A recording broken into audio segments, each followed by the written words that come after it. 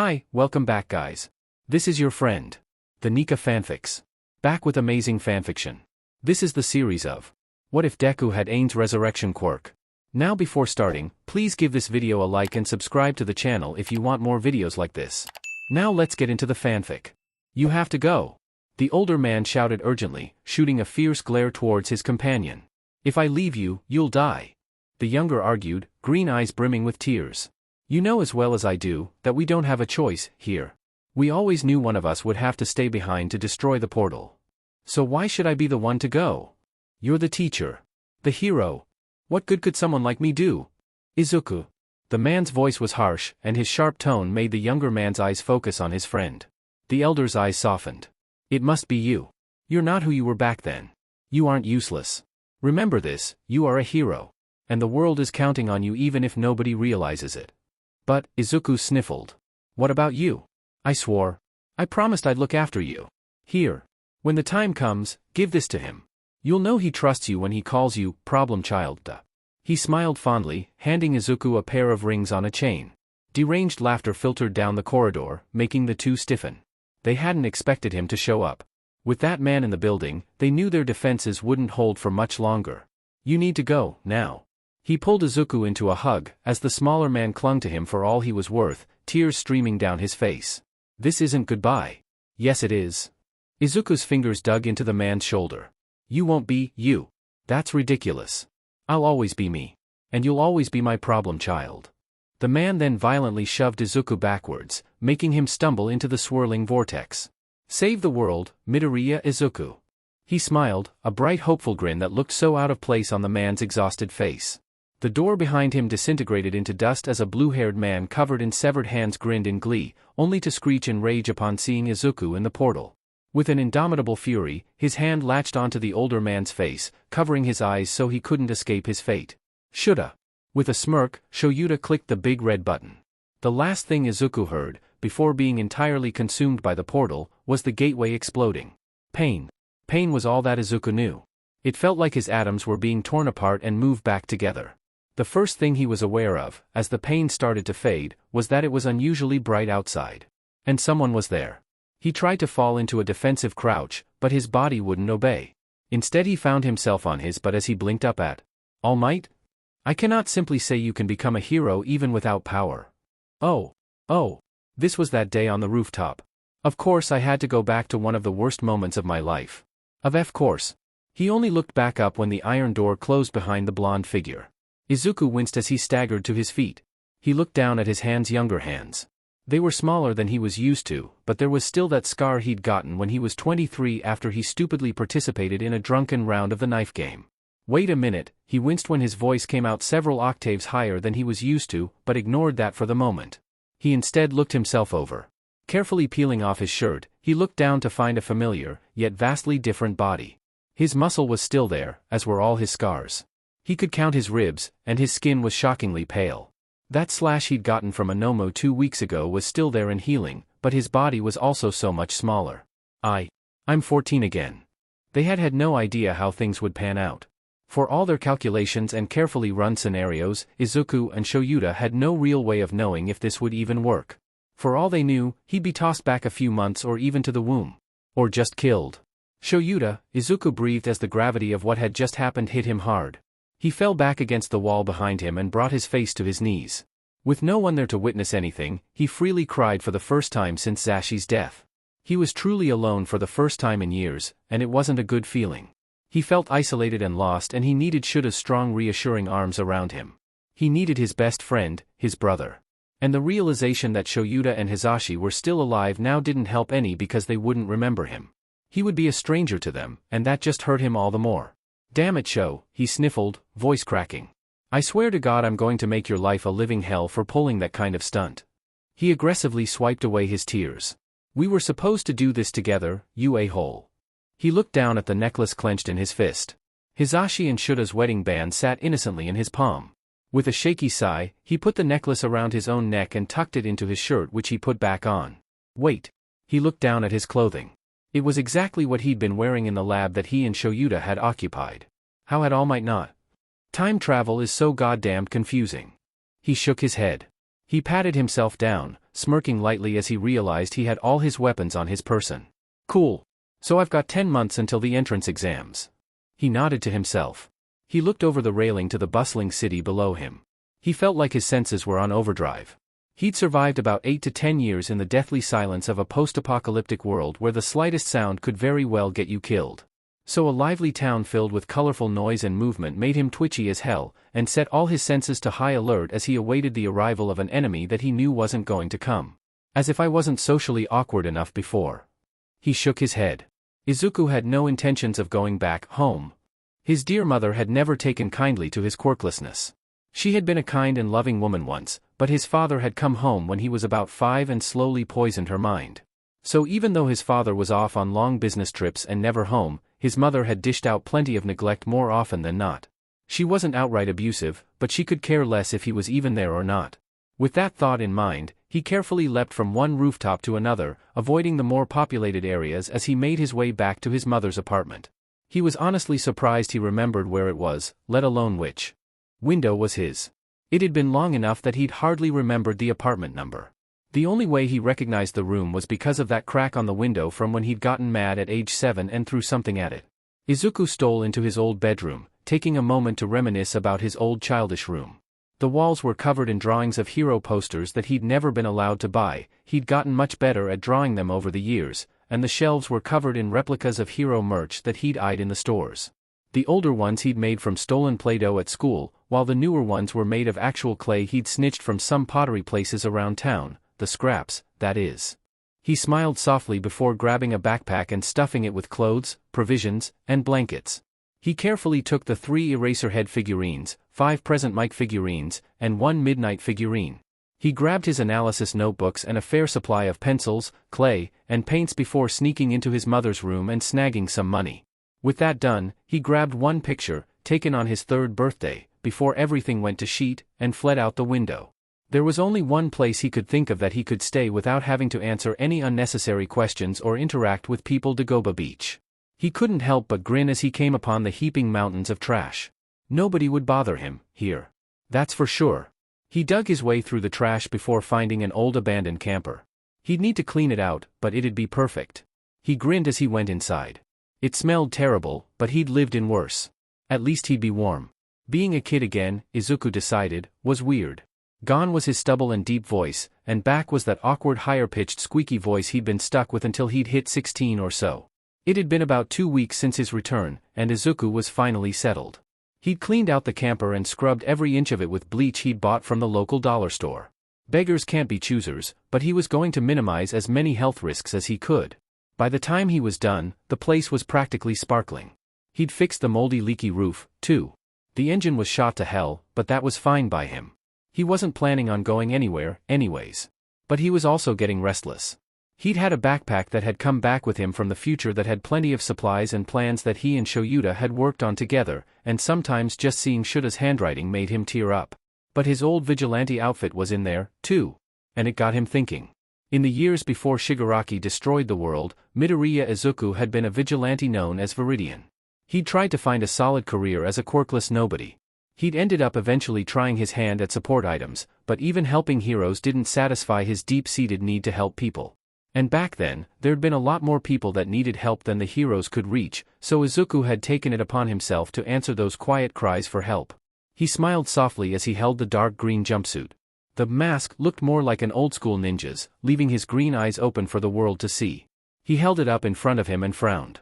Of course, the outfit was made with his adult self in mind. So his tiny prepubescent self was not going to fit into that outfit. Okay. Time for Plan B.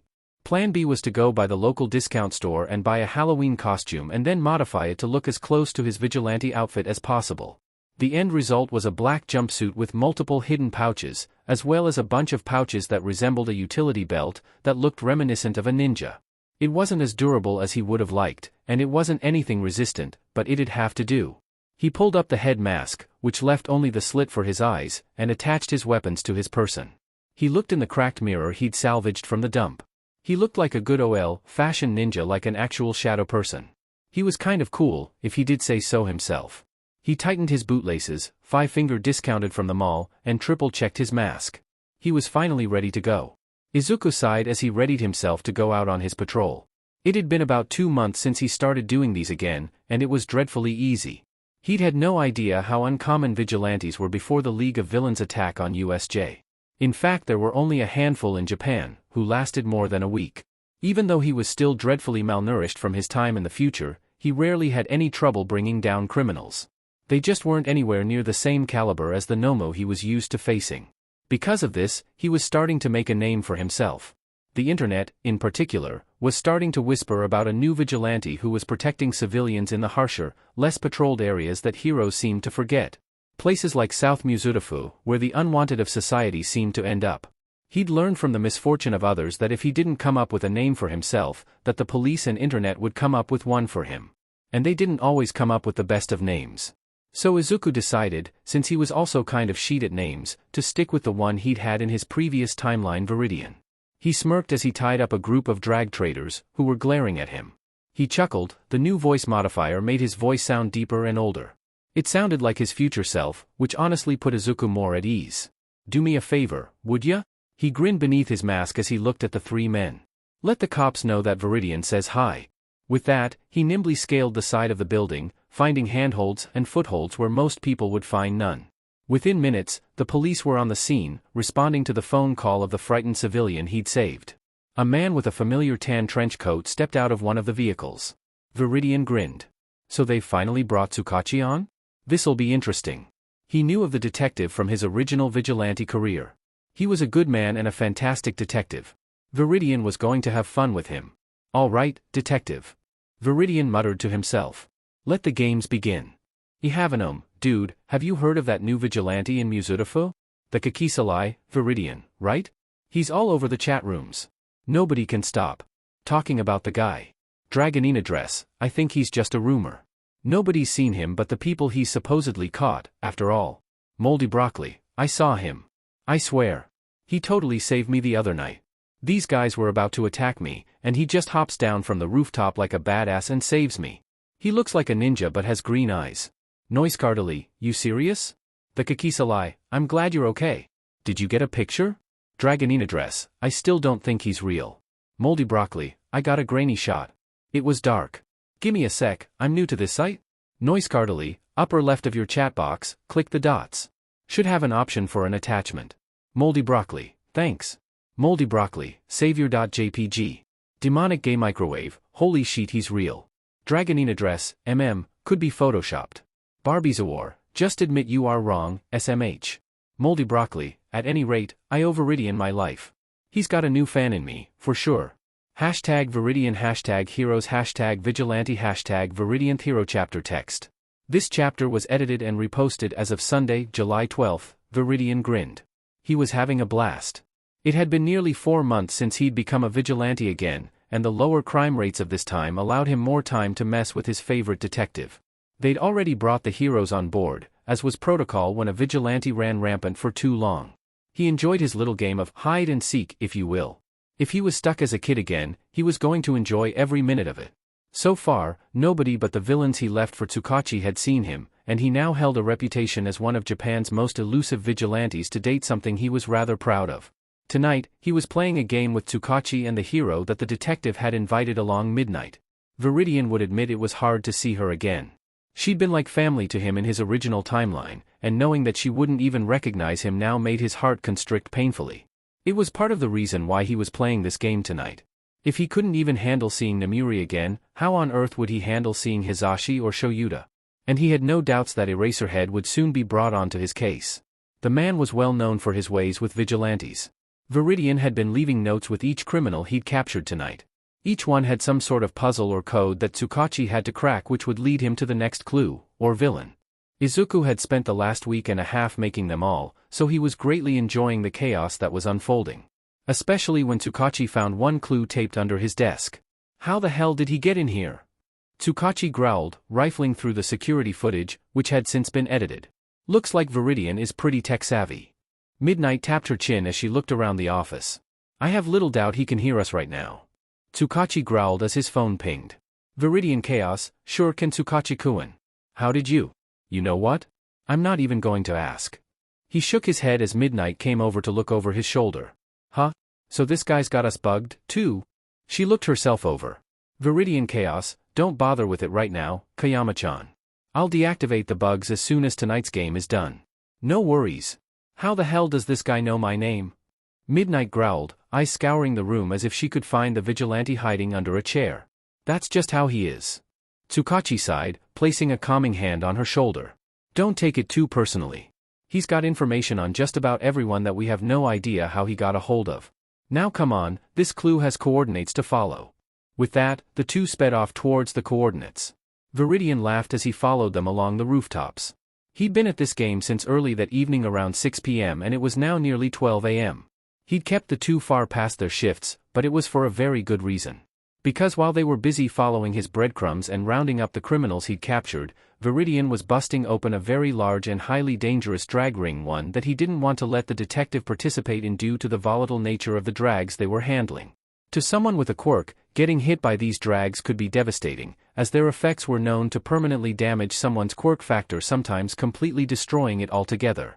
But to Viridian, who had no quirk factor, it was as harmless as saline. And the faces on the gang leaders when they shot him with the drag and he just brushed it off was priceless.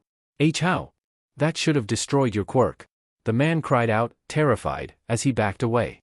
Even if it takes a bit to activate, it should at least cause you debilitating pain. His men were already unconscious around him, and the man he'd been trading with watched with an interested gaze.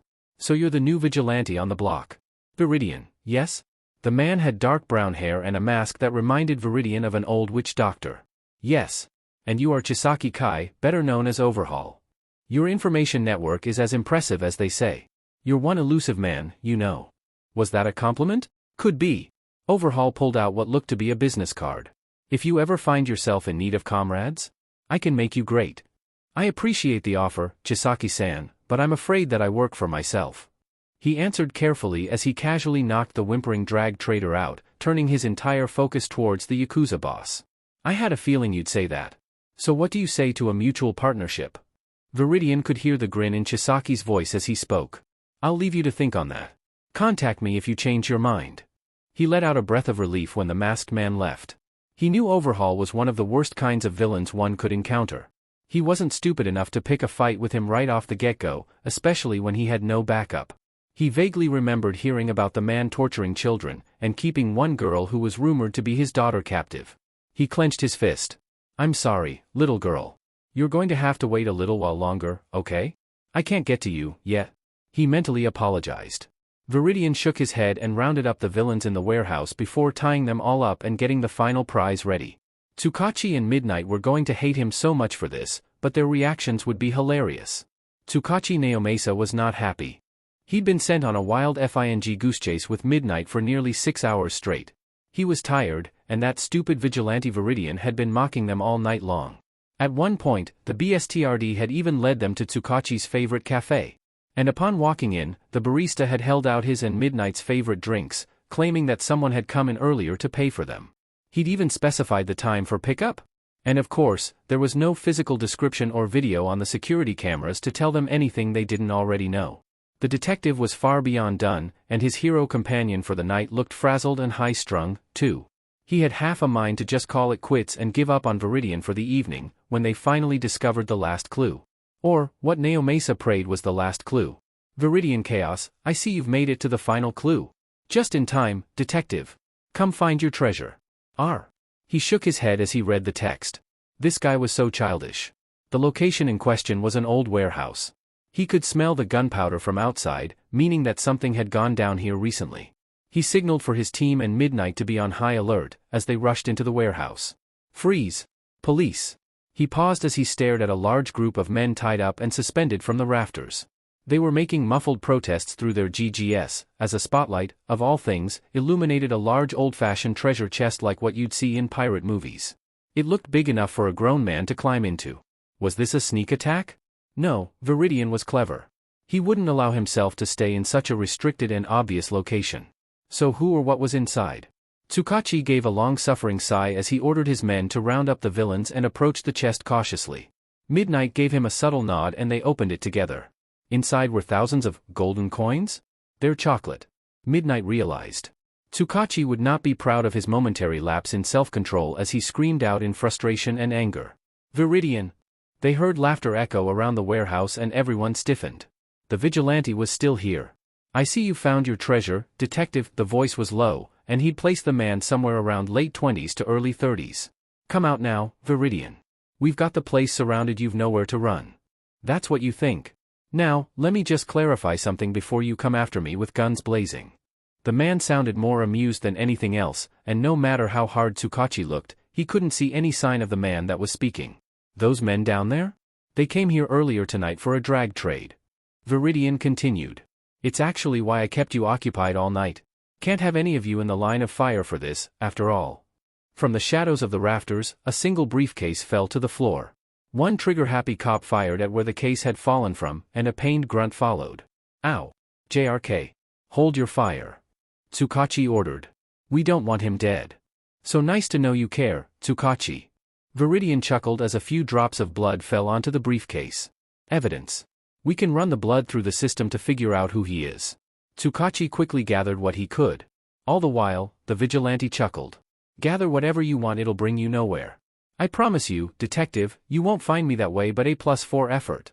You said you wanted to keep us away from here. Why? Midnight pressed. Because of what's in that briefcase. I may be a vigilante, but I love heroes. You guys are my idols, even if I couldn't become one, myself. Tsukachi heard the truth in that. If you were hit by one of those, it would have ended your career. What is it? Tsukachi asked, eyeing the bluish substance in the tubes. A drag that severely damages and in some cases completely destroys your quirk factor. The room stopped breathing. As far as I know, these are the only ones in existence right now. And they take a good hour to do any permanent damage. If you work fast, you can find a way to counteract it just in case I missed some. You ran us around the city so there'd be no risk of someone getting hit with this? Midnight asked. Yep. And it was any less dangerous for you, because? I'm not revealing all my secrets, detective. Let's just say that I've got defenses against that none of you have. He's telling the truth. Tsukachi ground out. As much as he hated to admit it, this guy was really looking out for them tonight. He was honestly trying to protect them. Well, as much as I'd love to stay and chat, I've got to get this lovely gunshot wound your man gave me treated before it gets much worse. So I'll see you later, and since we've finally met in person, I'll just call you Naomasa, K? No, you cannot call me by my given name. Tsukachi growled, but there was no response.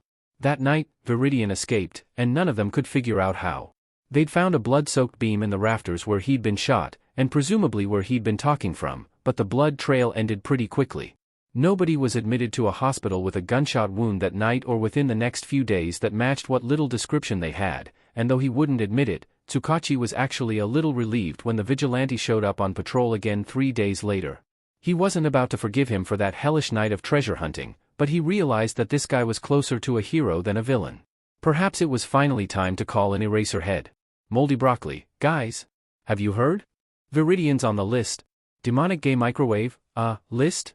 Ihavanome, they mean the vigilante list. Basically, it means that Viridian is now a legally recognized vigilante. Moldy Broccoli, yeah. It's so cool. Barbizawar, how's that cool? I thought you liked him. Moldy Broccoli, it's cool BC, it means that he's doing good. Noiscardily, right, because he's capturing a lot of villains, he's making them look bad, so they want to catch him sooner. He's climbing the vigilante ranks pretty fast, actually. Notably good at hiding himself, he hasn't been spotted yet. The Kakisalai, that's neat. Hey, sorry to change the topic, but have any of you got the new Animal Crossing? Ihavanome, yeah. It's so cool. Izuku sighed as he casually strolled through the back alleyways leading to Dagoba. He'd already gotten into a few smaller fistfights with the local homeless thugs who'd been trying to sleep on his beach. He'd been homeless enough times in the first run how he'd started referring to his original timeline that he understood the importance of protecting your territory. If he just let any old homeless beggar sleep on his beach, then he'd find himself dead fairly quickly. Or they'd take his stuff, which could lead him to death. Either way, there wasn't much trust amongst the homeless. He couldn't afford to be nice. Especially when any little injury had a fairly high risk of getting infected and putting him out of commission. That was something he could not afford. He had to get into no ands ifs or buts. His unwanted neighbors, those who slept in the alleyways and parks surrounding the beach, were learning fairly quickly not to mess with the seemingly defenseless child. And after last week's incident where he coolly stared down a beggar with a gun, well, let's just say that he was not only earning their respect but their fear, too. He didn't mind so long as they left him alone. He was now officially out of money, though. He'd made it last as long as he could, but it wasn't like he had any income. He'd gotten lucky with those chocolate coins in the treasure hunting gig he pulled, but what else was he supposed to do after winning a year's supply of chocolate coins? He sure as hell couldn't eat all that. Besides, the recording of Naomasa losing his sheet was priceless and still made him chuckle. One day, he and the detective would look back on that video and laugh. Probably. But his most pressing issue now was food. He was able to shower at the local gym. The locks were dreadfully easy to pick and he'd five-finger discounted all the hygiene items he'd needed. He did the same with light snacks and the like, but he felt bad stealing like that. Water was easy enough to come by. The parks had plenty of water fountains that he could rehydrate at. Plus the dented hydroflask he'd found in his dump was perfect after he'd bleached it out. Seriously, the previous owner had somehow grown mold and decided to toss it thereafter. It just needed a good soak in bleach and hot water. People were so lazy these days. Oh well, more for him. But he couldn't keep stealing loaves of bread like some discount Aladdin. He needed to actually find a way to buy food. Actual groceries and stuff. He couldn't survive off bread and jerky forever. Especially since he was still recovering from his near starvation in the apocalypse, and all his vigilante activities. He couldn't get a job, though. He had to be at least 15 to work at any real establishment, and even then he had to have his school's permission. No way Aldra would grant him that. Never mind the fact that he was quirkless, he'd have to pay them to hire him. So getting a job was out. He briefly considered Chisaki, but quickly shuddered. No. Hell no. He'd worked under the guy once, and swore to never make the same mistake again. So where did that leave him? Food from the shelters? No, too many questions. Homeless adults were one thing, but a homeless kid with no parental supervision? He'd get CPS called on his butt faster than he could outrun Tsukachi. And Izuku did not want to get chucked into the system or be sent back to his mother. Besides, the food banks required you to register yourself, which included a quirk, something that would instantly disqualify him, as he'd learned from experience. Quirkless discrimination. Welp, what do you think, Sho? He turned to look at an old photo he'd found at the bottom of his bag. It had been taken within the first few years of the apocalypse. Shoyuta stood, a hand on Izuku's shoulder as Hizashi had an arm flung around the both of them. Namuri stood on Izuku's other side, ruffling his hair. Power Loader stood in the background, smiling fondly beside Dabi and Tamaki. Good time, he missed his family. Tears pricked the edges of his eye as he looked away. I know. I'm being stupid. He chuckled humorlessly to himself. I dunno, guys, maybe it's the hunger talking? At any rate, I'm open to suggestions. Silence. He scuffed his foot against the carpet of the camper. It was too quiet. He couldn't take the quiet any longer. Abruptly, he stood. Okay. He clapped his hands. Since the food issue is too much for me right now, let's just, do something else.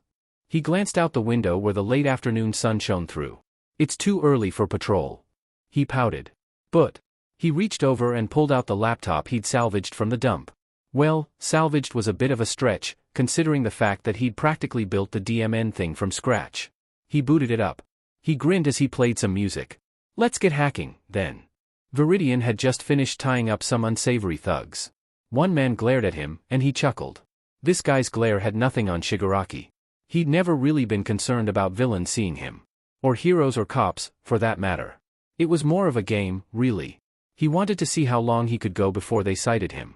So far, it had been 4 months, and no hero or cop had actually laid eyes on him. So you're that Viridian guy? Yep. He smirked. You're shitting me. You're Japan's most elusive vigilante? Another guy scoffed. Oh, so I'm the most elusive now? I got an upgrade. He grinned, waiting for the telltale sound of sirens in the distance. He paused, sensing something else. Quick as a shadow and quiet as snow, he ducked out of the sights of the villains as he scaled the side of the alleyway before perching atop the roof. Not a moment later a very familiar figure entered the alleyway. Shoyuta. He blinked back tears, ducking behind the ledge so as not to be seen. Viridian ducked behind the edge of the alleyway just as a man rounded the corner. He had a strange scarf wrapped around his neck that seemed to hide something yellow, and was dressed in black. The messy unkempt hair and perpetually exhausted look lead him to believe that this was the hero Eraserhead, famous among vigilantes. The man was rumored to be sharp and quick, so he had to get out of there before he... Who's there? Eraserhead demanded as he immediately ran towards Viridian's hiding spot. Sheet! Viridian quickly climbed the fire escape just as the man found him. He felt something wrap around his left ankle and yank him down to street level. Ah, come on. That's cheating. I thought you had a normal scarf. Viridian complained. He didn't care that it made him look childish. He'd had a very long night. Before he had much more time to complain, the man had him wrapped tightly and securely in the bindings. Who are you? Viridian. So you're that vigilante? Ha! You're shorter than I expected. Well, excuse me for growing up neglected and half-starved. Not my fault my growth was stunted. I'm going to have to take you back to the station. For what? I haven't broken any laws. Viridian huffed. He tried to cross his arms, but the scarf was too tight, so he settled for a pouting look. Nice try, kid, but I'm an adult, I'll have you know. You're a kid to me. Eraserhead glared. Vigilantism is a crime. So I'm placing you under arrest. You have no proof that I used a quirk. Vigilantism is defined as a person who uses their quirk illegally to take down crime. I've got a friend that can help me with that. He yanked on the scarf, making Viridian stumble after him. Now come on, you're wasting my time. I want to sleep tonight, thanks. Viridian was glad not for the first time that he was a paranoid bstrd. He waited until Eraserhead turned away to lead him from the alleyway before he grinned. He slipped off the caps he kept on his canines, revealing very sharp fangs. Years ago, he'd asked a good friend who had a transmutation quirk and happened to be a dentist, to file down his teeth into fangs, just the canines, and reinforce them with the strongest metal he could. The guy happened to owe Izuku a favor, so he did so without raising a fuss, though he did charge him a small fortune. Now, Viridian was very grateful for this decision as he silently tore through the bindings with said fangs. Eraserhead looked behind him just in time to see Viridian disappear over the rooftop. He cursed. Viridian shook himself out of his flashback, tongue absently running over the exposed fangs. He figured he should keep them out as Viridian and hide them as Izuku. He hadn't realized how hard this would be. He wanted nothing more than to jump down into that alleyway and hug him. But he doesn't know you. You're nothing but a vigilante to him. He's not Shoyuta, he's Eraserhead. They aren't the same person, now. He took a deep breath. Luckily, he'd had a few weeks of experience with Namuri, so this was a lot easier than it would have been without. He shook his head and looked back over the edge, watching as Eraserhead scoured the area for him.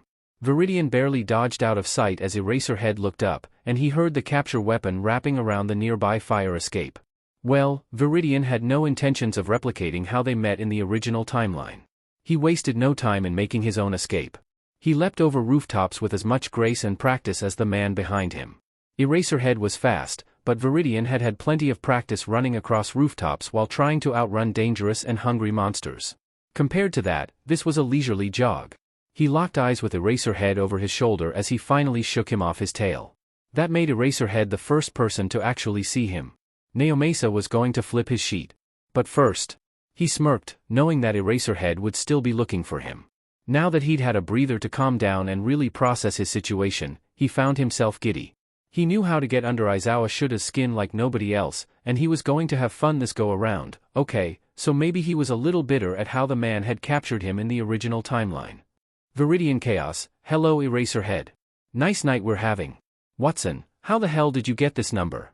Viridian Chaos, I have my ways. Watson changed their name to Eraserhead. Viridian Chaos added Detective Holmes to the chat. Detective Holmes, Viridian. What are you up to now? Eraserhead, you mean he does this a lot? Detective Holmes, more than you know. Viridian Chaos, I just thought you'd be happy to know that Eraserhead here is the first person to officially see me. Detective Holmes, you're shitting me. You really saw him? Eraserhead, yeah. He's shorter than I expected. Viridian Chaos, hey. That's mean. I'll have you know my growth was stunted due to a neglectful childhood and malnutrition. Detective Holmes, mind giving us a name? Viridian Chaos, Viridian, winky face. Eraserhead, perhaps something more to go on? Like an age or birth date? Viridian Chaos, how about no? Look, I'm a vigilante, not stupid. I text you guys to mess with you because I'm bored. There are no villains out tonight, so I'm talking with you instead. Viridian Chaos, Eraserhead, I hear your sigh from over here. I left you some coffee 3 rooftops to your left. The bags under your eyes tell me you need it. He watched with a low chuckle as the hero immediately headed to said location only to find a bag of his favorite coffee grounds from his favorite cafe. The hero's head whipped around, startled. He growled when he couldn't find the vigilante. Eraserhead, how the hell did you know my favorite coffee? Detective Holmes, he has his ways. He knows everyone's favorite coffee, snack, sandwich and donut. I have no idea how he does it, but he does. Eraserhead, I'm going to lose a lot of sleep over you, aren't I? Viridian Chaos, yep. Laughing face. Izuku chuckled as he checked the group chat that he'd created. It had himself, Naomasa, and Eraserhead. He'd probably add Present Mike eventually. Possibly midnight. The UA entrance exams were steadily creeping up, and Izuku had reluctantly kept attending Aldera Junior High. He could just hack the system and leave UA none the wiser, but he'd heard stories of Nizu's intelligence that was one basket of hornets he did not want to poke. It was easier for him to simply stay in school, patrol at night, and sleep in his refurbished camper whenever he had the chance. It wasn't like the schoolwork was hard, either. But Bakugo was a FING pain in his butt. It wasn't that the brat was strong or intimidating to him anymore. But Izuku had once physically defended himself against Bakugo, only for Izuku to nearly be suspended for defending himself. He couldn't risk a mark on his record. He had to get into UA. No matter what. So as much as he hated it, he had to SCK it up and take Bakugo's sheet.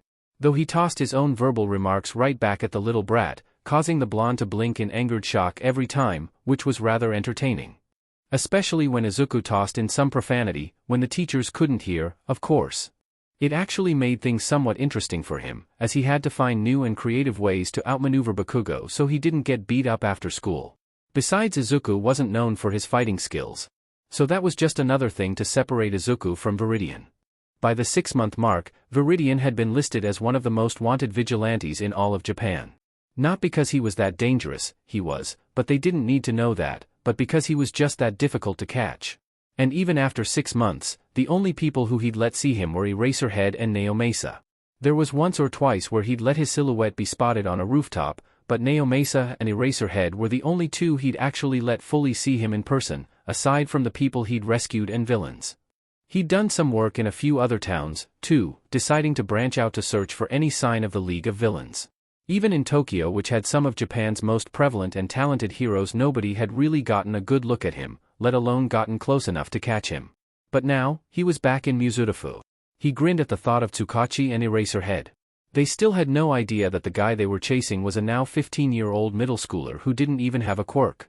He still left puzzles, riddles, and other games for his favorite detective and hero to solve whenever he had the chance. It ticked them both off, but he could tell he was growing on them. Aizawa Shoyuta honestly wasn't sure what to make of the newest vigilante, Viridian. The man was more elusive than Smoke, and more annoying than Hisashi, something he wasn't sure was possible until he met Viridian. Somehow, though, the man was growing on him, like a fungus.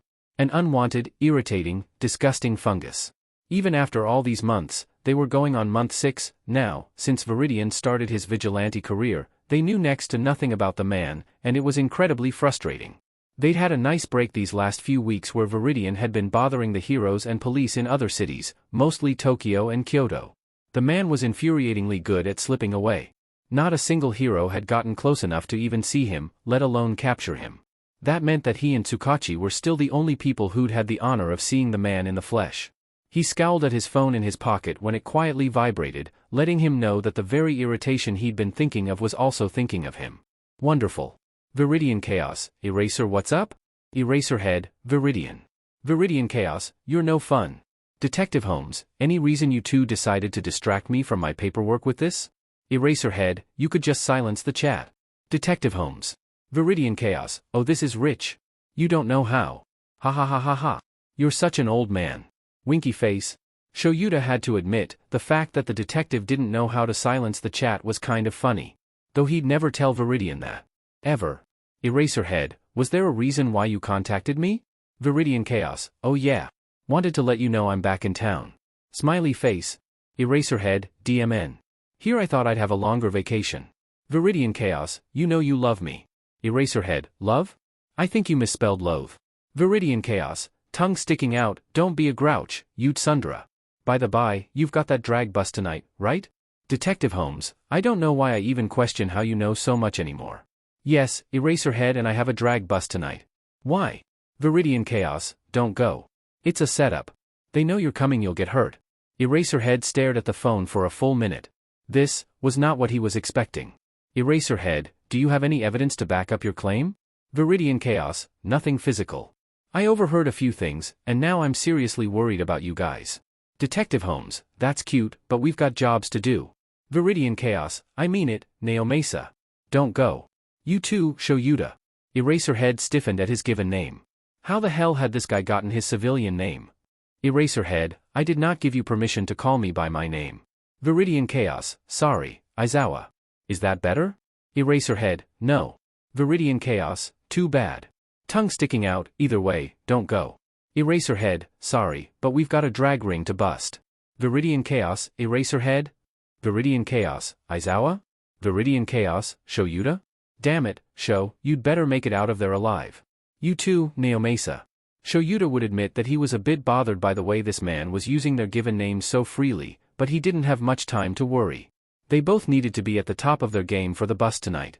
20 minutes into said bust, and he was cursing himself for not listening to Viridian. Here he was, Tsukachi at his side, held at gunpoint, and Quirk point, by 20 armed men. He'd been right, it was a trap. A trap set up to capture a hero and take out as many cops as they could. Nearly all the men Tsukachi had brought with him were dead or too injured to do anything. Shuta's capture weapon was confiscated, as were his knives and the detective's gun. They were defenseless, and Shoyuta was cursing himself internally. He didn't see how the situation could get much worse. An interesting little catch, we've made. The man grinned as he looked at the hero-detective duo that was tied up to a nearby support pillar in the warehouse. The man then turned to some of his men, barking at them to watch their prisoners before gathering the drags they'd originally come to take. Shoyuta glared at the man, but didn't activate his quirk. Erasing this man's quirk wouldn't help him or Tsukachi get out of their literal bind. If anything, they'd just BLNDFLD him and then he'd be completely useless. Any ideas how to get us out of this, Eraser? Tsukachi whispered through bloodied teeth. Shoyuta grimaced at the taste of blood in his own mouth. Nothing yet. He bit back a groan at his screaming ribs. He'd taken a rather nasty blow to his torso earlier that had sent him flying into the detective. They were both injured rather nicely, with nothing to show for their pain. He saw something moving quickly through the shadows, but brushed it off as a trick of the light. Or possibly a concussion. He eyed the table that held their weapons on the far side of the room. If only we could get our stuff? Shoyuta blinked. Once, twice. No, he was sure his capture weapon had been there a moment ago. But suddenly, the familiar fabric was missing from the table. His eyes darted around the room as he tried to find who may have taken it. Tsukachi nudged him gently and discreetly gestured for Shoyuta to look up. There, in the rafters was a small dark figure. They were crouched, and Shoyuta easily recognized the scarf-like outline of his capture weapon. He prayed that this was another hero that had come to back them up. Before he could do much else, the figure dashed almost too quickly to follow. They threw out his capture weapon with an ease and grace that took Shoyuta years to achieve. What the? Nobody could use his capture weapon like him. He'd made sure of that when he'd asked the support course to design it while he was still a teenager. But here this stranger was, using it like they'd been training with it for decades. Who the hell are you? One by one, the grunts were quietly hoisted up into the rafters and silenced without drawing attention. It was masterfully done, and Shoyuta found himself admiring their technique. HM? Hey, Garu, where's the... One of the men stopped and looked around. Hey, where'd everybody? He was quickly cut off as the figure threw down a smoke bomb, alerting the rest of the room to their presence. They then jumped down from the rafters and vanished into the thick haze. Stay still and stay calm. He heard a voice whisper from behind him. Viridian? What are you doing here? Tsukachi whispered back. Shoyuta jolted. This was Viridian? The most elusive vigilante in Japan was right behind him, and he couldn't do anything. Saving your buttes, what does it look like? I told you not to come. Shoyuta felt the bindings around his hands fall away and the familiar fabric of his capture weapon grace his hand. Judging from the look on the detective's face, the man must have also freed Tsukachi and returned his weapon. You're one crazy vigilante, you know that? Most of you guys would celebrate this situation. Tsukachi hummed as he flicked the safety off of his gun. You don't hear me complaining. Shoyuta huffed, readying himself for the attack. But how the hell did Viridian learn to use my capture weapon? Shoyuta wondered to himself. I'm not like most vigilantes. Yeah, we've noticed. Tsukachi smirked as the three of them ran into the dissipating smoke. Shoyuta was used to fighting with low visibility, and it seemed that Viridian was, too. The two of them managed to take out the remaining men just as the smoke completely vanished. The vigilante, detective, and hero all shared an uneasy and awkward look. I suppose we owe you a thanks. Tsukachi had a sour look on his face as he said it. Shoyuta realized that this was the first time they'd really gotten a proper look at the vigilante. He was a lot shorter than Shoyuta thought he'd be. He was decked out in what looked like a ninja costume, complete with a short sword strapped to his back, and had brilliant emerald green eyes that shone like gemstones. He opened his mouth to say something, when the man's bright green eyes widened in fear. He shoved Shoyuta aside roughly just as a loud bang echoed around the warehouse. Tsukachi reacted quickly, firing off his own shot, killing the leader of the gang who'd shot at them. A wet cough made Shuta's eyes widen as he realized what occurred. Hey! Viridian! He caught the, probably, older man as he staggered. He was bleeding heavily from his chest, where the bullet got him. He took a bullet for me. Shoyuta realized. That would have killed me. I'll be fine. No, we need to get you to a hospital. Tsukachi quickly balled up some fabric and pressed it against the vigilante's wound. Viridian chuckled. As much as I appreciate the concern, I've dealt with worse before. Besides, it's not as bad as it looks. Before Shoyuta or Tsukachi could do anything, Viridian roughly shoved them both away. I'll text you guys tomorrow so you know I'm not dead. He winked before escaping out the window faster than either of them could give chase, leaving the two staring dumbfounded after him. They'd never admit just how grateful and relieved they were when Viridian texted them the next morning. Viridian laughed as he leapt across the rooftops like some old-school comic book hero.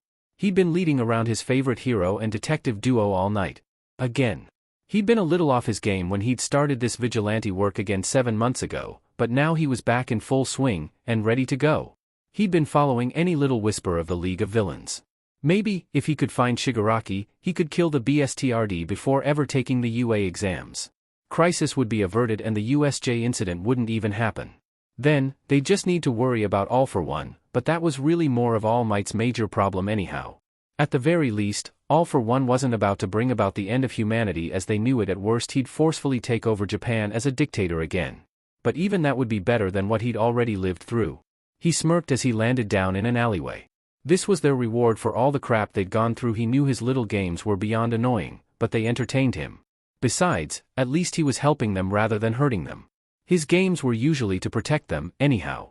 Viridian was finally going to let Detective Tsukachi have a face-to-face conversation with him. The warehouse didn't count, because that was more battle banter than an actual conversation. Well, it was also a thank you for worrying about him. After he'd been shot a few weeks ago, he'd proceeded to return home, fix himself up, and pass out. And DMN they'd blown up their group chat while he'd been taking his little power nap. Izuku had been so touched when he'd awoken to 50 worried notifications, and had quickly replied to let them know he was alive and well. Or as well as one can be when they were shot the night before a major exam. Bakugo had been hell to avoid that next day. The two warily stepped into the alleyway.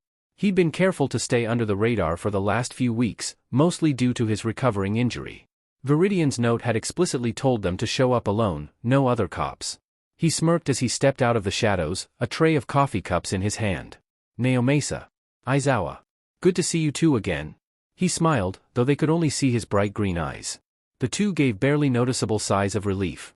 Glad to see you're alive. How's your injury? Tsukachi asked. It's doing much better, now. Thanks for asking. Viridian grinned. Tsukachi nodded to Eraserhead, acknowledging the truth of the statement. Why did you lead us here? Eraserhead asked.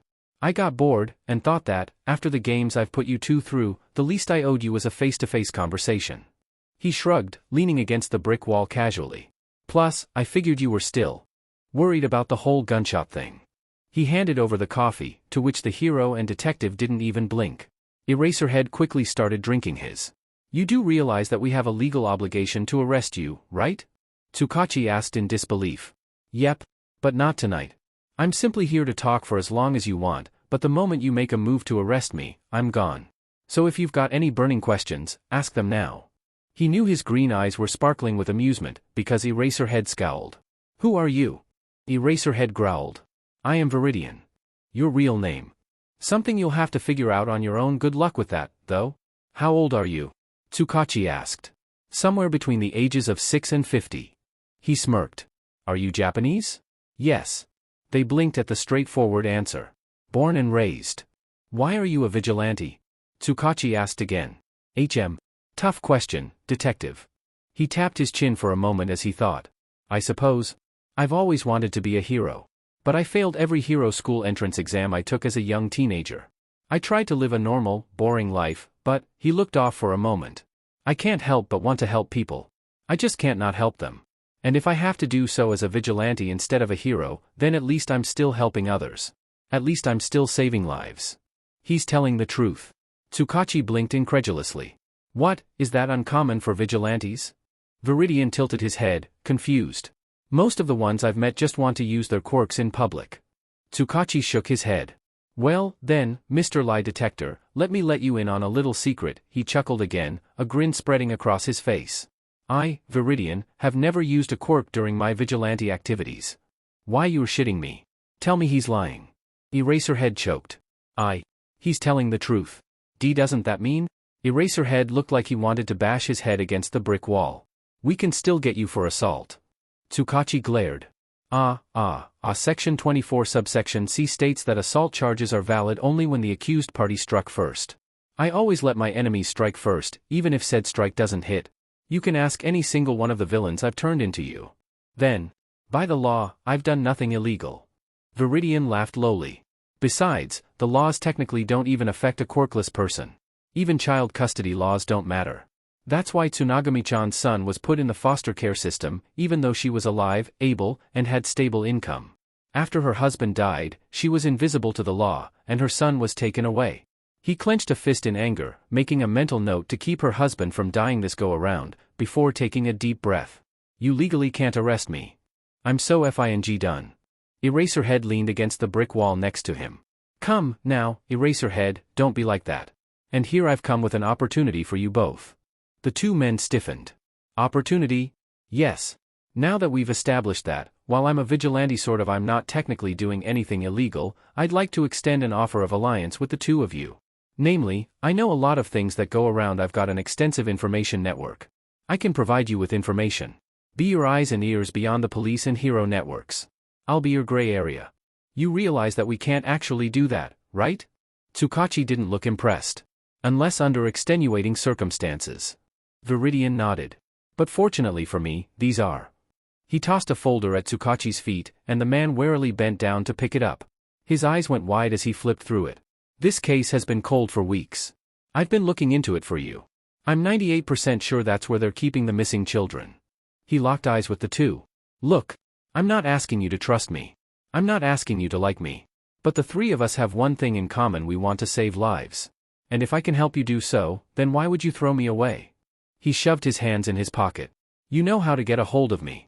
Think about my offer, and shoot me a text if you want my help on anything. I also gave you my burner phone's number if you feel like dropping me a call, though I usually don't answer those. Just a warning. He glanced at the two. And for your own peace of mind, detective, I have no intentions of hurting you, your men, or any heroes. Eraserhead, I don't mean you, your students if you have any this year, or your coworkers any harm. If anything, I just want to protect everyone I can. What do you want in return? Eraserhead's eyes narrowed. He hesitated for a moment. There's a man I'm after. His name is Shigaraki Tamura. If you find his information, please let me know. He's about as nasty a villain as they come. I don't want him to kill anyone else. You know we can't. Fine. Eraserhead cut off Tsukachi mid-sentence. Eraserhead, what do you mean, fine? If you really mean what you say, and you help us save people, then we'll keep our ears open for any tell of this Shigaraki Tamura person. Thank you. With that, Viridian vanished into the night. Tsukachi Naomasa smiled softly as he reunited the last missing child with their family. Viridian's information had been right on the money, and the vigilante himself had shown up and kept the kids safe until police arrived. He was starting to think that this offer might not be such a bad thing. Unfortunately, it wasn't a call he was allowed to make. You called? Tsurigami stepped into his office, nose likely picking up on Viridian's unfamiliar scent. The dog-headed man kept a steady gaze on his subordinate. Yes, sir. It's about Viridian. Naomasa sighed as he gestured for his boss to close the door behind him. It took an hour and a half to fully explain the situation, along with the new information that the vigilante had never once used his quirk during his nightly activities. The police chief sat for a very long time, thinking over the information that the detective had provided him with. This is quite the conundrum. He hummed. Should we work with him, sir? The information he provided to me is what got those 36 children home safely. Well, it's not like trying to capture him has gotten anyone anywhere. He sighed as he scratched the back of his ear. All right. Any information he shares with you is shared with me. That is your condition. And I would like to meet with him, myself. Naomasa smiled in relief. I'll arrange the meeting. Moldy broccoli, guys. Viridian's got a webpage, now. You haven't yeah, I saw. Apparently, he's getting really popular. Nobody's really seen him aside from the people he's rescued or arrested. Dragonine address, There are some pics online, now, though. Looks like a ninja. Noisecardily, I actually found some Viridian merch at my local hero store today. Moldy broccoli, what? I must have IT. Forsaken emo boy, isn't he just a vigilante, though? I mean, why would a vigilante have merch? Noisecardily, no idea. Maybe someone mistook him for a hero? Hold on, I'll send a pic. Noisecardily, Viridian_merch.jpg. Moldy broccoli, wow! It's his vigilante outfit. Forsaken emo boy, how do you know that? It looks just like a Halloween costume to me? Moldy broccoli, he saved me once, a few months ago. I saw Viridian in action, and it was so cool. Gay fanime boy, I saw him, too. Dragonina dress, how do you know he didn't just buy his vigilante outfit from that same costume store? Straight face. Moldy broccoli, you did? Dragonina dress, and I'm ignored. Cool. Gay fanime boy, yeah. I was kidnapped a while back and was held with a bunch of other kids. We really thought we were going to die, but Viridian came by and saved our buttes before they could kill us or ship us off somewhere. The police came in just 10 minutes or so later. I think he tipped off the cops, because they sure as hell didn't find us on their own. Either way, I owe Viridian my life. I think my whole family's a Viridian supporter, now. 3. Moldy broccoli, yes. Our cult is growing. 3. Dragonina dress, cult? Moldy broccoli, the cult of Viridian, duh. Noisecardily, sigh. Noisecardily has changed the chat name to Cult of Viridian. Moldy broccoli, yes. Thank you NOI. Gay fanime boy, I'm gonna log out. My bros calling me for dinner. Bye. Kenji scratched his head, blowing the black bangs out of his eyes irritably. Maybe he should spike up his hair? It'd probably look cool. He sighed as he closed out of the chat. Kenji. Dinner. His brother poked his head into his bedroom. Come on, bro. You've been glued to that computer for hours. Aren't you hungry? Sorry. I just wanted to. Looking up stuff about Viridian again? Ijiro grinned easily. He's so manly. I know. Everyone's talking about him, and since there are only about 6 photos and videos of him online, some people have taken to drawing him based off descriptions of his rescues. Kenji bounced in his chair like the excitable 12-year-old he was. He's really getting popular, isn't he? Ijiro tilted his head. Yeah. He's got a fan page, now, too. There's several thousand members, and it's growing by the day. For a guy without a license and no calling card, he's really getting a lot of attention. That's because he helps the people that really need it. Kenji smiled. He's even been seen patrolling Tokyo, Kyoto, Hosu and Mizudafu. I heard a rumor that he patrols the south side of Mizudafu, too. You mean the lawless area? Ijiro winced. Man, he's got guts to patrol there. You should have seen him. Kenji became quiet as he remembered. They were going to kill this one kid, they were going to kill me for protecting that girl. But then Viridian appeared out of nowhere and saved me. He missed his brother's flinch at the accidental slip. He shook as he stared down the barrel of the gun. So this was how he was going to die? He was only 12? He didn't have a hardening quirk like his brother. He couldn't stop the bullet that was aimed firmly between his eyes. Kenji heard the gun PP and several of the other kids whimpered. He wouldn't be the first kid killed for stepping out of line, but he really hoped he'd be the last. He closed his eyes as he waited. Bang!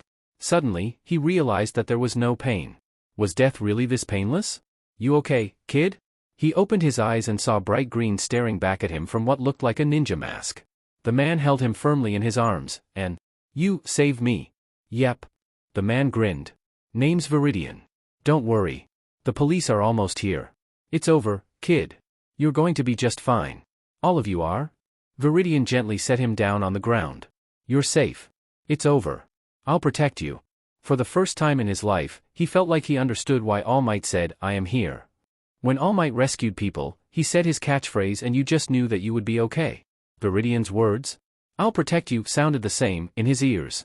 It rung with a surety and truth that nearly left him quaking in relief. Because now he knew that nothing would hurt him. He'd be safe. He was safe. And suddenly, as he watched Viridian take down the criminals that had been their captors for the last 2 months, he realized something. All Might was a symbol. A ward against evil and a mantra people chanted to make themselves feel safe. But Viridian was more than that, somehow. He was more concrete. More real. Viridian was his hero. Kenji? Ijiro's gentle voice shook him out of his flashback. Sorry, just remembering the rescue. Viridian was so cool. He smiled softly. No worries, bro. His brother came over and gently pulled him into a hug. I'm just glad you're safe and home. Thanks, AG. He smiled into his older brother's shoulder. Ijiro. Kenji. If you boys don't get your butts down here, I'm going to let your father eat all the dessert. Come on, best get down there before Dad eats everything. Ijiro grinned, showing off sharp, shark-like teeth. I hope I meet Viridian again. Izuku would admit that he wasn't expecting a phone call during his lunch break at school. Even less so from his vigilante phone, which, thankfully, he'd had the foresight to add the voice changer to. Hello? He answered. It wasn't a number he was familiar with, and Naomasa and Eraserhead both knew to reach out through the group chat by now, but he'd only given this number to them. Hello. Viridian, yes? Who's asking? I am Tsurigami Kenji, Muzurifu Chief of Police. Oh, he'd really attracted the higher-ups' attention this time. Tsurigami-san. He smirked, using a confident and laid-back tone. To what do I owe the pleasure? Detective Tsukachi has told me about your interesting proposition. I'm open to negotiation. Please come by the station at your earliest convenience. And how do I know you're not just going to arrest and unmask me? Izuku raised an eyebrow, even though he knew the man couldn't see him. Though he wondered how he must look right now, sitting on the junior high rooftop holding a serious conversation with the chief of police, not that anyone would know that, unless they heard him call the man's name earlier. I assure you, we have no intentions of doing so. Bring in Eraserhead, and allow me to keep my weapons on me, and we'll talk. He heard a very heavy sigh on the other line. Very well. Great. Then I'll see you this afternoon. Izuku shut the old flip phone, ancient technology he'd salvaged from the scrap heap, and pocketed it again and turned around to go back inside before he was late to class, only to find Bakugo there. Hey, Deku. Who were you talking to? It's not like a useless Deku like you has any friends. Bakugo shoved him roughly, and Izuku rolled his eyes as it failed to so much as make him stumble. Believe it or not, Bakugo, I actually have a life. And it doesn't revolve around you. He nimbly dodged the explosive punch from the blonde, hands in his pockets. Think you're so high and mighty just 'cause you've got good grades? You still thinking you can be a FING hero, Deku? Izuku's expression darkened. I know it's an impossible dream, asshat. He enjoyed the flinch from the blonde. But I'm working tooth and nail to make that dream a reality. I will get into UA. Just FING watch me. And as you watch me, remember that every time you've beaten me down, every time you've called me useless, every time you've tried to crush my dreams, I got back up. And I persevered. Because I will become a goddamned hero, even if it FING kills me. Because unlike you I don't do it for me. I do it for the people I can save. He then flipped over Bakugo and his cronies before casually making his way to class. Neither Izuku nor Bakugo noticed the young winged hero that sat atop the roof, watching the scene unfold with an unreadable expression. To say Viridian was nervous as he approached the police station in broad daylight in full vigilante gear was like saying a shark's bite was a little nip. He watched as several people on the street looked at him oddly, likely because he was dressed like a ninja. One kid perked up and ran over to him, dodging his mother's hand as he ran. Hey! You're that cool new hero everyone's talking about on the internet. Viridian, right? Can I please have your autograph? Viridian blinked down at the kid, who looked no older than people knew about him.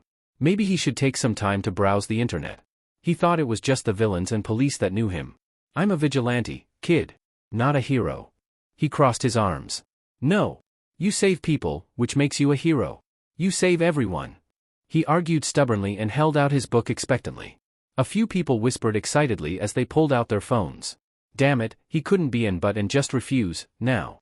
Viridian sighed before gesturing for the boy to hand it over, which he did with an excited grin. You want to be a hero, kid? He asked, and the boy nodded excitedly. Yeah. My quirk lets me climb anything. He grinned. For a moment, Viridian saw a younger version of himself. An eager young boy who had dreams of being a hero. He could have been this kid, had he been blessed with a quirk at 4. I'm sure you'll make a great hero someday. Just don't use your quirk out and about without a license, you hear? Yeah. He took the book back with a starry-eyed grin, which made Viridian uncomfortable. Thank you, Viridian. He smiled as he ran off. Viridian stared after the boy for a moment before a familiar presence came up behind him. A little hypocritical of you. Eraserhead raised an eyebrow. I told him not to use his quirk without a license. I have never broken that law. Viridian smirked back up at Eraserhead, who shook his head fondly. You aren't much taller than him, you know. Seriously, don't call me little, damn it. I was just saying that you're a bit sure. I'm not little. He snapped, and the older man blinked in surprise for a moment before his hands moved in a placating manner. Geez, what are you, Edward Elric? I'm not short. He growled out. Fine. Fine, you're perfectly average height for a man your age. Thank you. Viridian huffed as he stared at the station doors again. So, are we going to glare at the door all day, or are we going in for that meeting of yours? The one you insisted I come along for? He shot Viridian an unimpressed look. Because I know that you, at least, won't let them kill me if it comes down to it. Plus, if worse comes to worse, I can always rip off my mask and reveal that I'm a 15-year-old brat and put M into shock that way while I make my escape. Then Should is sure to make sure they won't hurt me. It's a meeting. Just how paranoid are you? He gave Viridian an incredulous look. It's not paranoia if they're really out to get you. Viridian corrected as he headed inside, leaving the hero staring after him in mild concern. The cops at the front desk eyed him warily. Hi. I've got a meeting with Chief Tsurigami. Name's Viridian. He gave them a sheet-eating grin. Even if they couldn't see it, he knew they felt it, as they paled drastically. You have too much fun messing with people. Eraserhead sighed, shaking his head. Think of it as training. Training? For what? Ah, Viridian, there you are. Tsukachi came around the corner, and Viridian grinned. We were starting to worry that you wouldn't show. I had a few things to tie up before I came down. Like school. Right. Follow me. True to his word, Viridian was neither searched nor restrained. He was led to a comfortable-looking break room with plenty of exits where Tsurigami sat with a cup of coffee. The vigilante graciously took a cup for himself, checking it thoroughly to make sure it wasn't tampered with, before he carefully pulled up his mask enough to drink some. I've heard a lot about you, Viridian. I must say that you are by far the most elusive vigilante we've ever had. He shrugged as he pulled his mask back into place, so his voice changer would do its work. I'm just an easy guy to miss. You've got good coffee, here. I was always told station coffee was sheet. It usually is, which is why I always bring my own brew. Tsurigami laughed. Ah, I should have figured as such. So, down to business. I understand you want a partnership with us. Yes. I want to help people. It's why I've always wanted to become a hero. Yet you're a vigilante instead? No hero school would let me in. I failed all their exams. He worded his answers carefully. He knew that Tsukachi was in here to act as a lie detector. If he told a lie, he'd alert his boss immediately. With your skills, that's hard to believe. He shook his head. I assure you, I was anything but skilled back then. I cried myself to sleep as a child when I realized my dreams were beyond my reach. Instead, I went to a trade school and tried making support items. But that wasn't enough. I needed to help people. So I became a vigilante to help more directly. He caught the subtle nod from Tsukachi. What is it that you want from this? Shigaraki Tamura? Tsurigami-san, you must understand. I've seen him do some terrible things. Irreversible things. I can't tell you how I know this, but if he's left to run about, countless lives will be lost. Tsukachi blinked in surprise. I'm afraid you're going to have to be a tad more specific. Viridian knew that he was a little unnerved at his own Quirk's reaction. He imagined that he normally didn't get people who were that certain about future information. I've seen him kill people for no reason other than to sate his bloodlust. I've seen him murder mothers and leave their infants sobbing in their cold dead arms to starve. He's killed people very close to me, and I have reason to believe that he's planning something big. As in, destroy the world as we know it, big. Anything more specific than big? Tsurigami's eyes narrowed. Unfortunately, I don't have a way to prove my theories to you at this time. Perhaps after we gather more information, I'll be able to explain more in depth. The detective shuddered as he nodded to his boss, whose expression became grave. Well, then. I suppose we've got a common foe. He mulled over things for a bit as they continued talking. Moving on from that, what can you offer us in this partnership? Information. I'm very well informed, and have many ways of getting information that heroes and police both would struggle to obtain. If we form this partnership, are you willing to share your identity with us? Just us three?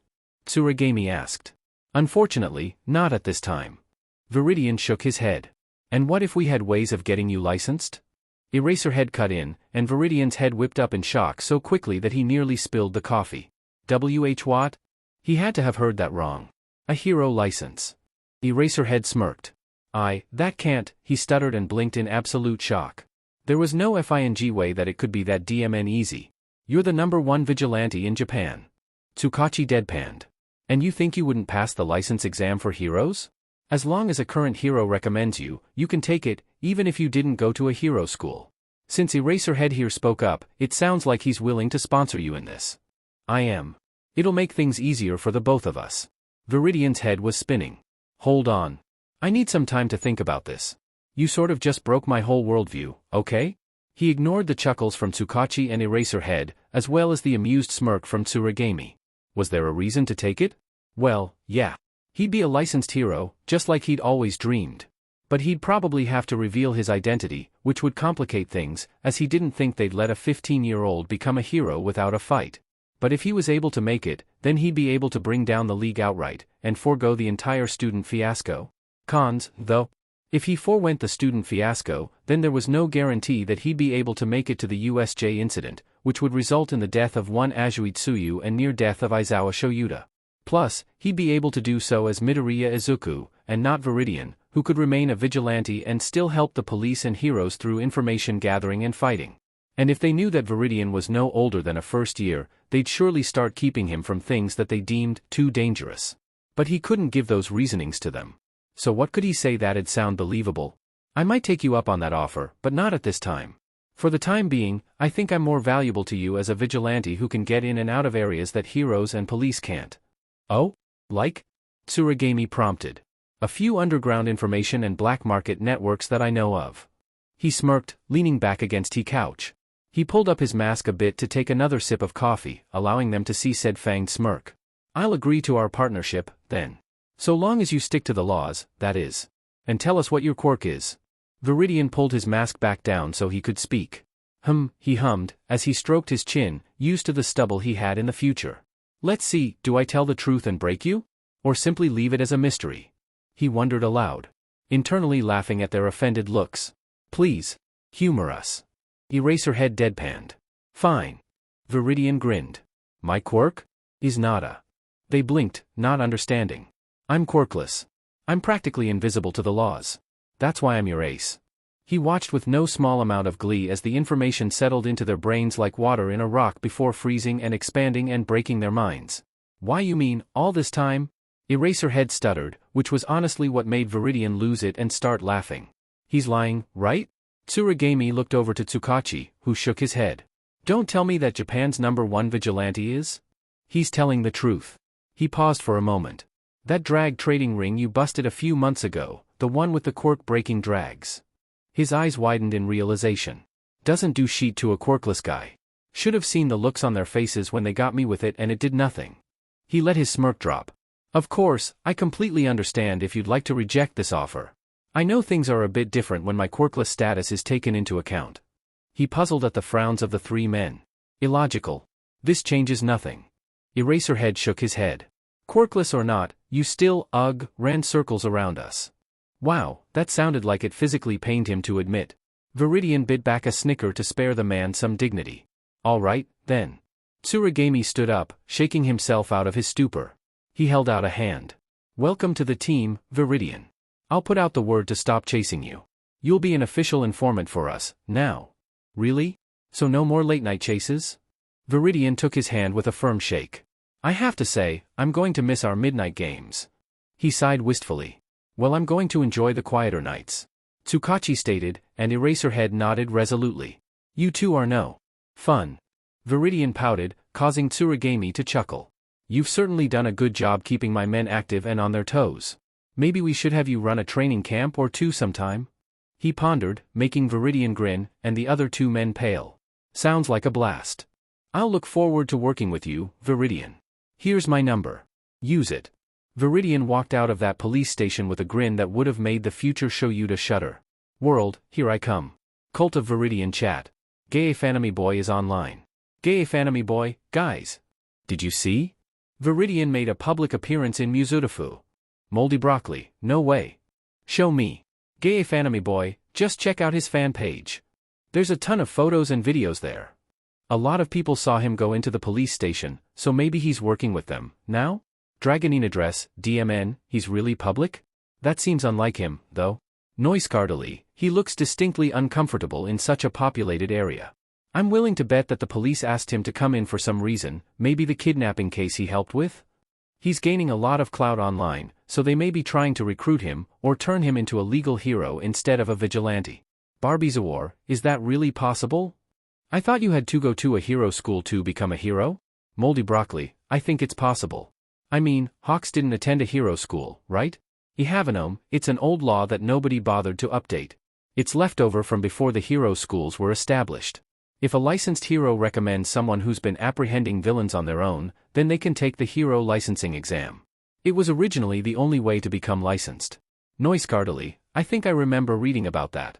The first heroes were given the title by the government, and when they came across young hero hopefuls, they trained them and then recommended them for their own licenses. You have an right, but after the hero schools were established, it sort of just fell out of practice. It was easier to train a group of hero hopefuls all together and produce multiple heroes than train them one-on-one with a licensed hero for months or years. The Kakisalai, I really doubt PPL realize this is a thing. Once someone fails the high school heroics entrance exams, they pretty much take that as a closed door and find a different career. Moldy broccoli, so it's possible to enter the heroics field even as an adult? You have an yep. But that's only if they can find a hero to speak up for them.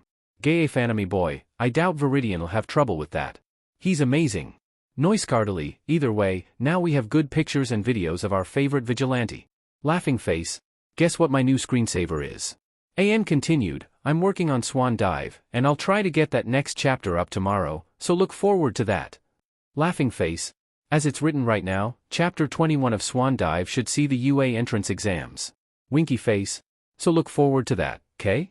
Though I may go back in and write some stuff with Namuri. Just so you guys know, I was going to put her and Inko together before chapter 9 happened. Which chapter 9 was planned from the start, cause I'm a heartless beach. Stay safe out there, everyone. And please enjoy the chapter. Also, if anyone has fan art of my stories, I'd love to see it. I can't really draw worthsheet, so seeing my writing come to life on a page is super inspiring to me. I'll even feature your artwork on the relevant chapter for the sites that permit it. This chapter has been edited and reposted as of Sunday, July 12, 2020. Viridian looked around the office with an appreciative gaze. Naomasa had good taste. He'd been in here a few times before, by sneaking in through the window to leave notes and coffee, but this was his first time in the room as a guest. It was painted in neutral colors with darker accents, giving the place a warm cozy feel. The couch pushed up against the wall looked well-loved and comfortable, while the rug had a few coffee spills. There were 6 desks and a separate door that led to Naomasa's private office, which the man rarely used. Nice place. He smirked beneath his mask. Don't act like it's your first time in here. Naomasa huffed. I can't remember how many times you've broken into my office. 27. Viridian replied offhandedly. Someone nearby whistled. Sorry, didn't mean to startle ya. The man had light brown hair and yellow gold eyes. Viridian spied a monkey's tail curling excitedly behind the man, likely his quirk. He looked a little closer. His hairline spread a little below what most people would consider normal, and his upper lip protruded very slightly, indicating sharp canines. His shoes were custom-made, likely for the hand-like feet he sported. Yep. He had a monkey quirk. I'm Tyragun, but you can call me Tyro, he grinned, showing off the fangs that Viridian had already suspected him of possessing. Naomasa sighed. Tyragun, this is Viridian, he's going to be working with us from now on, so please be nice. Viridian? As in the vigilante Viridian? Like the guy the entire country's been after for over half a year? Viridian leaned back against the wall with an easy smirk. I see you've heard of me. Oh, I like him. Tyragun grinned. You're a tough guy to find. A feminine voice came around the corner. This is Ikur. She and Tyragun are part of my personal team. Ikibara, Sakamura, and Sansa are the 3 remaining members, but you'll meet them later today. I already know Sansa. He's the one with the cat quirk. Viridian said offhandedly as he studied the new arrival. Ikur was a very pretty woman. Her platinum blonde hair appeared to be natural, if those ice blue eyes had anything to say about it. Likely of foreign descent. European, most probably. Her build was slender, but she had a sharpness about her. She seemed hyper-aware of her surroundings, and, were those hearing aids? No, those were sound filters. Custom-made for people with very sensitive hearing due to their quirks. Super hearing, then? Not necessarily enhanced senses all around, as she didn't seem to flinch at the copious amount of light in the room. Her ears were slightly bigger than the average person, but it wasn't overly noticeable. She fidgeted ever so slightly with her fingers, as if she was trying not to snap them. More than likely, she had some sort of echolocation-based quirk, then. You can stop staring, you know. She huffed. Sorry. Viridian chuckled. It's a habit of mine trying to figure out someone's quirk. Oh? Naomasa raised an eyebrow. And what do you think? Tyragun, yours is obviously a monkey quirk. And Ikur, yours is a bit harder. Likely something to do with sound, Perhaps something along the lines of echolocation? That's my best guess given the information I have, but I could be way off. The three were staring at him. What? Viridian asked. Their staring was unnerving. I've said all of 2 sentences to you, and you figured out my quirk in less than 5 minutes? She gaped. You were right, my quirk is called sonar. You're a little too good at that. Naomasa decided. That's a very useful skill. Why thank you. Viridian grinned. Quirk analysis is a hobby of mine. I'd say that's more than just a hobby. Tyragun chimed in. Perhaps you could help us analyze criminals out in the field, too. Naomasa suggested. Sure, if you want. It's nothing too extravagant, though. Like I said, it's a hobby, something I've been doing since I was a kid. Alright, now here's what we know about our current case. As it turned out, bringing Viridian onto the team was more helpful than Naomasa had originally thought. The man had a wicked fast mind, and could piece together a case from the barest details. The man wasn't bothered by bodies either, as he saw when he brought Viridian to a fresh crime scene. The vigilante hadn't been fazed in the slightest by the blood or smell of a corpse. It was honestly a little worrying. His team worked well with the vigilante, too. And if Naomasa thought Viridian's information network was good beforehand, well, let's just say that he was glad the man was on their side. Ah, another case closed. Viridian leaned back against the brick wall as he watched a few of the officers haul away a murderer. He'd been working with Naomasa and his team for a couple of weeks, now, and he was finding himself enjoying the time spent around the detective and his team. People had started to notice the vigilante helping out the police, and the detective wondered if the other man had seen the blogs lately. Still, not everyone was happy about Japan's most wanted vigilante suddenly being untouchable, as if he'd been touchable beforehand. The man was far too good at slipping away. He tried his best to stay out of sight while on patrol. Just in case, he urged the other man to patrol alongside Eraserhead. He'd made it abundantly clear that he was untouchable in Muzurafu. Other areas of Japan would still try to bring him in, not that Naomasa thought they could. He'd heard from Toshinori himself that Viridian had given even him the slip. That was no easy feat. If even All Might, the world's #1 hero, couldn't catch Viridian, then it's no wonder that Tsuragami had been allowed to bring him onto the team. Tsukachi still wasn't entirely sure how Tsuragami had managed that one and kept his badge, but he'd learned that his dog-headed superior had connections. I still have to file the paperwork. Naomasa groaned, rubbing his neck. God, even just the thought of paperwork made his hands cramp with phantom pains. Higher solve rate meant he got paperwork faster. He wasn't sure if he was grateful to the vigilante or not. I mean, SCKS for you, but I can go grab you some coffee? He sent said vigilante a glare for a moment before sighing with a tired smile. I've still got the grounds you gave me last week. The offer's appreciated though. You coming back with me? The vigilante had been on edge all day, and it was starting to make him edgy. He'd seen Eraserhead get like this once or twice, called it the hero's gut, an instinct experienced heroes developed over the course of their career.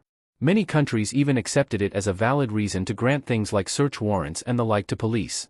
If Viridian had a bad gut feeling, then he was worried for him.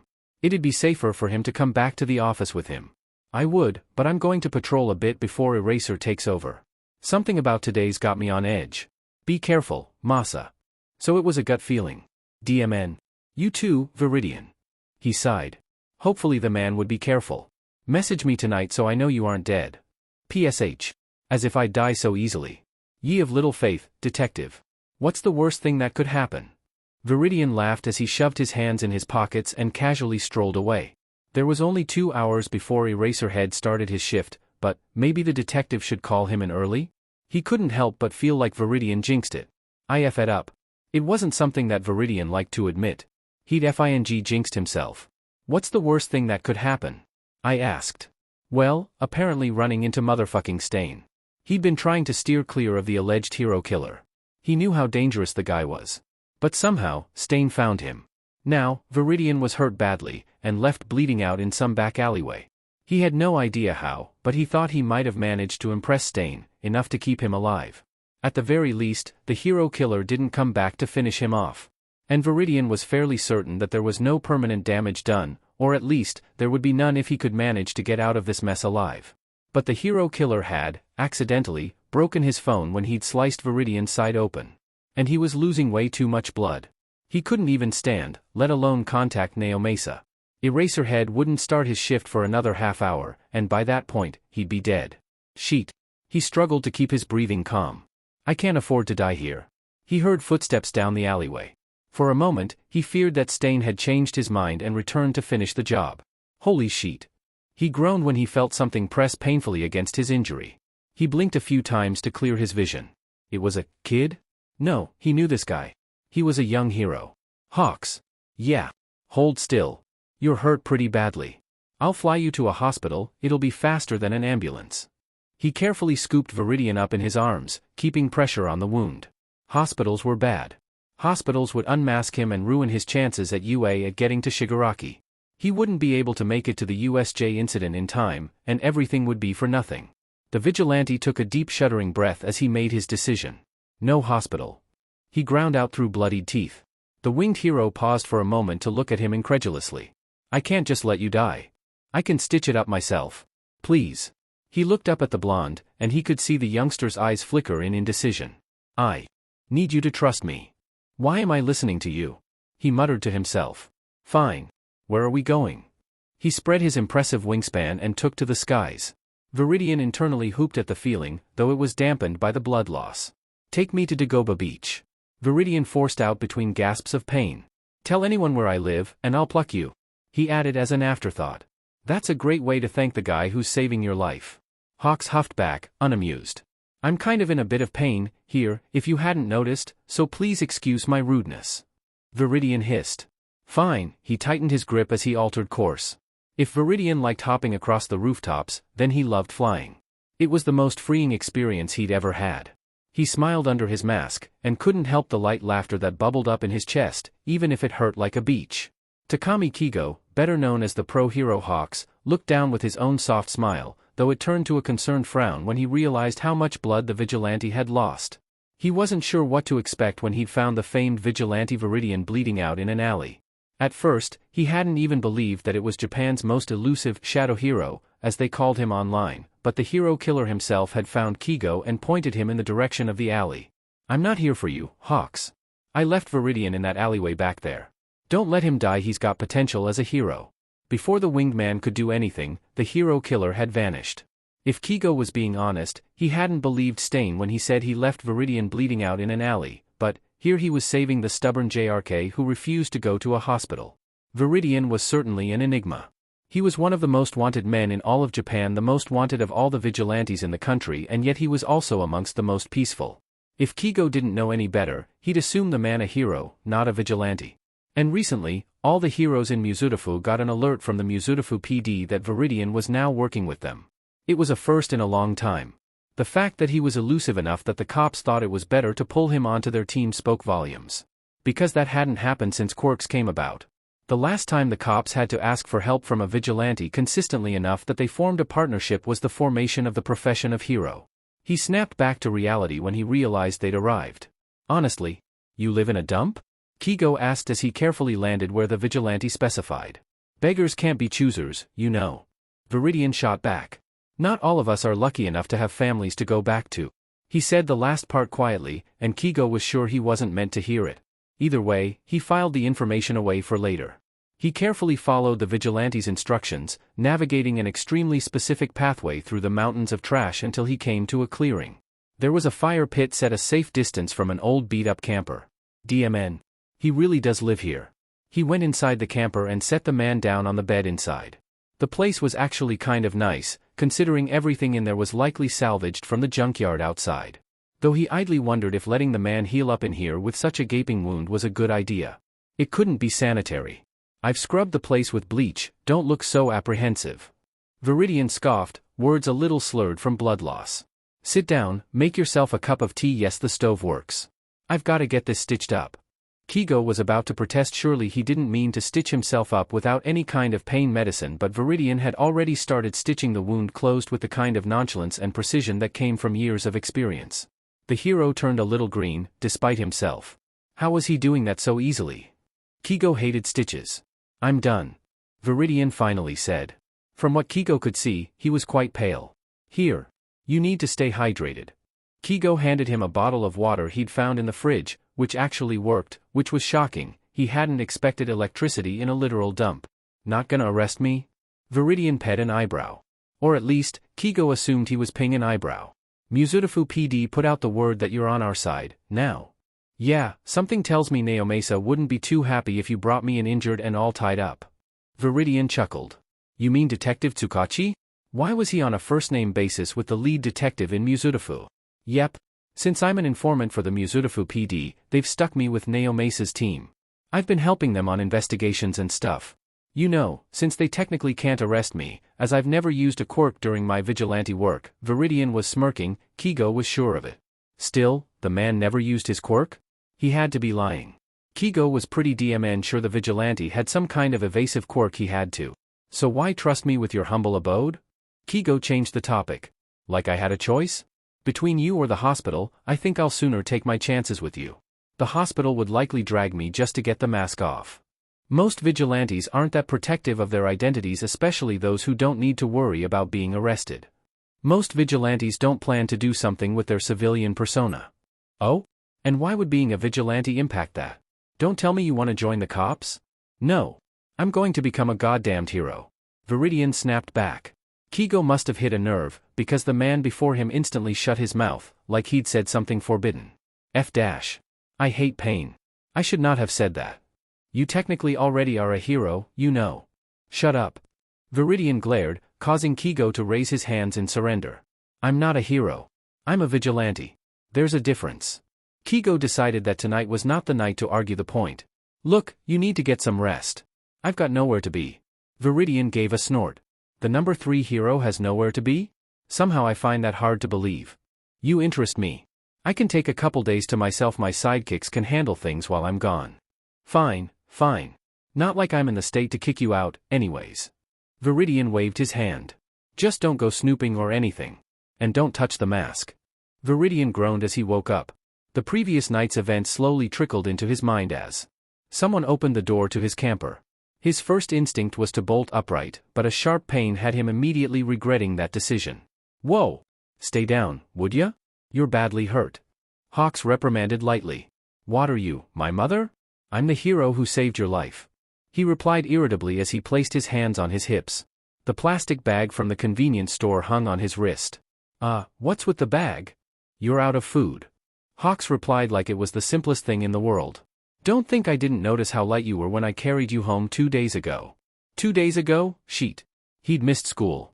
Fucker. Yeah, you've been out. Not that I can blame you, that is. Hawks shrugged as he casually restocked Viridian's fridge with more food than the vigilante had seen in his life. How am I supposed to eat all that? You know, most people have 3 meals a day. Most people also don't live in a dump. Viridian replied. By the way, do you have a phone on you? I need to make a call. Don't you have one? Hawks questioned with a raised eyebrow. Viridian fished the remains of his old phone bloodstained and battered. It needed to be either salvaged or completely scrapped. He should be able to salvage it, though, if he could find the right pieces. Right. Here, just make it fast. Viridian took the hero's phone with a curious look. He'd always had to buy phones online to avoid quirkless discrimination and unfair price spikes, especially with electronics, so he always got the cheapest models. Hero phones were expensive and incredibly durable. They could find a signal just about anywhere. He marveled at it for a moment before typing in the Muzutafu PD's number as he didn't have Naomasa or Eraserhead's numbers memorized. Muzutafu Police Department, this is Suki. Hey, Suki, he greeted casually. It's Viridian, think you could patch me through to Naomasa? There was a long pause before she sighed. Yeah, thanks. He waited exactly 2.5 rings before the detective himself picked up. Viridian? There was a clear worry in his voice that made the vigilante smile. Masa. How are you doing? You haven't been answering us. Are you okay? My phone was kinda trashed, but I'm alive, so I just wanted to let you know that.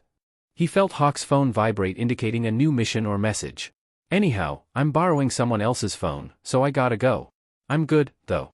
Give me a few weeks and I'll be back out there in no time. He grinned. Love ya, Masa. A few weeks? Viridian just he hung up on the detective and handed the phone back to a baffled hero. Was that a good idea to hang up on the detective? I do it all the time. He grinned back. Masa's used to it by now. Right. Hawk sighed as he looked at whatever message had come through. My sidekicks can handle that. He shrugged as he pocketed the device. So what do you want for dinner? I'll cook. You can cook? Viridian raised an impressed eyebrow. Hawks didn't dignify that with a response. Viridian sighed as he looked over at his new roommate. It had been 10 days since he'd gotten injured, and his wound was healing nicely, thanks to Hawks. I brought you some more food, Hawks said as he set down the bag of groceries. Seriously, what the hell did you eat before I came along? Your skin and bones, and your fridge was empty. I was working on that issue, mostly. Right. Hawks didn't look convinced. Viridian stared at him for a moment. For the last week or so, Hawks had been flitting in and out of his little compound, checking up on him and bringing him food and even sometimes cooking him meals. Sometimes they talked, other times they just sat there and enjoyed one another's company. It was so weird. What do you want? Viridian finally asked. It had been bugging him for the last few days. He'd expected something, but, so far, Hawks hadn't seemed to have told anyone about where he lived. Which was a good thing, because while the Muzutafu PD liked him, that didn't mean the Hero Commission would think the same. Plus, there were other police forces that'd love to fillet him. Tokyo PD came to mind. I don't really want anything from you, I suppose. I just want you to keep doing what you've been doing.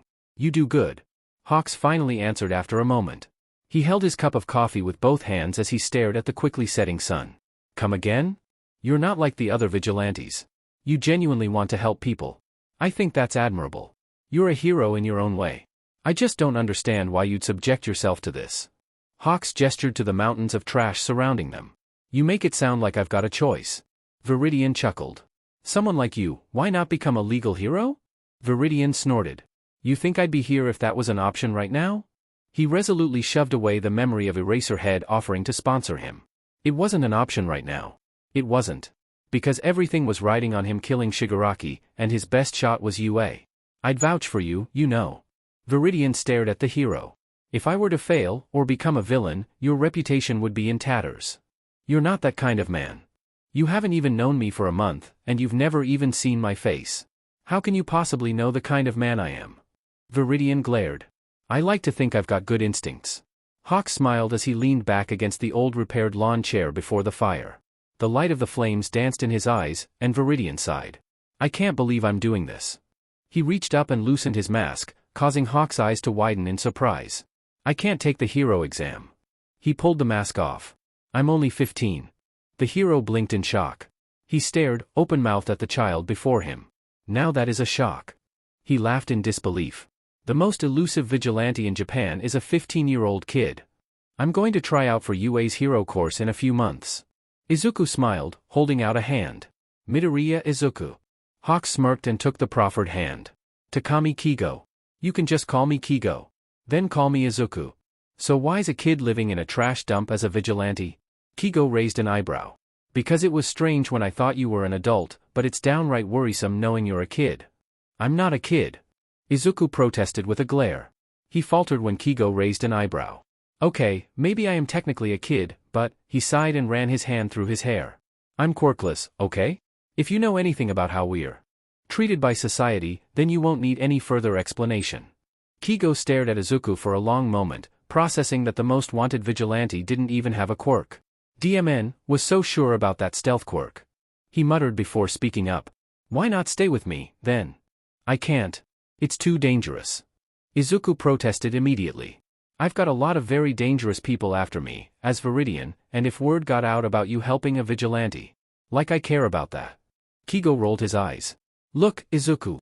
I'm a hero, first and foremost. Meaning I help people. And whether you admit it or not, you need some help.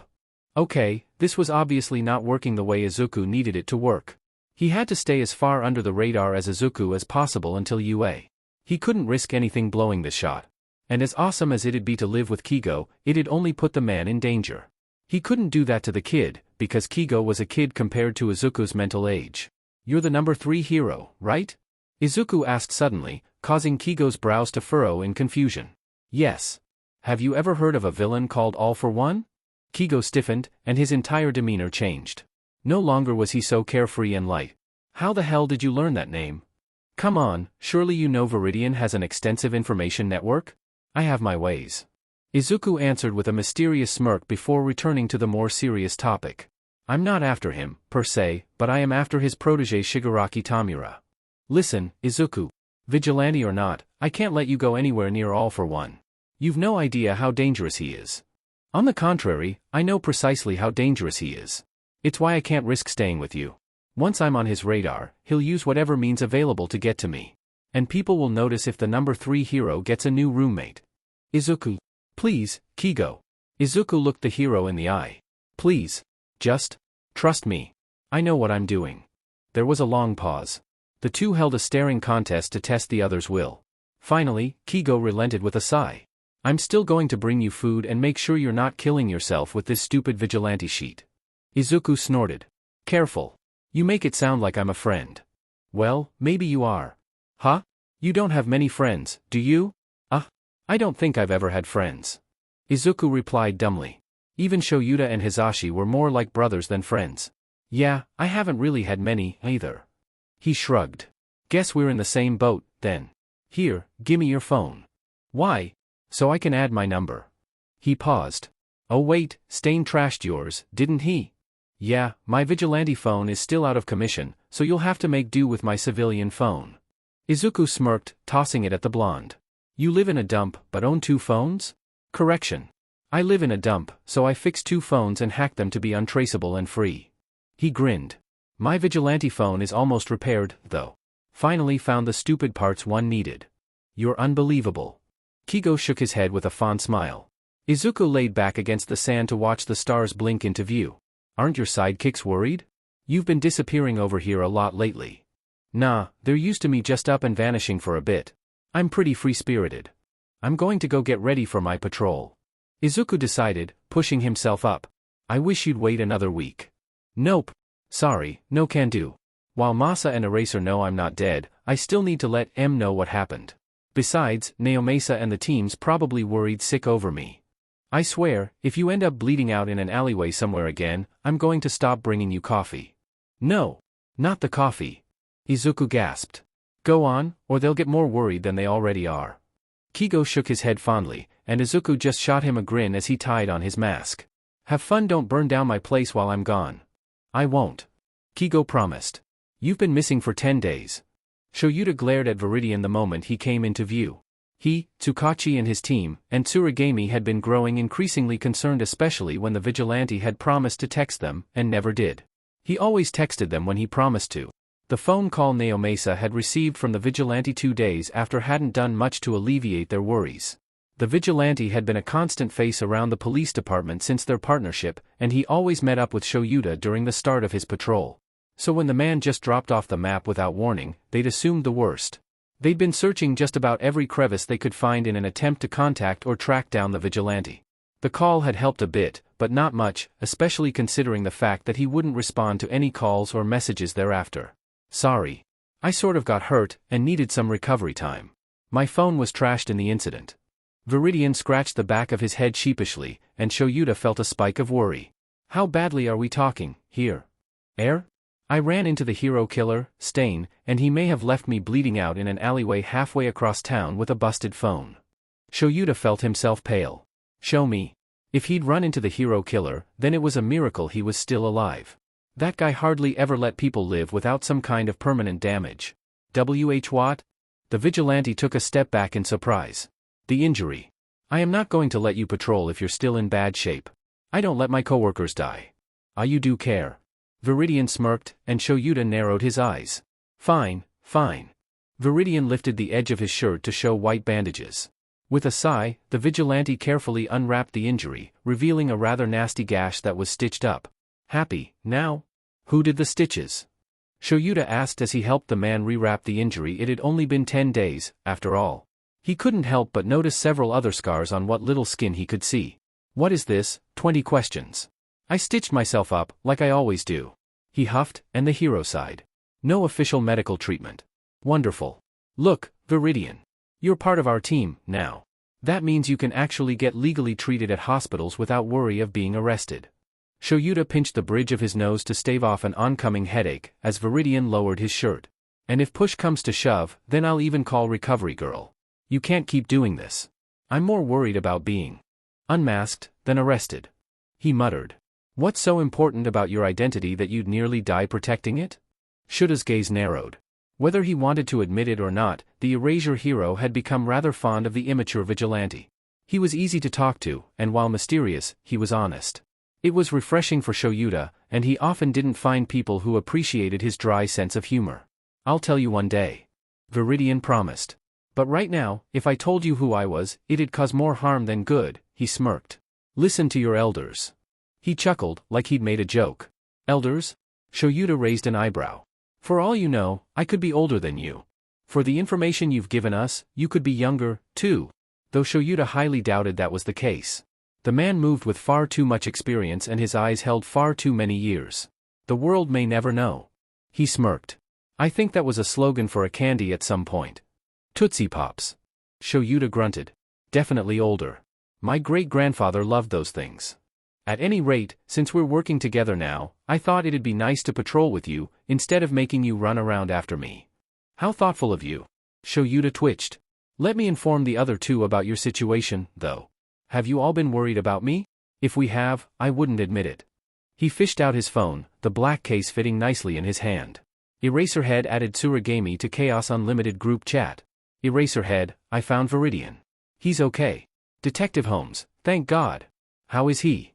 Is he hurt? Tsurigami, I'm glad to know he's okay.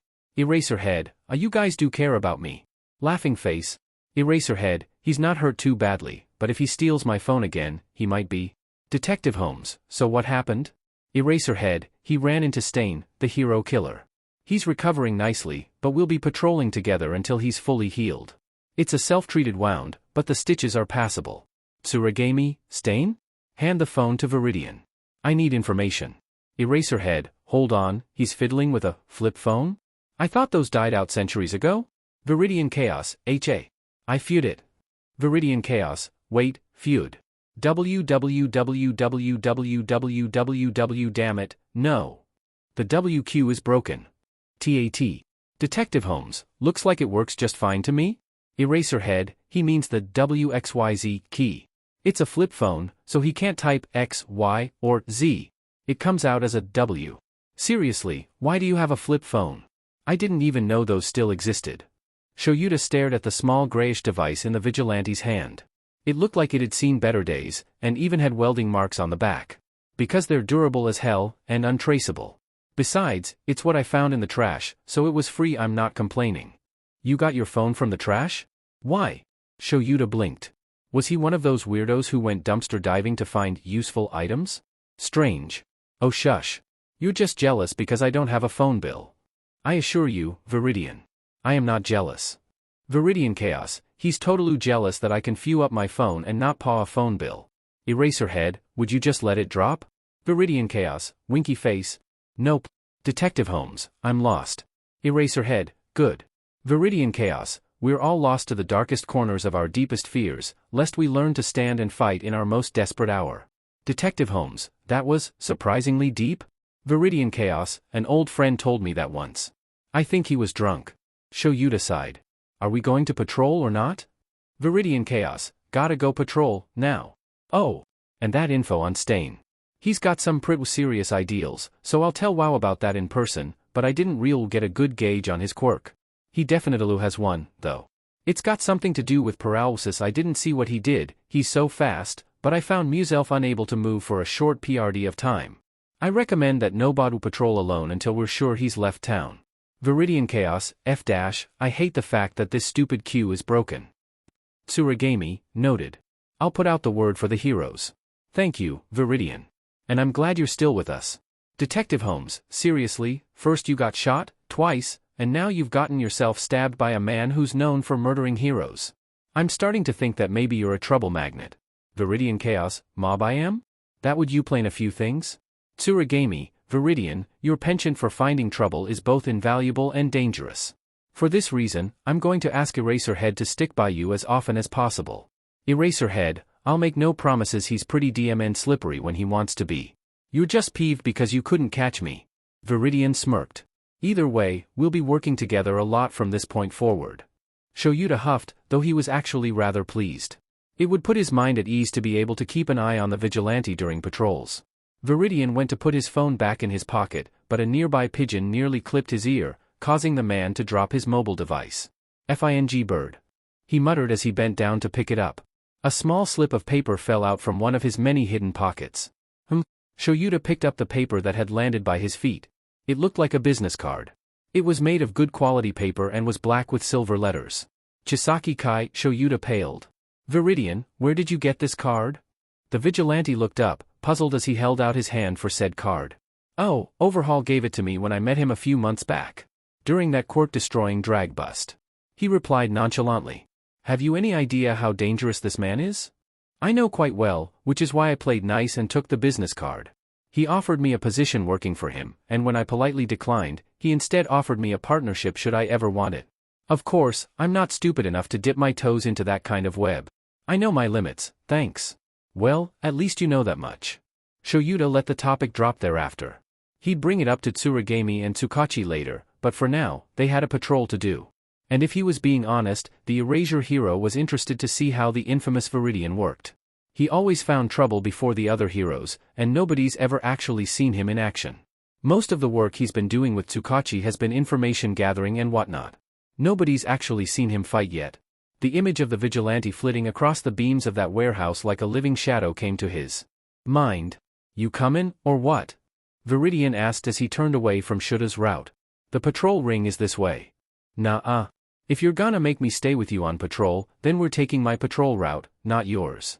Why do I feel like I'm going to regret this? Because you've never patrolled here. Viridian was smirking, Shoyuta knew it. But the other man's words confused him. Shoyuta had patrolled over nearly all of Muzutafu and the surrounding territories. The only place he wasn't able to consistently patrol was? You don't mean the south side? His eyes widened. What, is the brave pro-hero afraid of a little ghost town? The vigilante teased. I just don't see how patrolling that area is logical. Shoyuta twitched. It's very poor, and there isn't much crime. The few times I have patrolled there have turned up nothing. Sometimes I doubt there are even people there. Oh, believe me there are. There was a strange gleam to Viridian's eyes. I patrol the south side regularly. That's why you never see any crime. I stop it before it starts. It's actually quite a nasty piece of Muzutafu. No other heroes bother with it, so people typically do as they please. Shoyuta sighed as he made to follow after the vigilante. Today is going to be a long shift. Cult of Viridian chat. Gay Fanami Boy is online. Gay Fanami Boy, hey, has anyone seen Viridian lately? He's been MIA for a couple of weeks. Moldy Broccoli, I've been worried, too. Dragonina Dress, I'm sure he's fine. Noiskardily, rumors say that he got hurt and is recovering. Ihavanome, I saw him out on patrol again, he's fine. He's patrolling with Eraserhead, though. Dragonina Dress, with who? Gay Fanami Boy, I think he's some underground hero. Noiskardily, Eraserhead is a top-ranked underground pro-hero. He's from Muzutafu. Nobody really knows much about him because he's very private and hates the press. I've heard rumors that he's good with vigilantes, so that may be why he's with Viridian. Gay Fanami Boy, I'm just glad Viridian's okay. Smiley face. I was really worried. Barbizawar, my dad's a cop. I overheard something about Viridian being attacked by Stain. If it's true, but if it is, then I'm glad he's alright. The Kakisa you mean the hero killer? 0.0. Barbizawar, that's just what I've heard. If it's true though. Gay Fanami Boy, I'm gonna go, guys. My bro's gotta head to bed early for a test tomorrow. He's aiming for UA. Wish him luck.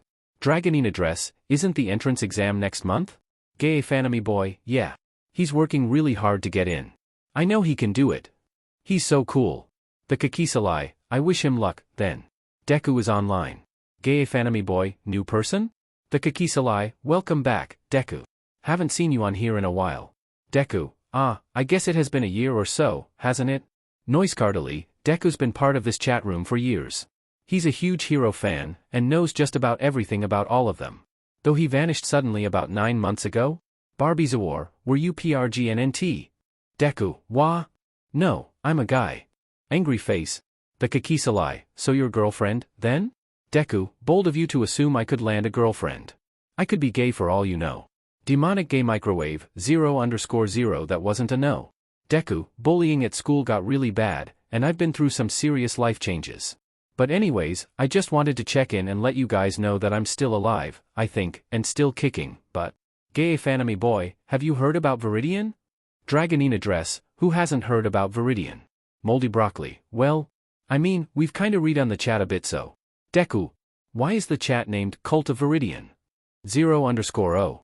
Moldy Broccoli, because Viridian's the best hero ever, and he will prevail. Deku. Okay, then. You all won't see me on much. I'm also trying for UA, wish me luck. Gay Fanami boy, oh. If you see my bro, say hi. He's got spiky red hair, just dyed it, and a shark-toothed smile. You can't miss M. Deku, will do. Smiley face. Tell him to look out for a plain kid with freckles and green hair. Noisecardily, red and green, you two will be like a walking Christmas ad. Deku, I'm logging out, now. Bye. Deku has logged out. Izuku stared at the computer screen as Kigo chuckled behind him. Oh, that's great. They idolize you. I really hadn't expected that at all. He opened a new tab and started typing in his vigilante name. He couldn't be that popular, right? Wrong. Oh, he was so wrong.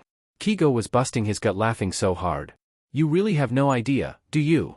People love you, Aizu. When you go pro, you'll already have a following. I think I should be scared. Oh, no. Kigo grinned. Be terrified. Izuku was lounging in his refurbished lawn chair by his fire pit as he enjoyed some pasta that he'd cooked. He really couldn't thank Kigo enough for all the food and supplies he'd given to him, even if it did seem like a bit much at times. The sun was shining down, and the wind blew through his dirty green hair. Maybe I should shower soon? How long has it been since you last bathed? Kigo asked as he came into the clearing. He once tried to land from the skies and nearly toppled the delicately piled trash heaps with the wind his wings had created. So he had to memorize the very specific non-Bube trapped route that Izuku had dug out to get to his secluded home. Well, I don't exactly have running water here. I sneak into the gym by the library whenever I can to catch a quick shower. Or, you could just waltz into my place and use my stuff. Kigo tossed something at him, and Izuku looked down incredulously at a bright silver key. Don't look so surprised, you've been to my apartment before. Yeah, but you've given me the key to your apartment. That's kinda different. Not really. I'm a busy high-ranking hero, and you're a busy high-ranking vigilante who helps out the police. Plus, the entrance exams for UA are tomorrow. He grinned as he flopped down in the other lawn chair. You ready? As I'll ever be. Izuku's expression soured. He'd failed the exam miserably in his original timeline. I put in all the paperwork for my weapons months ago, and Nizu's approved them. Relax, Izuku. Kigo sent him a carefree smile. You're the best vigilante in all of Japan. You ran circles around every pro hero and police force out there, even All Might and Endeavor. This exam will be nothing to you. He remembered that one time that All Might himself had tried to catch him when he'd been patrolling on Tokyo. The man had been terrifyingly quick and strong, and he did not like being on the other end of that smile. But he'd managed to outwit the #1 hero and give him the slip until his 3 hours were up. He jumped quite drastically in the vigilante rankings thereafter. As far as he knew, he was one of the only vigilantes to ever outrun All Might. And it had been incredibly satisfying to do so. Like he was flipping the man the finger after he'd crushed his dreams twice. You're right. Izuku relaxed a bit. You have to be. Izuku was also happy to note that the local homeless thugs in his area no longer gave him any trouble. After he took on that one guy with some kind of bear quirk and won, the others backed off rather quickly. He'd earned their respect, which was everything on the streets. 2 things would keep you from being used or killed when you were homeless. It was the difference between living on the streets and running the streets. Respect and connections. And Izuku had both, though they didn't know the connections bit, as he hardly interacted with anyone. But that was his choice. He didn't need to interact with the street crowd yet. He knew who was who, of course, and they knew him, but only enough to keep away. He had about 6 people who owed him favors, and that was enough for now. Izuku had also been keeping an eye on his vigilante persona's online standing. He was blown away by the number of supporters he had across Japan. It wasn't just Muzurafu or Hosu, not just the places he'd actually patrolled. It was everywhere. He even had people in other countries that were taking an interest in him. Word had spread about how he helped people that the heroes couldn't or wouldn't reach. He vaguely recalled saving a very well-known Quirkless man from a mugging months ago, and he'd apparently written an entire article on the interaction. He strongly noted how Viridian had taken his Quirkless status with a smile and saved him anyways. Apparently that earned him a lot of supporters globally from people with weak quirks or no quirks. Normally, he wouldn't understand it, but this time, he did. Because he knew what that was like. He knew firsthand that there were some heroes that would turn around and walk away from a quirkless person in need. He'd seen it. He'd lived it. There was no way he'd ever turn his back on anyone. That's not who Viridian was. That's not who Izuku was. And that, he'd say, he was proud of. Later that night, Viridian sat on a rooftop at 3 in the morning, enjoying the night breeze as he calmed his nerves. In about 4 hours, he'd be seated down for his written exam. He was too nervous and excited to sleep, no matter what Kigo had said about resting up. After all, the fate of the entire world was hinging on him actually getting into UA this time. Izuku hoped he didn't blow it. He'd been patrolling with Eraserhead nearly every night, and on the nights he wasn't patrolling with him, he went with a different hero. He enjoyed the patrols with Midnight, too, even if she'd loathed patrolling the south side. Eraserhead had certainly been shocked at his ability to find trouble. He wasn't sure the man would ever let him patrol alone again. Tsukachi made sure that nobody, especially Viridian, patrolled alone while Stain was still at large.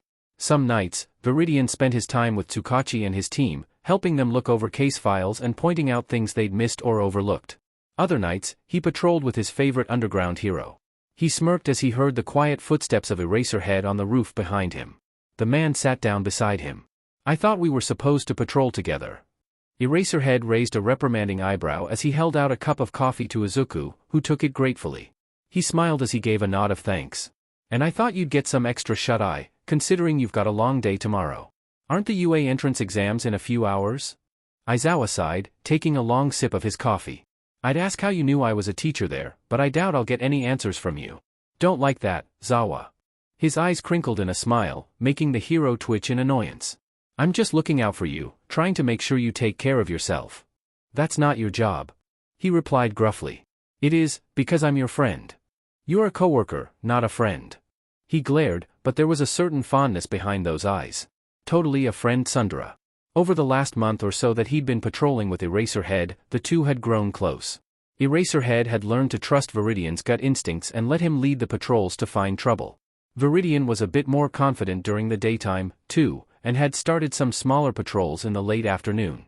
Perhaps because of this, several civilians had started to mistake him for an actual hero, which Eraserhead had pointed out he technically could be without the license because he was quirkless. The hero license pretty much just let people use their quirks legally, and since Viridian didn't have one, he didn't need one to be a hero. Though he still should have one, and it would help him gain access to information and places that he couldn't legally access otherwise. The fact that those words actually put Viridian in tears was something that only Eraserhead knew, and he started freaking out when he saw Viridian crying, but calmed down when he was told that he was happy, because no one had ever told him that before. His online persona was really popular. People always talked about Viridian sightings and the like. They nicknamed him the Shadow Hero because he was hardly ever seen while working. Viridian thought it was a cool nickname, maybe he'd keep it? The Shadow Hero, Viridian. Yeah, that sounded badass. Speaking of online, he'd ghosted several chat rooms and was shocked to see people making merchandise off of him. Like, what? He wasn't a hero. Why would people want merchandise of him? It had taken Kigo shoving barbecue chicken wings into his mouth to snap him out of that stupor. "So you gonna tell me who's under that mask?" Eraserhead asked casually. It's become a little joke to them, now. Though he could tell that the man really wanted to know. "Nope. But, just a heads up, you might not see me as often for a little bit." Viridian looked over the city. "Things are calm right now, something big is coming. A lot of villains have been going off the grid, lately. Be careful, Shoyuta." The man scowled lightly at the use of his given name. He never got used to Viridian calling him by that. "Could you maybe call me by my hero name while I'm on the clock? Life's too short to worry about silly things like formalities. You're my friend, so I'll call you what I want." Eraserhead gave him an odd look. "Sometimes I swear you're older than me." His eyes narrowed. "But other times you seem younger than my first years." "Well, if all goes well, tomorrow, I might be one of your first years." Those words were so close to escaping his mouth, but he bit back the urge. It was much more convenient to keep Izuku and Viridian as two separate people, right now. Izuku would be his student, and Viridian would be his informant comrade. There was little chance Aizawa would let Viridian fight by his side if he knew he wasn't even old enough to legally drive. The man was honestly too soft when it came to children. "I promise you, Aizawa. I'm no first year." He chuckled. "Not yet, or would it be not anymore? My shift is nearly done. I should get going." Eraserhead sighed. "And so should you. Be safe. And like I said, be careful. The underworld is stirring, these days, and I rather like you. I don't want you dead. Pass it on to Masa and Ken, would you? I still can't believe Tsurigami lets you call him by his given name." Eraserhead shook his head. "Same to you, Viridian. Be safe. I'll see you later." The vigilante couldn't help but smirk as he watched the hero go. He stayed until the sun started to peek over the horizon, painting the sky. Alright, UA. Here I come.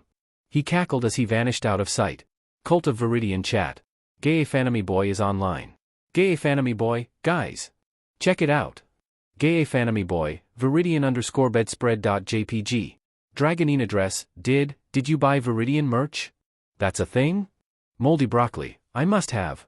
Where you buy? Gay Fanemy Boy, off Etsy. PPL makes stuff by hand, there. It's pretty chill. I've got a Viridian keychain, too. And some stickers, and maybe a poster. Noisecardily, he's getting very popular. I've seen more and more people with his merchandise walking around. Sometimes, when there's a crime near my house, I live in a bad neighborhood, I hear people calling for Viridian instead of just help or a hero. The Kakisalai, you mean they call him by name? That's pretty DMN cool. Noisecardily, yeah, and the thing is, he comes. Consistently. It's like he has a homing beacon for trouble, it's really cool to see. Gay Fanemy Boy, are you stalking him or something? Noisecardily, it's my quirk. I can see everything in a certain radius of me. The calmer I am, the wider the radius. Dragonine address, you guys are lucky. I'm over here in France. I don't even have the ghost of a chance to meet up with Viridian. Gay Fanemy Boy, wait, you live in an area he regularly patrols, right? You wouldn't happen to be in Muzutafu, would you? Noisecardily, mayhaps I am? Gay Fanemy Boy, so am I. That's so cool. Demonic Gay Microwave, then you've got me, living over here in Tokyo by my lonesome. CRI. Barbie's a war, don't be such a mope. I live in Tokyo half the time, too. The other half I live with my dad in Muzutafu. He works for the cops of Muzutafu PD, and apparently Viridian's been working with them. I haven't seen or met him yet, though. Thinking of asking my dad if I can. Gay Fanemy Boy, if you do, please take me with you. I have to thank him for saving my life. Noisecardily, it would be pretty cool. Barbie's a war, I'll have to ask. My dad doesn't work directly with him, but he knows the guy that does. Apparently Viridian's a bit skittish, though. Gee, I wonder why? I roll. Gay Fanemy Boy, ack. GTG bro's going to sleep and we share a room. UA exams tomorrow, you know? Wish him luck. Noisecardily, oh yeah, at Deku good luck on your exams today. Laughing face. We're all rooting for you. Barbie's a war, good luck, Deku. Gay Fanemy Boy, good luck. Find my bro, yeah. Gay Fanemy Boy has logged out. Oh make. Izuku was walking around downtown in the early afternoon. School had just gotten out, and he wanted to spend some time out and about in his civilian persona for a change. Bakugo had been concentrating on studying lately, what with the UA exams coming up, so Izuku didn't have to worry about his school bullies as much. A flash of green caught his eye, and he stopped to stare at a kid walking by. He had a dark green hoodie with Shadow Hero, Viridian, written across it. What the? Was that? Merch? For him. He took a closer look at the keychain of the woman walking by. It was a chibi version of his face. Or, masked face, at least.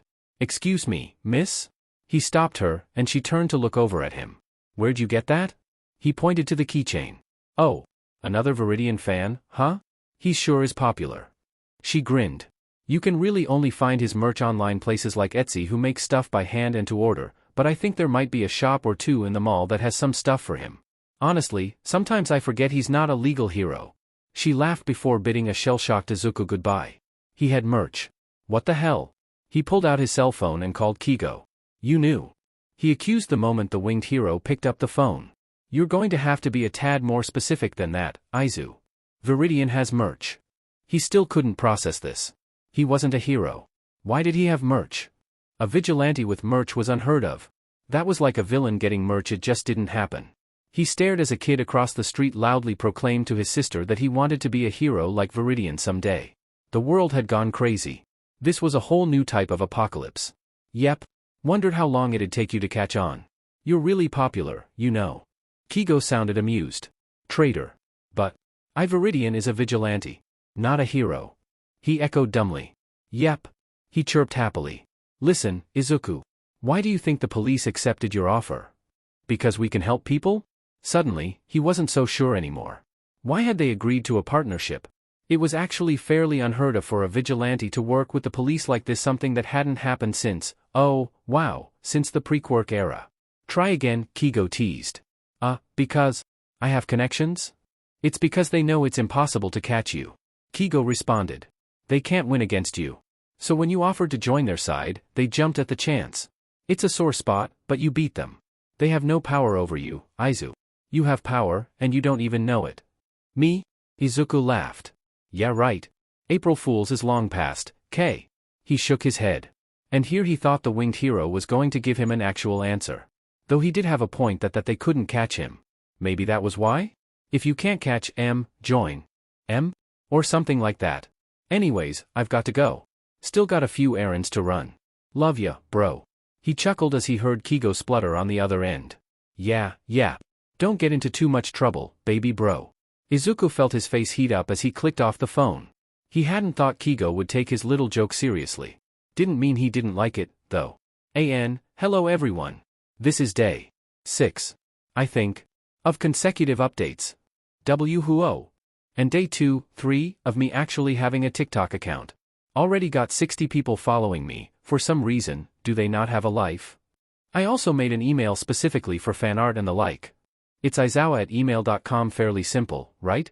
Someone has also requested a physical mailing port, so I've made a P.O. box. Rest assured, I am an adult and can make responsible decisions. So if there's something you want to send, let me know and I'll send you the P.O. box number thing, okay? So we finally hit the UA exams in Viridian, right after Swan Dive 2, and I can't believe all the amazing fan art I've gotten for Swan Dive. You guys are incredible. I can't wait to post it on the next SD chapter. Laughing face. Also, why is Demon Aizawa Dragon Aizawa not a thing? Like, I was in my Aizawa cosplay and put on my black dragon wings and horns and was like, DMN. This should be a popular AU, but it isn't. Come on, guys. Imagine it. Aizawa plus fangs plus wings plus horns. Boom. Instantly puts him on Sebastian's field. Think about it. Already itching to write a FIC with this. Another thing.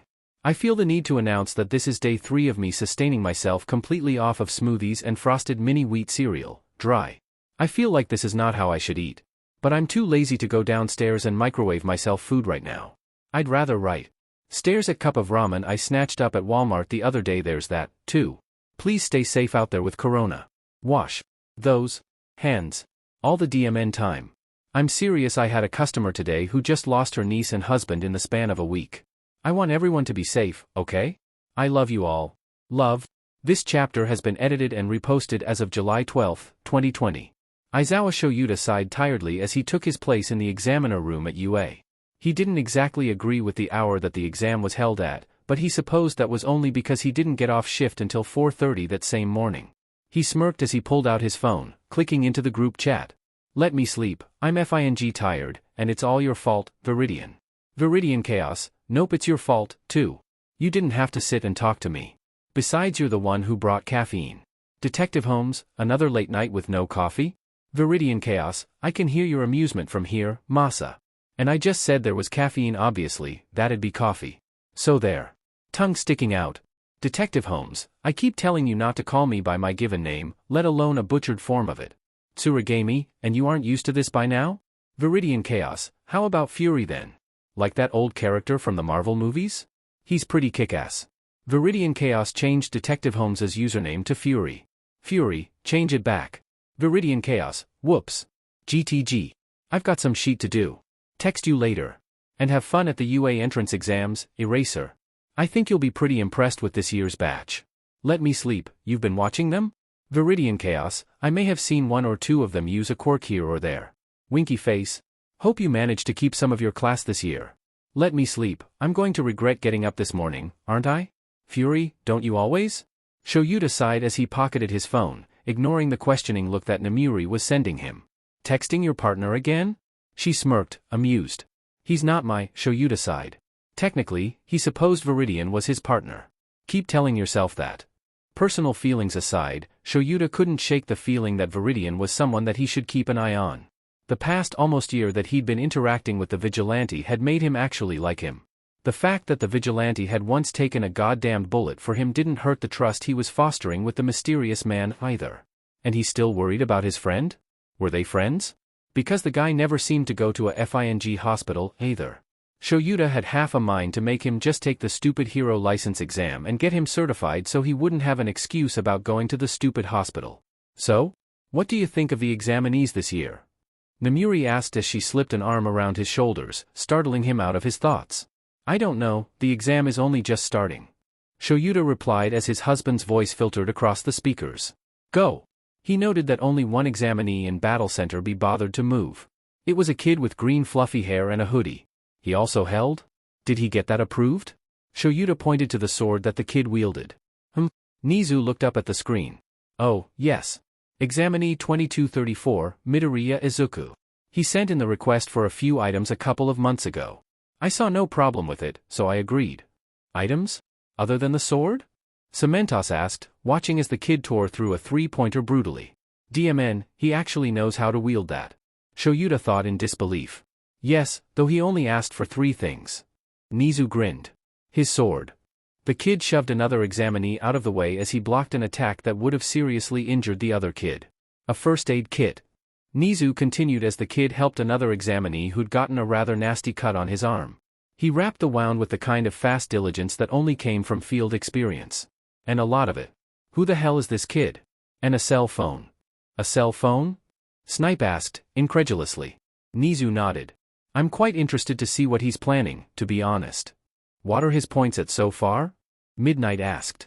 37, Cementos stated. He's doing a fantastic job, but in helping the other examinees, he's hindered his villain points. He's regaining them in rescue points, though. I'm somewhat worried to see an examinee with that much medical experience. 13 admitted. It's unnerving to watch him act like the buildings blowing up around him is normal. Did you notice? I did. Shoyuta nodded. Something was off about this kid. Did he survive a villain attack or something? No, that would make sense if the loud sounds were inducing more traumatic reactions. He seemed almost like a soldier, used to chaos and havoc around him. Even pros wouldn't be quite that calm, though Shoyuta imagined that it was possible that the kid just felt safer knowing it was an exam. Let's see how everyone reacts to this, then. Nizu let out a feral grin as he pressed the big red button to release the 0-pointers. He expected the kid to freeze. To run like everyone else, no matter how disappointed Shoyuta and the other teachers were when everyone ran. But to their shock, he got up and ran towards the massive killer robot without a hint of hesitation. Almost like he was waiting for it. Look, there's a girl trapped under the rubble. Cementos pointed out, and Midnight radioed Hisashi to make sure that the hero was on standby, ready to rescue her if need be. What's that Midoriya kid doing? 13 asked, watching as he jumped on top of an active 1-pointer. He then pried off the panel on the back of the robot and pulled out his phone. He messed around with something the camera couldn't see before the smaller robot stopped moving. He grinned, and started typing in haste.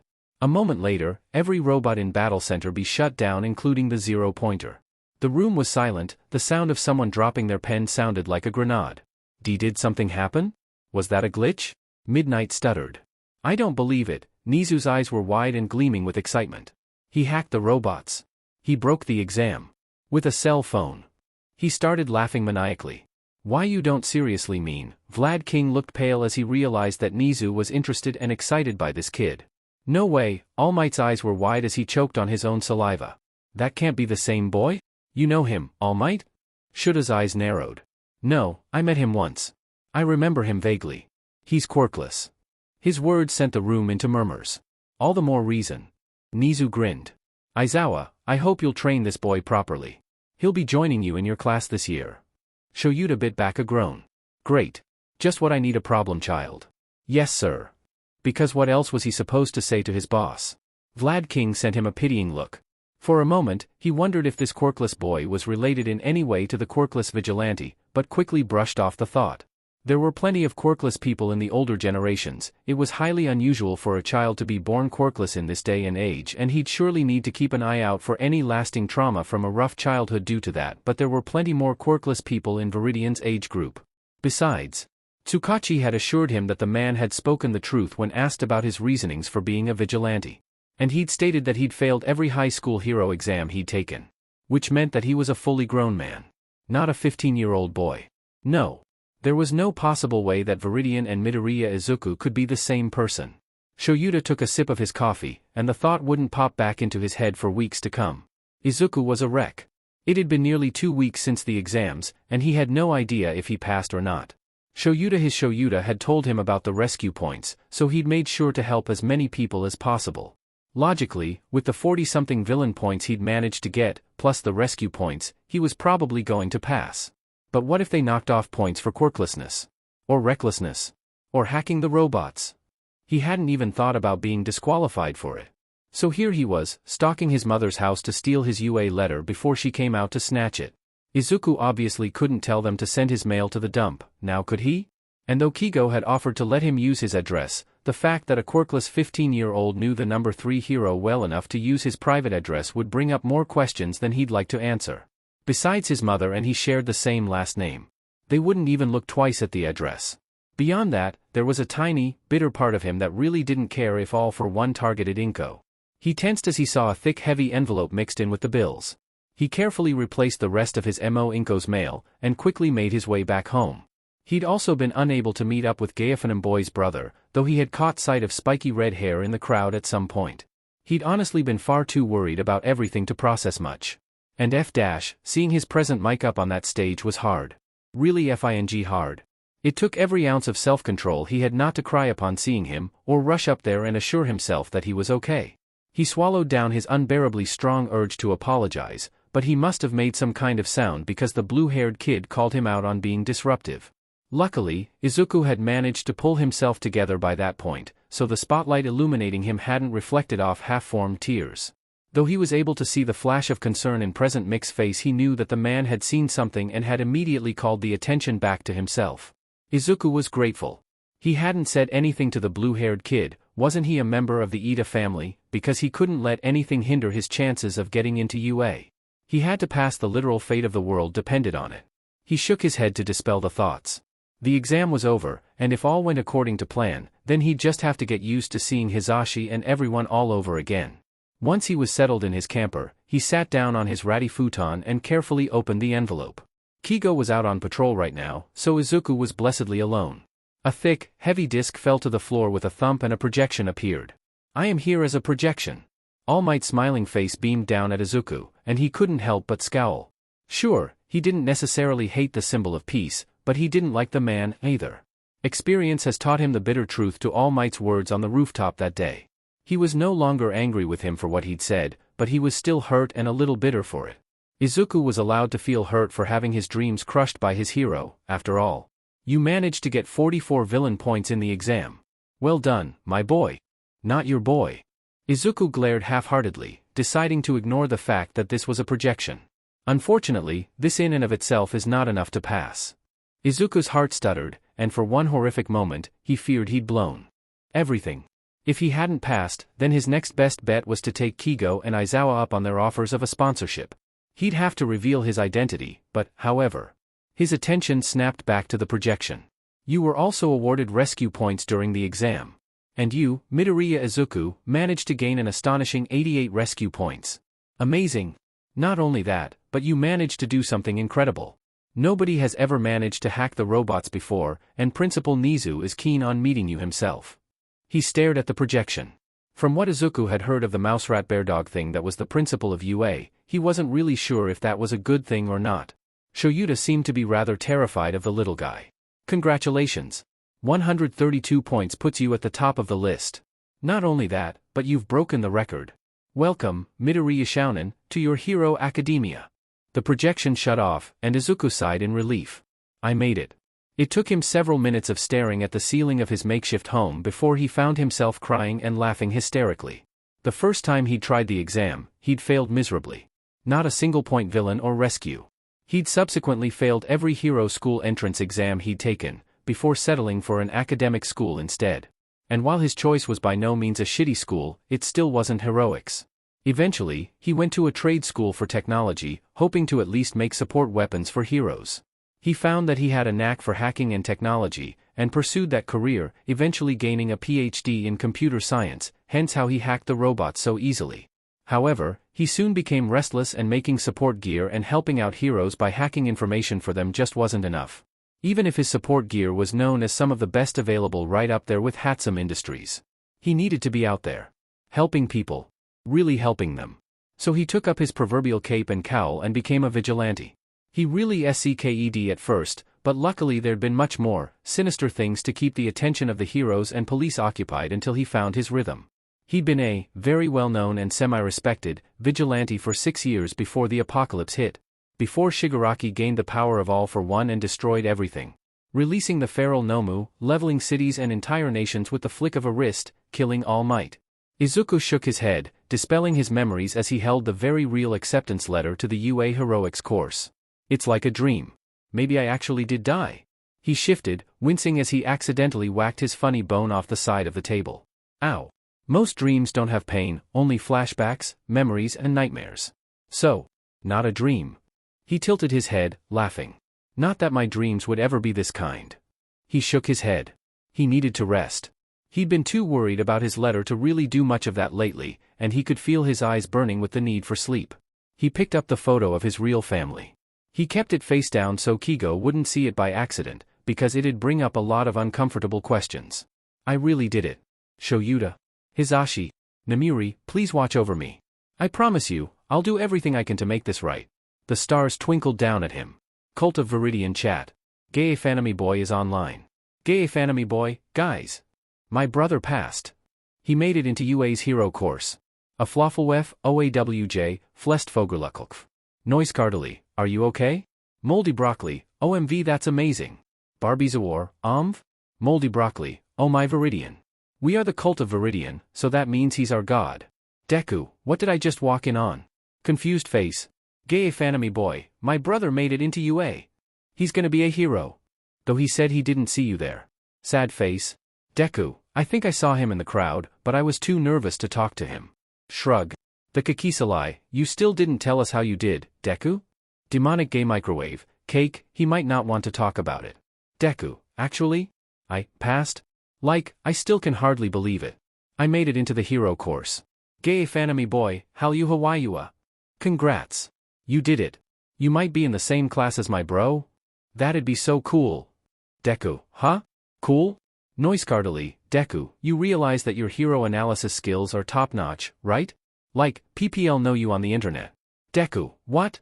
The Kakisalai, I mean, with a quirk like yours, I'm sure that you'll become a great hero. Laughing face. Deku, Quirk? Noiskardali, sorry, Deku. We just all assumed you had some kind of analysis quirk. Deku, actually, that's the thing, the reason I'm so shocked I made it into UA, is because I'm, Quirkless.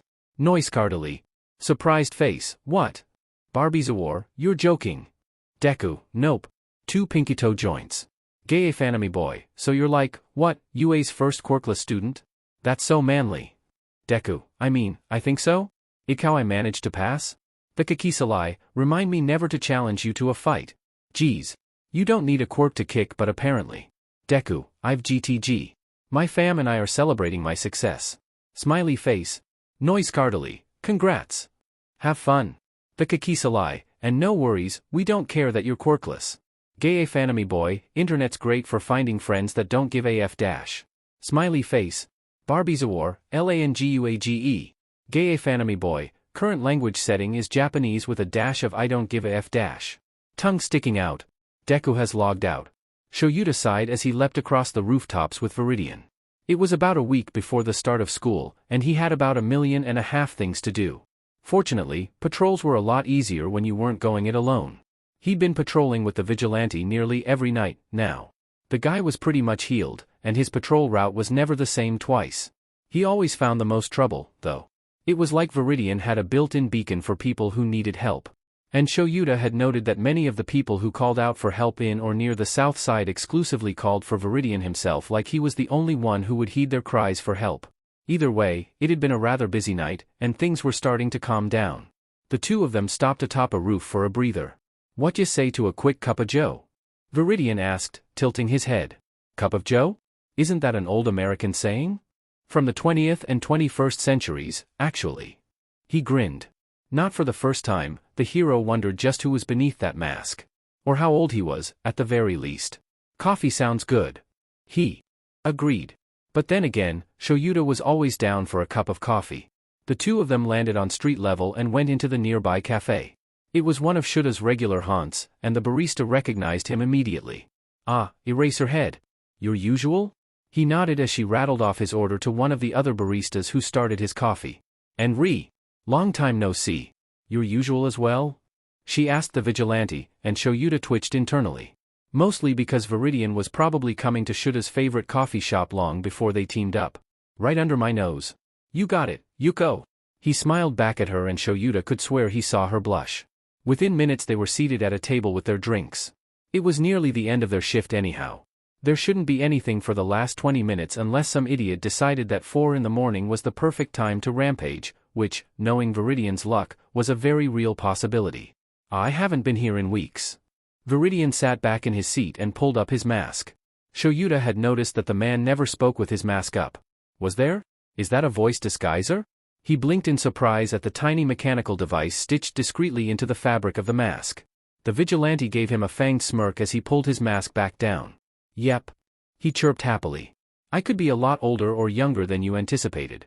Or I could be girl. His eyes crinkled with an amused grin. Or this could be my real voice and I use the voice changer on my enemies?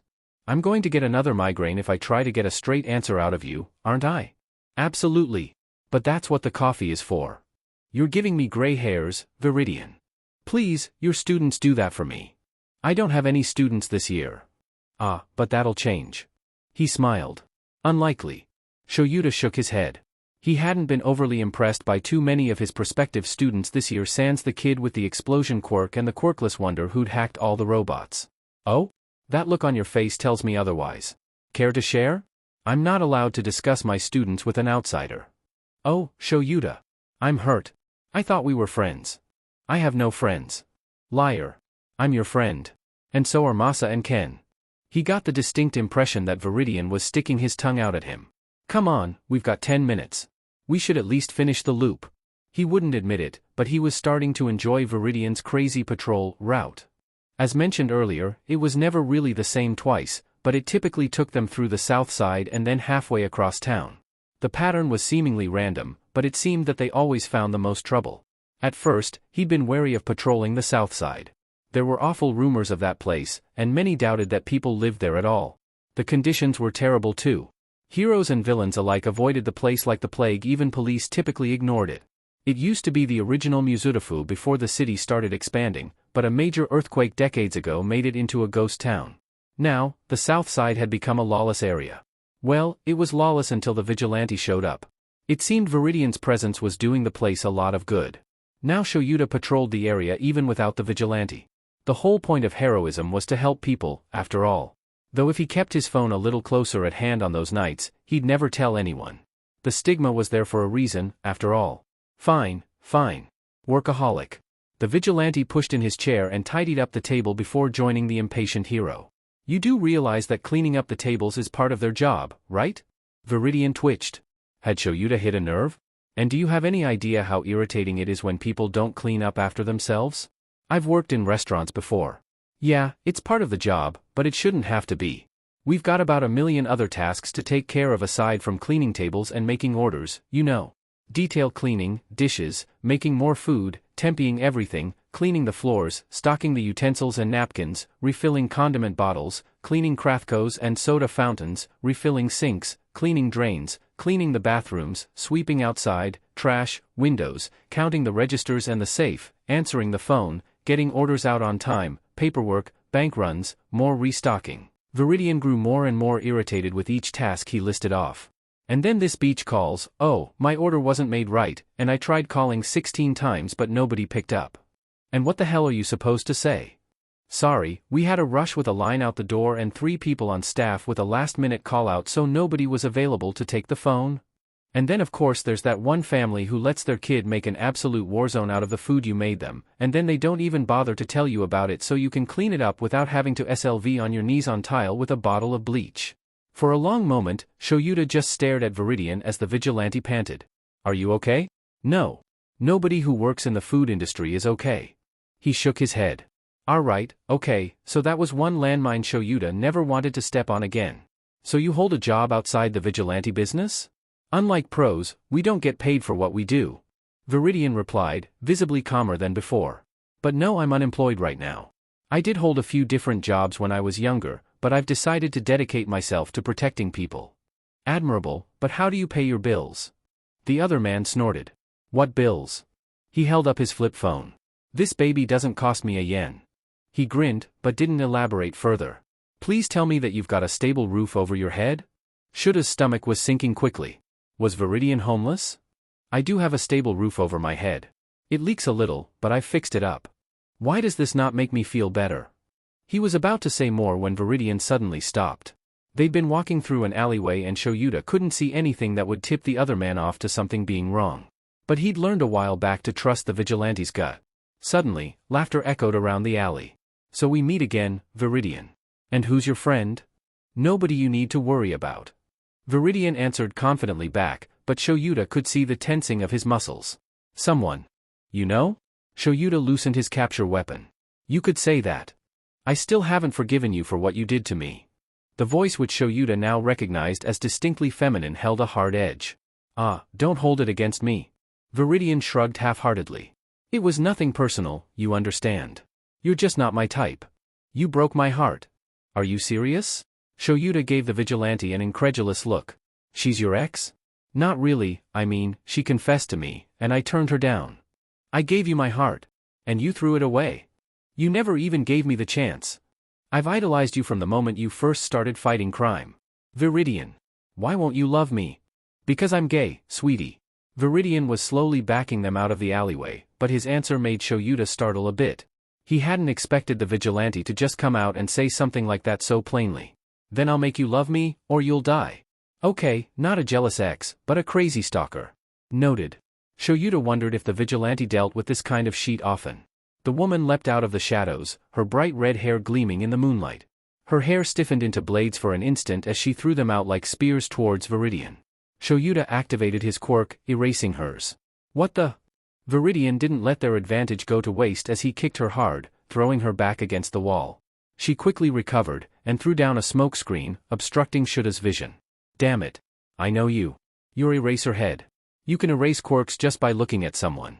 Impressive but useless in low-visibility environments against a long-range fighter. She paused a moment. So, you're his boyfriend, then?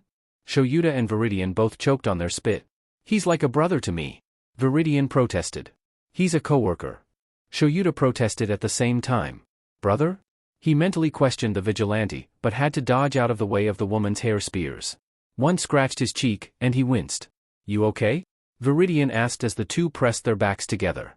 Just a scratch. Shoyuta assured him. Good. Then you won't mind if I do this. A moment later, Shoyuta was in the air above the alleyway, being dragged along by Viridian. The two landed atop the roof, and took off running. Trust me, she's not someone to fight alone. There's a reason why I avoid her. Viridian said as they finally lost her. Shoyuta opened his mouth to say something, when Viridian gasped in pain. He whipped around sharply to see him crouched on the rooftop, hand clutching his side which was bleeding profusely. Viridian. Shoyuta was by his side immediately, assessing the injury. It was deep, and would undoubtedly need stitches. I'm fine. The vigilante panted. Just a scratch. Shoyuta shook his head in disbelief. I'm taking you to a hospital. He moved to scoop up the injured man, who staggered to his feet. Nope. Sorry, Shoyuta. No can do. Hospitals and I don't mix. I don't care if you mix or not, you need medical attention. I can call Recovery Girl if you don't want to go to a hospital. And I'll get medical attention. At home. He smirked as he leaned backwards off the edge of the roof. See you later, Eraserhead. Shoyuta ran to the edge of the building, but found no trace of the vigilante. Damn it. He's just too good at disappearing. He pinched the bridge of his nose. You'd better be okay. Let me sleep, guys, Viridian's hurt again. Fury, what happened? Let me sleep, we ran into some crazy stalker of his who attacked us. When we got away, Viridian dragged me away from the fight. I realized he had a deep gash on his left side. He was losing a lot of blood. Fury, bring him to the hospital, we'll meet you there. Let me sleep, would if I could, but he ran off. Tsuragami, again? Fury, why does he always run off when he's hurt? Let me sleep, he said, hospitals and I don't mix, and then jumped off the side of the building. No sign of him. He's just too DMN good at covering his tracks. Fury at Viridian Chaos, you'd better be okay. Let us know you're at least alive. Tsuragami, whelp. Here's to another sleepless night. Viridian stumbled into the clearing of his home. He was losing a lot of blood, and Sheet wasn't looking good. Honestly, Sheet was looking kind of fuzzy and unfocused. Izuku. Kigo rushed to his side. Kei? What are you doing here? Bad feeling. Glad I came. He scooped up the injured vigilante and carried him inside. Kigo wasted no time in clearing the table and getting out the supplies needed. Sheet, why do you always do this to me? I can stitch myself up. Izuku protested. Nope. What kind of brother would I be if I let you do this yourself? He shook his head and started to get to work. Geez, and just a week before your first day at UA, too. Won't Aizawa be suspicious? Probably. Izuku winced as Kigo pulled the stitches a little too tightly. Sorry. No apologies for saving my life. Fine. Kigo was going to say something else, but Izuku was well on his way to passing out. Damn it. Wake up at a decent hour, tomorrow, would ya? Thanks, K. Anytime, Zoo. Hello everyone. Day. What is it? 6. 7? 8? I really can't remember. Oof. Still on TikTok. Somehow, on day 3 or 4 of having a TikTok, I've already got 130 followers. Wah! I have a feeling most of that is you guys, thanks. Smiley face. Glad you find my Aizawa cosplay so interesting. Still in said cosplay as I update. Haha. So, is it bad that I haven't eaten anything but half a pretzel today? And it's now 8:30 p.m., and I had a sandwich 2 days ago, and a handful of dry cereal yesterday? I'm kinda bad at remembering to eat, sometimes. Oof. I love food, don't get me wrong, I just dislike spending money on food. And putting forth effort to obtain said food. Especially when I could be writing or sleeping instead. Shot. Also, if you have fan art or something, send it to aizawa@email.com. I know, I can't believe that it wasn't taken either. But now it's mine. Oddly enough, Eraserhead was taken, but Aizawa was not. First. I've been so impressed with all the Swan Dive fan art I've been getting. Now I need to figure out how people on AO3 do those links. Mutter. Hope you enjoy this next chapter of Viridian. Now, about pairings. I've had several people across different stories ask me about this. As a general rule, I don't pair my MC with other people. Actually, Eraser Mike was my first time writing a romantic relationship out. So, no worries, there. Izuku's not going to have someone for a while, if at all. Romance will never be a main focus of my stories. If it does happen to show up, it will be neither forced, nor intentional, nor a major aspect of the story. Smiley face. So please read on without worry. Besides, pairing Viridian or the Robin's Nest Izuku would be a headache and a half due to time travel and mind age versus physical age. What's considered too old and too young in that case? Not touching that. As always, stay safe out there. Corona is getting worse in many places, and I hope everyone stays healthy. Jamba isn't doing much for their employees, but Chipotle gave us all a 10% pay increase for working in these conditions. Smiley face. I'm cool with that. Shoyuta wasn't sure what to expect from this year's crop of students. Last year, he'd expelled his entire class, and he wasn't above doing the same to this one. He was already in a bad mood, and he blamed Viridian wholeheartedly. That idiot had gotten himself seriously wounded about a week ago, when they ran into his crazy stalker, and he hadn't been replying to anyone on the group chat. Shoyuta had been unable to find him in any hospitals or clinics, meaning that the guy was either being treated by someone privately, he hoped, or was doing it himself again. He hoped Viridian had just damaged his phone again. Maybe Shoyuta should get him a hero-grade phone instead? Those were durable as hell, for this exact reason. With a sigh, he fished out his phone to send the vigilante another text. Let me sleep at Viridian Chaos, I swear to God, if you don't reply to one of us, I'm going to hunt you down after school and drag you to a goddamned hospital myself. As if he hadn't already been driving himself up the wall searching every crevice of Muzurifu, he knew he even searched the south side each night. Fury, still no sign of him on my end, either. Shoyuta wouldn't admit it aloud, but he enjoyed the man's company, and possibly even considered him a friend. Not that he'd tell anyone that. So knowing that his maybe friend was hurt somewhere, and the fact that he hadn't seen him on patrol for several nights put Shoyuta in a pretty foul mood. His fuse was short enough without having to deal with a bunch of unruly teenagers who think they're hot stuff. He eyed his class from his position on the floor. The fluffy-haired kid, Midoriya, had noticed him instantly. That put Shoyuta on guard, because he was in stealth mode, the kind he used on underground missions. Nobody noticed him in stealth mode. Seriously, what is this kid? He carefully nodded in acknowledgement of the brat before he stood up, garnering the attention of the rest of the class. 8 seconds. It took you all that long to settle down. Time is precious, do not waste mine. He sent them a level look, climbing out of his comfortably warm sleeping bag. My name is Aizawa Shoyuta, and I'll be your homeroom teacher for the duration of your time here at UA.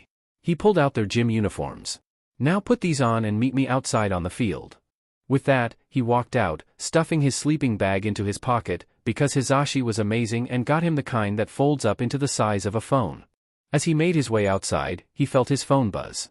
Viridian Chaos, sorry I've been offline for a bit. My phone got damaged when I got hurt. No need to worry, I'll be back on patrol within a night or two. I didn't even have to stitch myself up this time. And Eraser, it's not like you could find me if you tried. Tongue sticking out. Shoyuta let out a breath of relief, alongside a sigh of irritation. Fury, damn it, Viridian. You're legally helping us, now. If you get hurt, we can let you see actual medical help. We won't even make you remove your mask. Viridian Chaos, sorry, old habits die hard. Besides, I've got someone to help patch me up, so don't worry so much. Let me sleep, yes, well, we don't want you to die, so let us help you when you're FING hurt. I swear you're as bad as my first years. Viridian Chaos changed Let Me Sleep's name to Dadzawa. Dadzawa, what is this? Viridian Chaos, I thought it was clever. Since you're like the dad of our little group. Fury, then what am I? Viridian Chaos, the mom. Want me to change your name too? Fury, forget I asked. Shoyuta hid his smile in his capture weapon as he pocketed his phone and waited for his students. That was one weight off his shoulders. Maybe he wouldn't expel his entire class. Maybe. Midoriya was the first kid out there. It had taken him only a minute or so to come running out to meet him, and Shoyuta noticed something slightly off with his gait, like he was hurt. He raised an eyebrow. Though he'd implied that time was of the essence, most kids didn't pick up on that. Midoriya, once again, seemed to be the exception. I have the feeling I should get used to this. He impatiently shifted from one foot to the other as the other 19 students slowly trickled out, talking amiably amongst themselves. He resisted the urge to glare sigh. He started speaking, giving his usual speech about how the system was illogical for disregarding quirks and pretending everyone was equal. One girl, Uraraka, if he recalled correctly, had the guts to interrupt him and ask about orientation. We don't have time to waste on pleasantries like that. I've got 3 years to make heroes out of you, and every minute counts. UA is known for its freeform education. This applies to teachers, as well. That means I can teach you however I want, and I don't have to stick to government-issued standards. He waited a moment to make sure nobody else was going to interrupt him. You're familiar with these tests, you've been doing them all your life. Ball throws, endurance runs, grip tests, toe touches. This time, you can use your quirks. He called up Bakugo, the kid with the second highest score in the entrance exam. Normally, he'd call up the kid with the highest score, but Midoriya was quirkless and thus pointless for the purpose of this demonstration. He watched the familiar looks of awe as the children realized that they'd be allowed to use their quirks however they saw fit. This is going to be fun. Ashido squealed, making Shoyuta twitch. Oddly enough, he noticed Midoriya send her a glare of his own. Fun? You think this'll be fun? Alright, then, let's up the stakes. The person with the lowest score across the board will be expelled. He smirked into his capture weapon as the class dissolved into panic. Midoriya clenched his fists in. Was that anger? Determination? No, it was something more. Desperate. Before Shoyuta could look any deeper into his students' unusual reactions, his ears picked up someone crying about how unfair this whole thing was. He was about to open his mouth when he heard Midoriya laugh. It was a dark laugh, humorless. It sent a chill down Shuta's spine. Unfair? Hate to burst your bubble, but life is unfair. You think hurricanes and earthquakes are fair? Bombings? Villains? Listen, I know we're kids, but that's no reason to be so naive. As heroes, it's our job to make things fair. We take the brunt of the unfairness so the civilians can rest easy and pretend that life is kind and they can stay blissfully ignorant of the pain and death we'll face every day. He must have noticed that the class was staring at him either wide-eyed or in complete disregard. He's right. Shoyuta spoke up, startling the class. He wasn't going to lie. The kid's speech worried him more than he was willing to admit. But he was DMN good at keeping his expression neutral, so he decided to pick up where he left off. It's a hero's job to level the playing field. Villains won't go easy on you just because you're having an off day. You can't take sick days as a hero, either. Once you debut, you're in. And the only way out is retirement or death. He made sure the kids at least heard him, even if they didn't yet understand. He ignored the eerie stare of Midoriya, how those eyes understood what he'd said, because it made his concern for the child spike again. Without further ado, he started the assessment. He'd honestly expected Midoriya to lag behind a bit, what with him lacking a quirk. Not that he'd expected him to necessarily be dead last, because there were plenty of people in this class with quirks that couldn't be used here, but he certainly hadn't been expecting him to place in the top 6. His physical capabilities were shocking, and the fact that he actually outlasted everyone in the endurance run had him reeling. Because though the kid looked utterly exhausted after the run, he'd had this look in his eyes. Like he had something to actually lose if he'd stopped. And for a moment, Shoyuta swore he'd seen the fear of death in those eyes, but he shook it off. Midoriya was definitely concerning him. Just what had this child been through? Because it was looking like his initial thoughts on the kid were accurate, he truly did look and act like a soldier. When Shoyuta had him do something, he'd do it to the best of his abilities. He was pushing himself far harder than the other students were. It was as if Shoyuta had threatened to kill someone dear to him if he'd failed the assessment. He prayed that there wasn't some villain who was holding someone hostage over Midoriya's head with the instructions to make it into UA. There were also several times that Shoyuta noticed he would wince, or flinch, especially during the toe touches. Again, he suspected that the kid was hurt. Though the winces were minor, so Shoyuta doubted it was anything major, as kids this age tended to have fairly low pain tolerances. Then again, Midoriya might have an abnormally high pain tolerance, for all he knew. But if Midoriya had gone to the hospital for anything, then Shoyuta would have been informed, so either it was nothing serious, or the kid was an idiot who didn't get an injury treated, not unlike a certain vigilante. Either way, unless something drastic happened, like he broke a bone or started bleeding out, he wasn't going to draw any unnecessary attention to the kid. He'd give him a slip to see Chiyo after class if the kid wanted to. There was an incident, while Kirishima was doing his ball throw. Bakugo had been glaring at Midoriya all morning, and he finally seemed to act on it. Deku.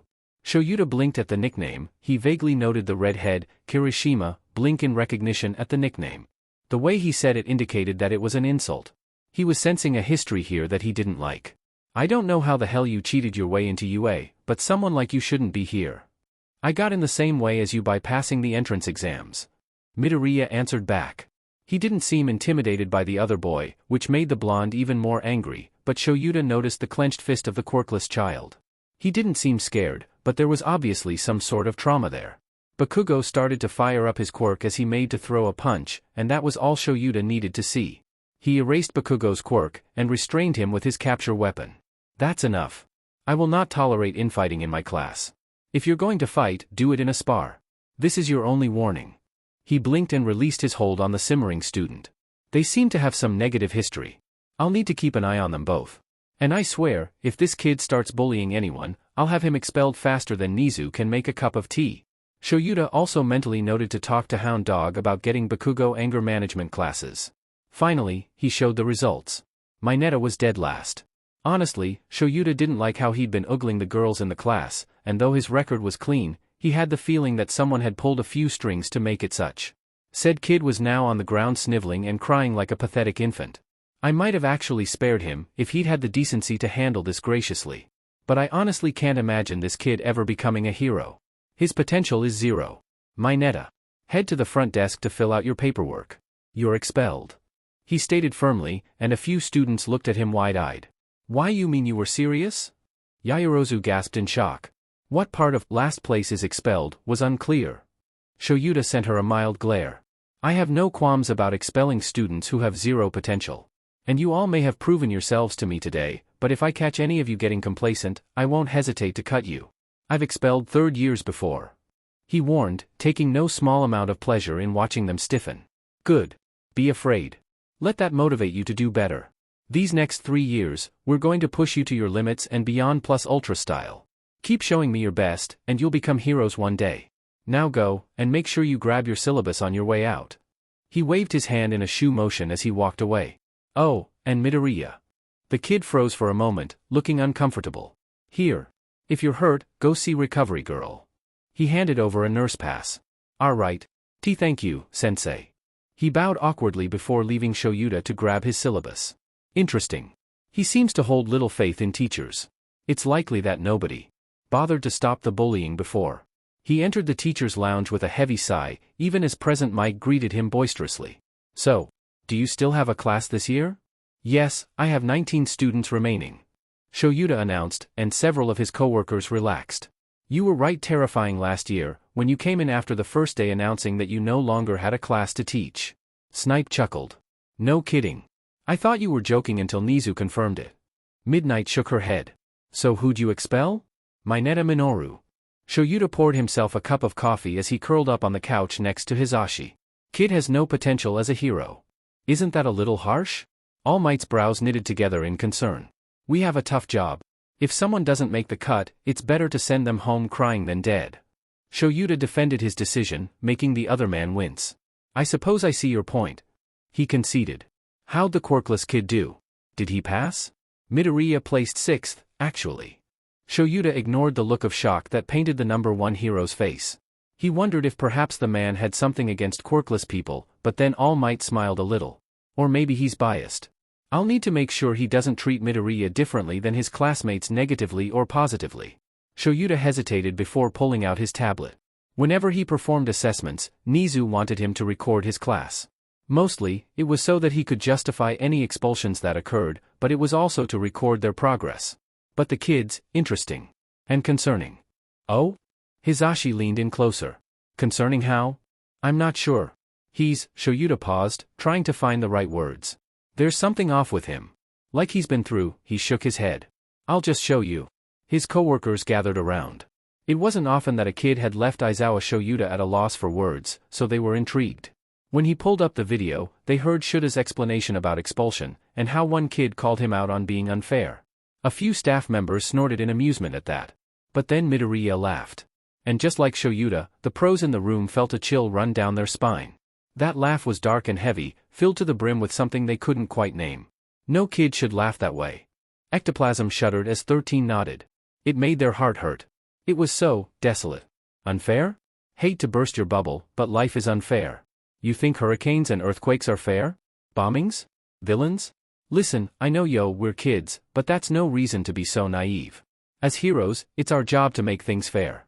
We take the brunt of the unfairness so the civilians can rest easy and pretend that life is kind and they can stay blissfully ignorant of the pain and death we'll face every day. Shoyuta turned off the recording, leaving his coworkers speechless. See what I mean? Something deeper is going on here. Kid sounds like he's speaking from experience. That's strange. Midnight's eyes were narrowed. He said, I know we're just kids, but I think he was going to say, I know you're just kids. Maybe you should show this to Hound Dog. 13 suggested. I plan to, but I wanted to give you all a heads up. I don't think Midoriya is up to anything bad, but it's entirely possible that we're dealing with a traumatized kid here. Shoyuta sighed as he laid back on the couch. He didn't want to deal with this. He wanted to expel his class again. The free time last year was amazing. Either way, he was stuck with this class for now. He just hoped that whatever Midoriya was dealing with wasn't something that would come back around and bite them all in the butt. God damn it. I just jinxed it, didn't I? Shoyuta swore he heard the universe laugh. Izuku sighed as he made his way through the mounds of trash. He'd managed to slip away without having to socialize with anyone. He felt a little bad, because he was pretty sure that Kirishima was Gaofanamboy's brother, but he was emotionally exhausted. Not only was he around Aizawa, which he was used to again, because of the constant patrols as Viridian, but he was also constantly in the general area of Hisashi. He even glimpsed Power Loader, and that was hard. Yeah, he was not in the headspace to talk to people. But school was done, and he was blessedly alone. He smiled lightly to himself as he kicked open the door to his camper. Now, he could. Kigo was lazing on his couch with a bag of potato chips and a laptop streaming Netflix. Welcome home. Kigo greeted. Tadaima. Izuku deadpanned. Why are you in my house? Calling it a house is a bit of a stretch, don't you think? Don't you have an agency to run? So much for alone time. They can handle themselves. Kigo waved him off. So how was the first day of school? Pretty good. Though I think I pulled my stitches. Izuku pulled up his shirt with a wince. Damn it, Zu. That was almost healed. Kigo groaned. Come here, let me look. With a sigh, Izuku removed his shirt completely, allowing Kigo to assess the wound. He realized idly that this was the first time Kigo had been able to see his entire torso without it being covered in blood. God. Izuku, you have so many scars. Kigo lightly trailed his fingers over one that stretched from his left collarbone to his right hip, causing Izuku to shiver lightly. He'd gotten that nasty one from a white Nomu. I've been through a lot of shit, K. One day, I hope you'll trust me with the whole story. Kigo answered after a long moment, and Izuku let out a sigh of relief. He was beyond grateful that the other man didn't press the issue. Now hold still while I fix the damage you did by running around like an idiot. Hey! I'll have you know that Aizawa made me run around like an idiot. Only because you didn't inform him of your injury. Oh, and I suppose you have a good cover story for this? Izuku gestured to the injury and all the scars that adorned his torso. Exactly. I can't just say, oh, yeah. Please ignore all these scars. I can't really explain it right now, so forget you saw anything. I doubt a single teacher at UA would let this go. Well, of course not. Kigo shook his head. Most heroes wouldn't let it go. A 15-year-old kid with this many scars is not okay. I should probably come up with some kind of cover story, shouldn't I? I mean, with your luck, you'll end up in Recovery Girl's office by the end of the week. Yeah. I just hope I don't have any flashbacks. Izuku muttered under his breath. Flashbacks? I've known you for how many months, now? I've never seen you have a flashback. It's different when I'm Viridian. Izuku explained. When I put on the mask, it's like I'm dissociating a bit. Like my mask protects me. I'm not Midoriya Izuku anymore. I'm not the quirkless freak or the useless subhuman that everyone calls me. He ignored the wince of the winged man. I'm the vigilante Viridian. I'm strong, and I can fight crime, and what bothers Izuku doesn't bother Viridian. My past can't haunt me as easily. So your triggers don't send you into flashbacks when you're in your vigilante mode, but when you're in your civilian mode? Yeah. It's strange, but I suppose I'm just that kind of messed up, you know? I don't think you're messed up. I think it makes you human. Kigo pulled Izuku into a hug. Don't ever call yourself a freak or a subhuman. I don't care what other people say. Quirked or quirkless, it's who you are that matters. Hey, K. Yeah, Zu. I'm glad you're my brother. So am I. Izuku ran swiftly and silently, taking as many confusing and sharp turns as he could. His heart was pounding in his throat as he swore he felt the hot breath of the Nomu on the back of his neck. He didn't dare turn to look as a fresh wave of adrenaline hit his system, giving his exhausted muscles a renewed energy. He recognized the broken-down music store on the corner and immediately whipped into an alleyway, praying it was still there. He let out a mental cheer as he jumped for the fire escape. He started climbing before he even got a proper grip, and the sound of claws against the brick wall made him shudder. It was so close he could feel the ghost of the claws on his leg. Too close. He made record time clambering up onto the rooftop. Most of them were sheet climbers, but that didn't really matter when they could topple the entire building. It was just his luck that he'd managed to run into a white Nomu. They were wicked fast, and had ungodly sharp hearing. Luckily, this one had some kind of permanent injury, so it wasn't quite as fast as it should have been. Izuku made quick time jumping from rooftop to rooftop. He winced as he jostled his injured arm. He had it tied with a strip of fabric he'd lucked upon off some guy's remains. Sure, it wasn't the most sanitary option, but it was certainly better than leaving a blood trail that'd lead them straight to his group. He zigzagged as much as he dared across the rooftops, unsure if the sounds he was hearing on street level was the Nomu or his imagination. When he felt relatively confident enough, he stopped on a rooftop, bunkering down and hiding behind some old rubbish. His heart was pounding. He could feel the blood in his entire body, from fingertips to the crest of his head. He took several long quiet breaths to calm his heart as much as he dared as he listened for the Nomu. It was 20 minutes before he felt safe enough. Nothing was safe anymore. Safety was false to leave his hiding spot and head back. He thanked his lucky stars when he managed to roof hop back to base safely. The adrenaline was quickly leaving his system by that point, and he'd nearly fallen off a rooftop twice as he made his way back. He even had a scraped chin for his efforts. He carefully picked the lock and let himself in. The room was dark and dank and covered in years of dust. He was careful to disturb as little of it as possible, holding his old weathered backpack close to his chest. He only relaxed minutely when he stumbled his way down into the basement. "Sho? Zashi? I'm back." His whisper sounded like a scream in the quiet. A moment later, he heard a small knock. Just as quickly, he lightly tapped out a specific pattern. A near-silent sigh of relief sounded as the door quietly swung open, allowing Izuku access. "Took you long enough, little listener."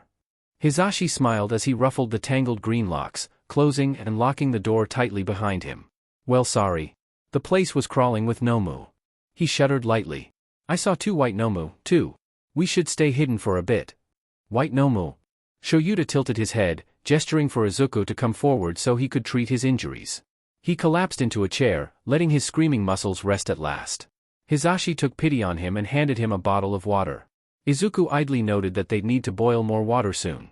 "Oh, that's right, Sho. You haven't seen them." Hizashi noted idly. "They're the fast-moving ones.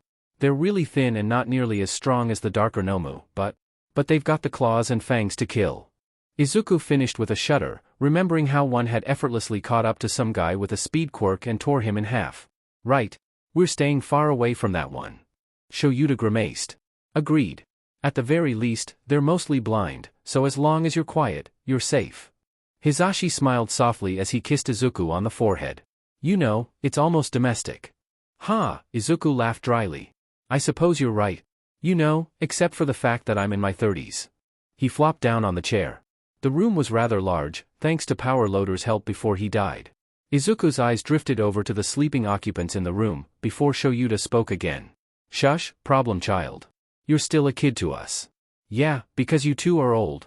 Izuku snickered as Hisashi laughed and Shoyuta glared half-heartedly. Any trace of her?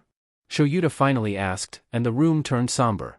Several sleeping people shifted, and Izuku knew they were listening. He swore he saw Dabi's eye crack open, too. No. I found nothing. Izuku clenched his fists in frustration, as Hisashi glared at the ground. I'm sorry. No, little listener, it's not your fault. Hisashi pulled him into a gentle hug. Namuri is strong, I'm sure she'll be okay. Shoyuta and Izuku didn't bother to correct him.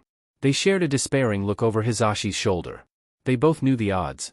Namuri was most likely dead. Once Shigaraki got you, you were lucky to be dead. And if you weren't, then you became a Nomu. Izuku's heart clenched at the thought of Namuri, his first true mother figure, becoming a monster like that. You're hurt, let me take a look at that arm. Hisashi realized, carefully unwrapping the injury that Shoyuta hadn't gotten to yet. You can stop pretending to sleep, Dabs. Izuku called out, looking at the dark-haired youth.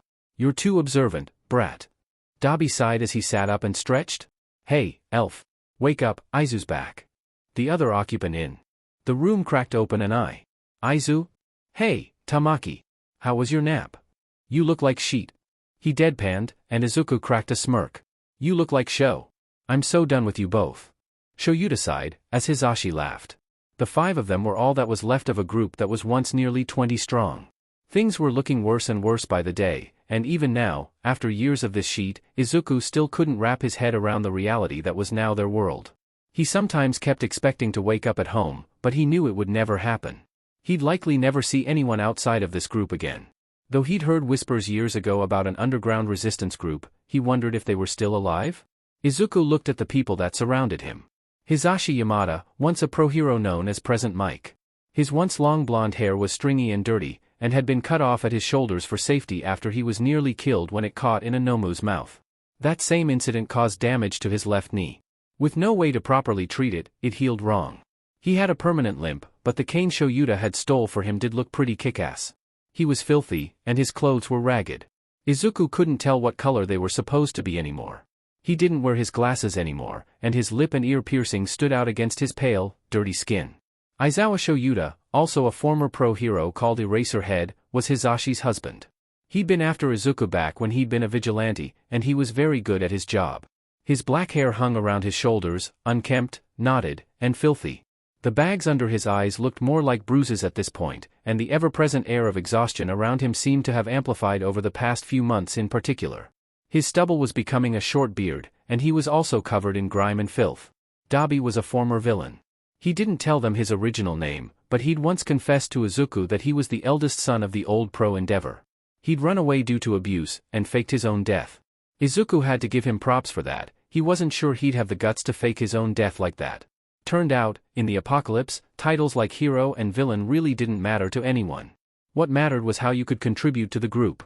And Dabi had a surprisingly vast knowledge of medicine. If it weren't for Dabi, Izuku probably wouldn't be alive right now. Like the others, he was also covered in filth.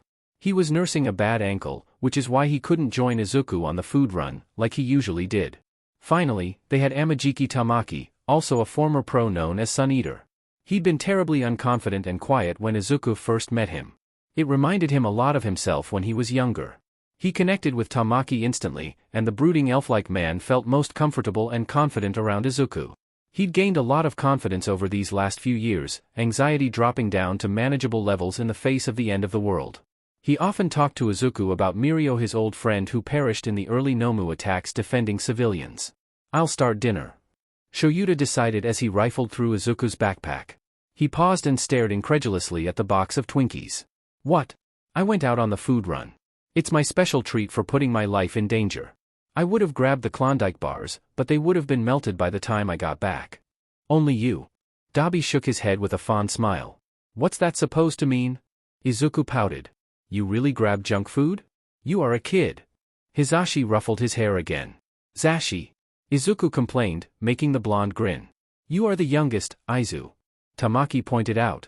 You're like our baby brother, so let us fuss over you once in a while, okay? Izuku continued to pout, even as Shoyuta started to put dinner together.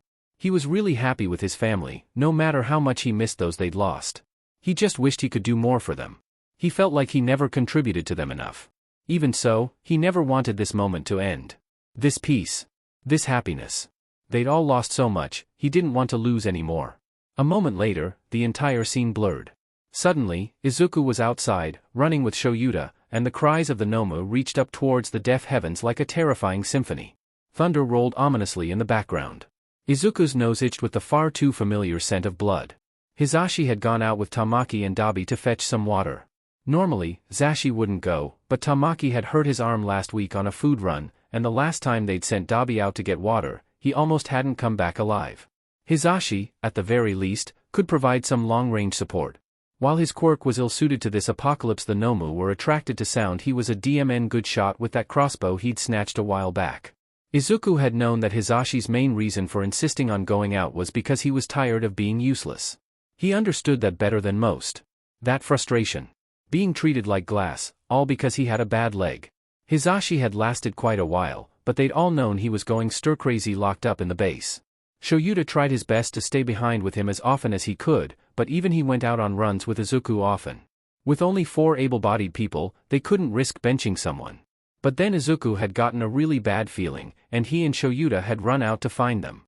Tamaki and Dabi were nowhere to be found, but Hisashi had been hiding behind a building where several Nomu were lurking. Zashi. Shoyuta whispered urgently, and the blonde looked beyond relieved to see them. His pupils were dilated with fear and pain. His bad leg was bloodied, and he was keeping weight off of it. God, what happened? Shoyuta pulled his husband into a hug.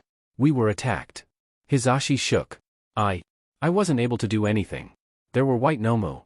I thought the river was usually safe. Izuku felt fear grip his heart. Where were Tamaki and Dabi? Blue Nomu. Hisashi hissed. One of them got Tamaki. Pulled him under the water. His face scrunched up in pain as he relived that moment, and Izuku's heart stuttered. Blue Nomu, the water-based Nomu. They look like the old stories of sirens or man-eating mermaids. Fish-like tails and thin gangly bodies. Sometimes they're scaled, other times they have skin. They look like the sirens decided to mate with a waterlogged corpse. They were thin and polluted whatever water source they lived in. If you drank that water, you'd get sick. And if you died with that water still in your system, you'd become a Nomu. They also had the bad habit of dragging their victims beneath the surface and either drowning them or eating them alive underwater. Tamaki was gone. What about Dabi? Izuku asked, shoving his grief to the back of his mind. He could think about his brother later. He ran off to distract the Nomu. Keep them away from me, but I wasn't fast enough. One of them still got my leg. I killed it, but Hisashi winced. It'll be okay, Zashi. Shoyuta put his husband's arm around his shoulders to help support him as they walked. Izuku, keep the Nomu off of us, we need to get back to base. Right. Izuku nodded. Dabi would be fine. He was strong. They'd set up several meet-up spots in case they got separated. They'd just pick him up later. He would be fine. He rested his hand on the hilt of his sword just to make sure it was still there. The storm was swiftly descending upon them. Izuku's hair stood on end a moment before a blinding flash overtook his vision. The near-instantaneous clap of thunder shook the ground like an earthquake. When he could finally see, he realized that lightning had struck really close to them, and had set some of the trees ablaze. Heavy sheets of rain did nothing to snuff out the fire as it quickly grew, fed by the weeks of drought they'd suffered. The fire blocked their quickest escape route, and the Nomu were agitated, now. The thunderclap had been loud enough that Izuku's ears were still ringing, and both Shoyuta and Hisashi looked to be in similar states. Izuku caught movement from the corner of his eye and only barely managed to block the claw from the white Nomu with his sword in time. A shiver ran down his spine as he stared into the tiny beady eyes that could only truly catch motion. He'd gotten a lot faster and stronger than he'd been when he first encountered these things, but he could still only barely keep up with them. This was bad. He caught sight of Shoyuta herding Hisashi off to hide behind some rubble nearby just as Izuku noticed another Nomu joining the party. It was tall, and stood on 2 legs. Black scales stretched halfway up the leg before it tapered off to skin. It was thin, but not sickly so like the white Nomu. Its brain was almost entirely exposed, sans a protective crown-like protrusion of bone around the base. A large snout indicated it was good at hunting by smell, and a long thin whip-like tail swished dangerously behind it. Small bone-like blades glinted in the storm. A black Nomu. Just his fing luck. They were pack hunters. Judging by the size of the crown, this was a drone, one of the males. Izuku was never more grateful for his analysis skills in all his life. He'd studied the different types of Nomu years ago. The black Nomu, not to be confused with the dark Nomu, served a queen, like bees.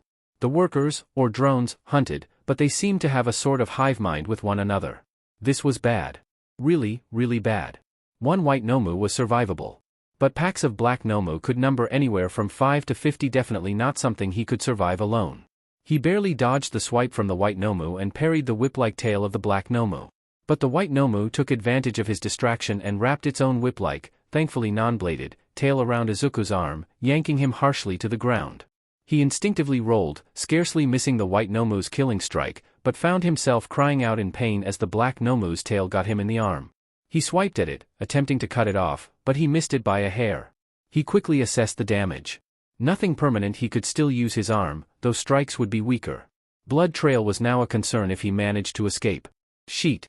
It wasn't looking good. He ducked under another tail whip from the black Nomu, and ran at the white Nomu, feinting to the side as he managed to somehow lob off half its tail. It'd be slower, now, as it adjusted to the loss of balance.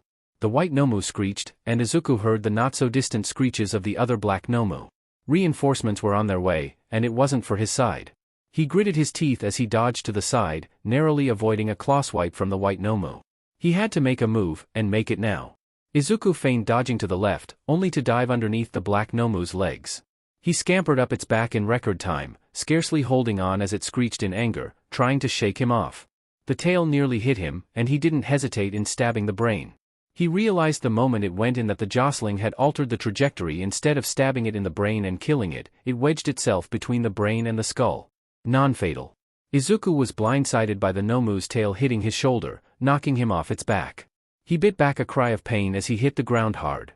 The tail tore through his flesh and he swore he felt it touch bone. His eyes tracked the black Nomu as it came in for the kill. He wasn't going to make it in time. So this is how I die. He realized. The thought startled him a bit. He joked about it before, but as the jaws of the black Nomu unhinged, dividing into 3 parts, it really hit home. He was going to die. His eyes traveled to Shoyuta and Hisashi, who were still hiding behind the rubble, tears in their eyes as Hisashi held back Shoyuta, covering his mouth so he didn't attract attention. He was grateful they were alive. Izuku smiled at them. He was okay with this. As long as they survived, that was what mattered. That was all he needed. Then, everything went white, and a searing heat burned the fine hairs of his arm. A sound far too loud to identify shook the ground beneath him. Was this death? He felt something wrap around his leg and drag him across the ground. Shoyuta pulled him into a fierce hug, and it took him several minutes to understand what had occurred. Lightning had struck the black Nomu as it had been about to devour him. The failed kill strike that had nearly cost him his life had acted as a lightning rod, saving him at the last possible second. He was alive. He'd literally been saved by chance. What were the FING odds? He felt like laughing. Or sobbing. Or something, but he was in too much shock to process anything. Hear me? Izuku? Hisashi whispered quietly, and he shook his head. Sound was returning to him. Yeah. I think so. He answered back quietly. Don't. You ever do something so stupid again. I thought we were going to lose you. Shoyuta had tears running down his face. So did I. Izuku admitted. A growling sound made him turn his attention to the 3 new black Nomu that had entered the scene. They sniffed at the body of their fallen packmate, and Izuku thanked the rain for making it harder to track scents. Izuku looked around with a sinking feeling. They had no escape. Those black Nomu would surround them first chance they got, and Izuku was in no shape to fight, now especially when his only weapon, aside from a pair of daggers, was stuck in a dead Nomu's skull halfway across no man's land and fried to a crisp. Shoyuta was good at escaping, and getting other people away, but he fought best against close combat Nomu. Black Nomu fought long-ranged. They were trapped. And with Hisashi's bad leg, there wasn't any way for him to move quickly enough to run. Izuku. Shoyuta. When I give the signal, you need to run. Hisashi's voice was quiet as he shook in his boots. Whether that was the chill from the icy rain, or the fear, Izuku didn't know. What the hell was he talking about? Izuku looked into Hisashi's eyes, and he understood. No, Hisashi, you can't. Zashi. Shoyuta shook his head with an urgent whisper, eyes filled with tears. You idiot, come with us. No, Sho. You know I can't. With my leg the way it is, I'll only slow you down. Hisashi smiled softly at him, before pulling Shoyuta into a kiss. I love you, don't you ever forget that. Hisashi then tugged Izuku into a hug, as the greenette fought back his own tears. Izuku wanted time to pause. To just be held by Hisashi for eternity with Shura's arms wrapped around them both, and then everything would be okay. But it wasn't okay. The Nomu's growls told him that. I'm sorry. Izuku choked out. If he'd just been a little stronger. A little faster, if he'd fought a little harder, then Hisashi wouldn't have to do this. This was all Izuku's fault. Hisashi looked Izuku in the eye. Look after Shoyuta for me, would ya, little listener? I know my hubby's a lot to handle, but please, for my sake, look after him. He pressed something into Izuku's hand and shoved him back before dashing out of their hiding spot as quickly as he could, Shura's hand missing him by millimeters and letting loose an ear-shattering Quirk-enhanced scream, pushing back the three black Nomu while attracting the attention of the white one. Distracting them from Izuku and Shoyuta. Run! Izuku clenched his fists, Hisashi's wedding ring digging into the palm of his hand as he made his choice. He picked up a struggling Shoyuta with strength he didn't know he had, and made a break for it. He saw Hisashi smile brightly in relief even as the Nomu closed in on him. Thank you, little listener. Hisashi! Shura's blood-curdling scream was cut short as Izuku knocked him out, leaving a trail of tears in their wake. I'm sorry, Shoyuta. He whispered, his own eyes blurred with hot tears. I'm so sorry. The sky continued to cry. Izuku bolted upright in the camper on Dagobah Beach, heart thudding in his chest. He took a moment to take a few shaky breaths. The echoes of the cries of the Nomu, the smell of blood in the air, and the absolute deafening silence of everything. The fact that it was raining outside didn't help either. Stop it, he forced himself to whisper, scratching at the sheets to make noise, even as thunder rumbled. The jaw unhinged, and he looked his own death in the maw. It's not here. It's just a memory. He swallowed back his tears as he gently pulled out the pair of rings from under his shirt. The two clinked together quietly, though if one looked closely enough, one of the bands had dried blood crusted in the grooves of the metal. The rings had Celtic-like knots with a small stone set into the gold. One was green Shura's and the other was purple Hisashi's. Shura's ring had a small cockatoo engraved with a music note in the shape of a heart, and Hisashi's had a cat with the same music note. They both had a phrase engraved that read, "Forever in harmony." Zashi, he brought his knees up to his chest. Shoyuta, the two had been like brothers, maybe close uncles, they were family to him. And it was so fing hard to look at their younger selves and know that he was just another student to them. They'd never? Hisashi turned towards Izuku as the Nomu closed in on him.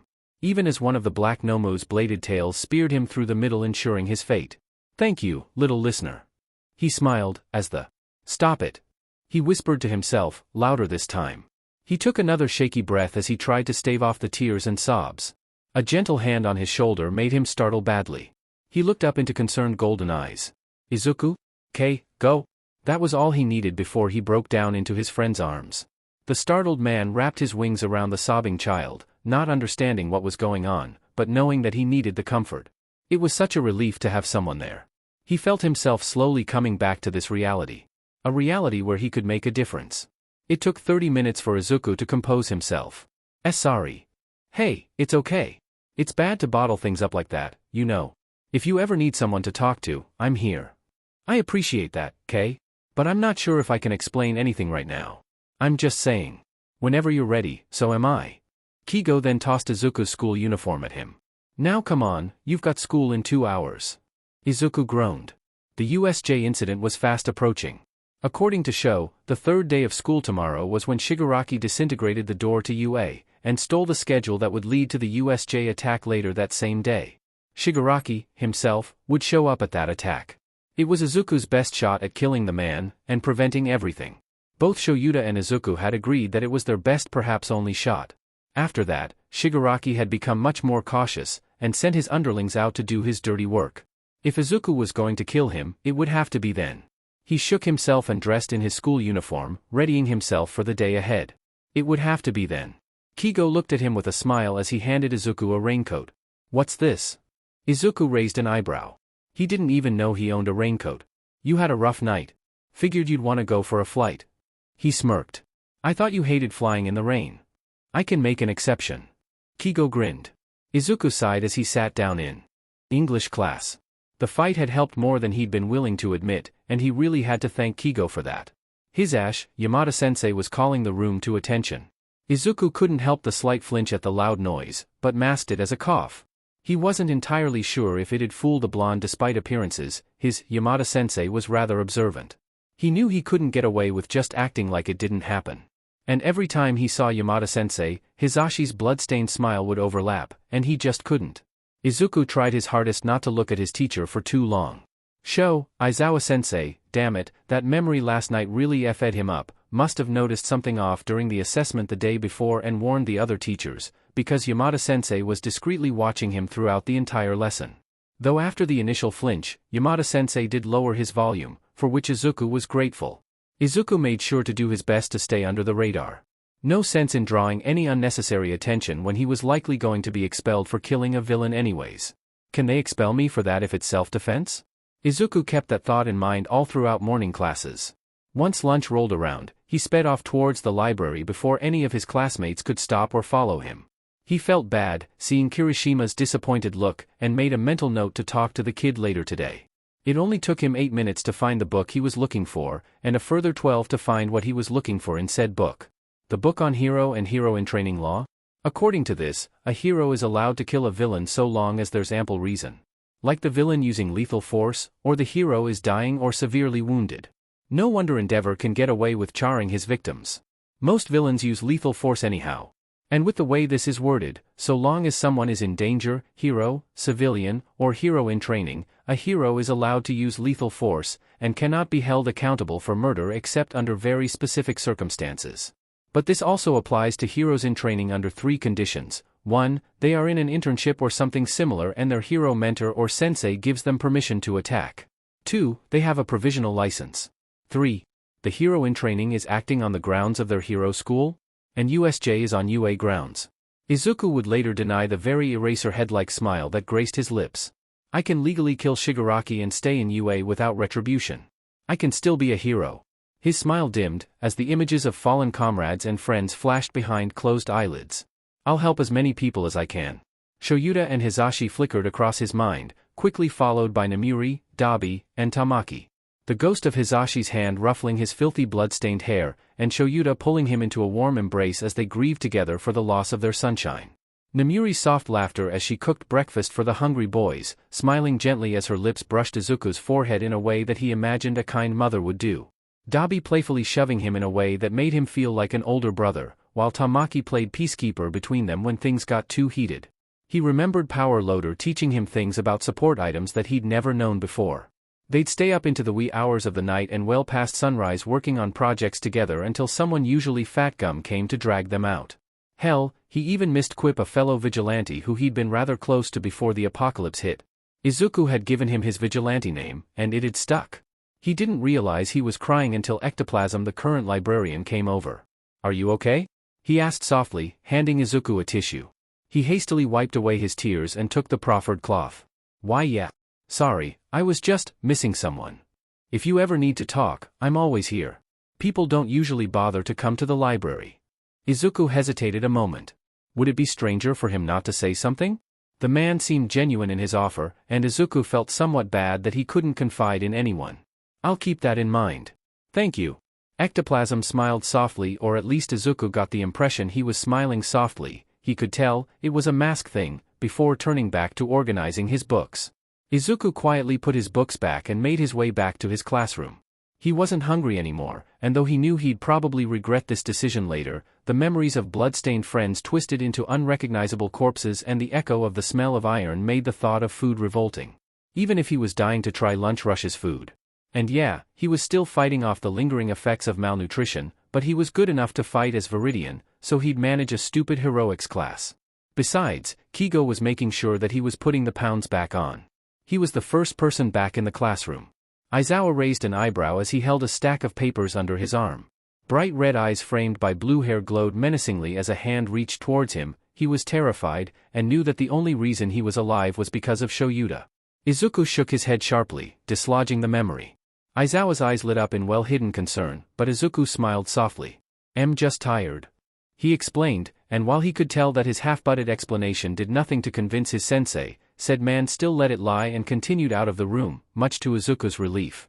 Though Izuku caught a half-muttered, "I'm here if you need to talk." Wow, teachers at UA really were different. That's too that it offered him an open ear if he needed it. And he was quirkless. That's more than he'd had in his entire life, either of them. Slowly, the class started to trickle in, and a few attempted to make small talk with him. He sighed when he realized that the teacher was going to be late. "Hey, Midoriya." Kirishima grinned. "You're the one my brother talked about, right? Anime Boy is his username." "Yeah." Izuku smiled softly. "My screen name is Deku," he explained. "He told me to keep a lookout for you. Sorry it took so long. I'm kind of socially awkward." "That's fine, my brother is, too." Kirishima grinned. "I think you're awesome, Mido bro." "Mido, bro?"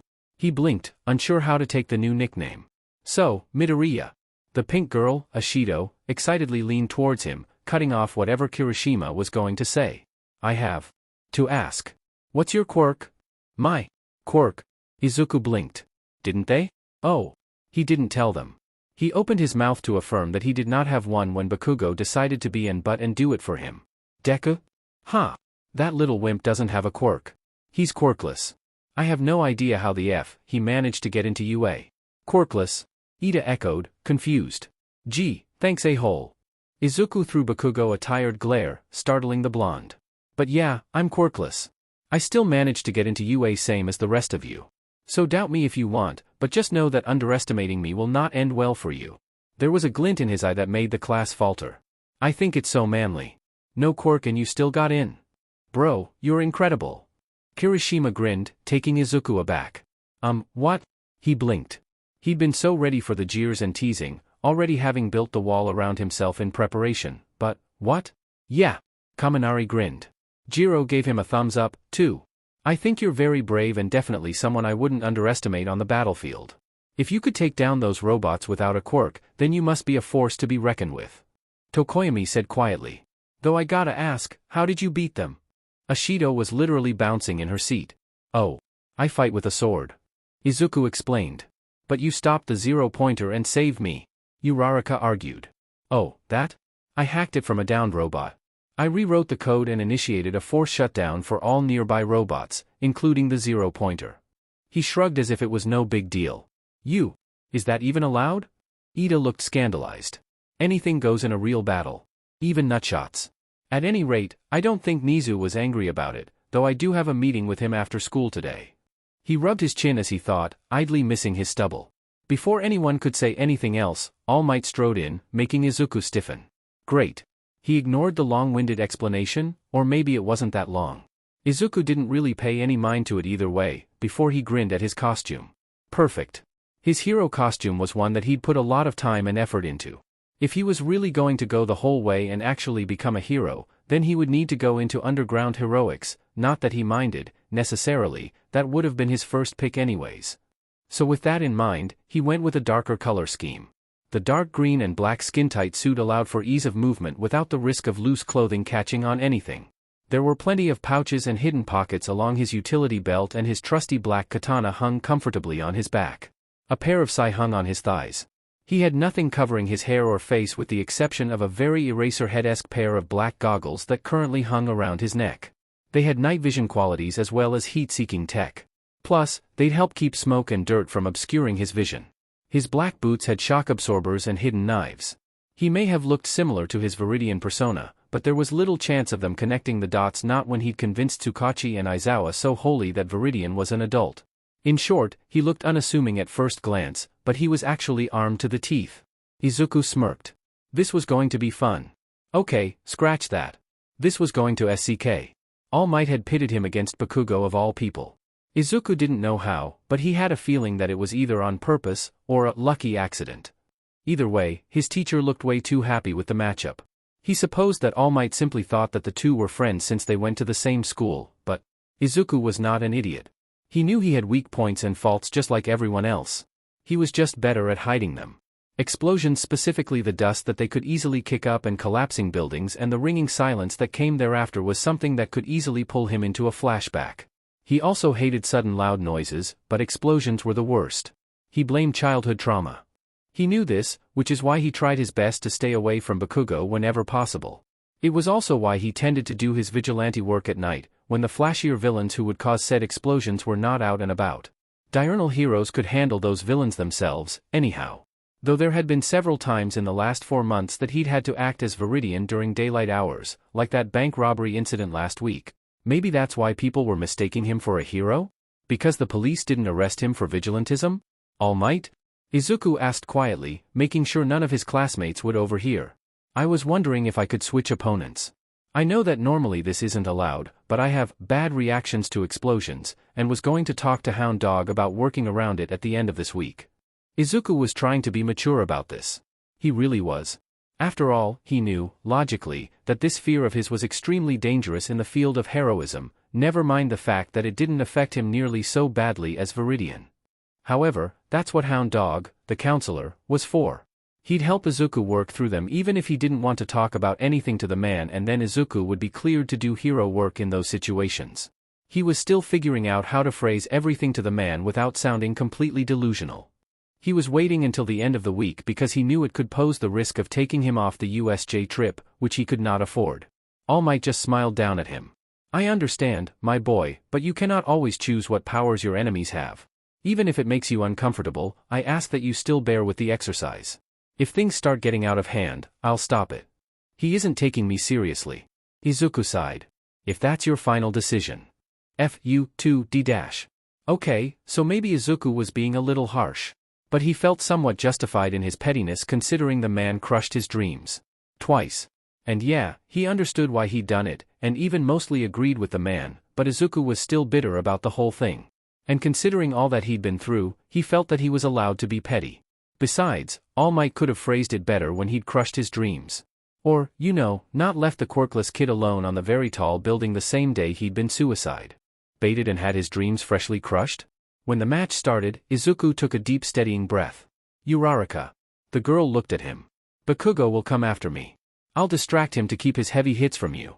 Take this, he passed her a small canister, it's a smokescreen. He smirked. Try to use Ida's speed against him. Right. Uraraka grinned, taking it from Izuku with a smile. Go. Like a flash, Izuku and Uraraka bolted into the building. As expected, Bakugo met them on the second floor, heading them off. Izuku motioned for Uraraka to hide as he drew Bakugo's attention. You never change, do you, Bakugo? Shut the hell up, Deku. Since when do you even use my last name? That's what's got you said? Izuku sighed, as he saw Uraraka sneak up the stairs from the corner of his eye. Bakugo Katsuki. We haven't been friends for a long time. I finally admit that now. He watched as the blonde flinched. Like I'd ever be friends with a quirkless reject like you. He snarled, lunging forward with his all-too-familiar right hook. Izuku easily dodged, catching his arm in a well-practiced motion and used his sai to pin him to the floor. It would have ended there if Bakugo hadn't used his other hand to fire an explosion at the ground, breaking the floor and sending the two crashing to the room below. Bakugo immediately jumped away and reared around to the offensive. So you've got some moves. Big deal. Bakugo snarled. You're still nothing. You'll never be a hero. Bakugo. Izuku flinched as another explosion went off. The smell of the dust that the explosion kicked up and the sound of the ceiling crumbling at the edges of the hole trudged up some rather nasty memories. It'll be all right, kid. Maijima smiled as he patted Izuku's head. You'll make it out of this. I am not a kid. He protested through thick tears. Come with me. The others will be worried. He flinched at the sound of a nearby Nomu. You know I can't. Tell Namiri and the others I'm sorry and stay safe, kiddo. Keep smiling. He gave Izuku a grin before standing up from their hiding place, leaving Izuku essentially buried in a safe hole Maijima had dug just for him. See ya in the next life. Goodbye. Izuku smiled as best he could. Uncle Higuri. Izuku shook his head sharply, barely dodging a blow from Bakugo. He hadn't had to think about Power Loader's death in a long time.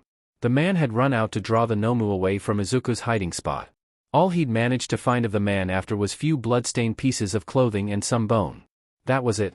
I know you won't understand this, but there are bigger things for me to worry about than your approval. Izuku charged him, ducking under angry swings and dodging fierce blows. The explosions were starting to overwhelm him, and the smell of smoke and nitroglycerin filled his nostrils, mixing with the scent of ash and blood. He found that it made it harder to remember when he was. He kept catching ghost-like glimpses of fallen allies or Nomu out of the corner of his eyes. Sometimes, when Bakugo reached for him with his hand, he overlapped with the image of Shigaraki.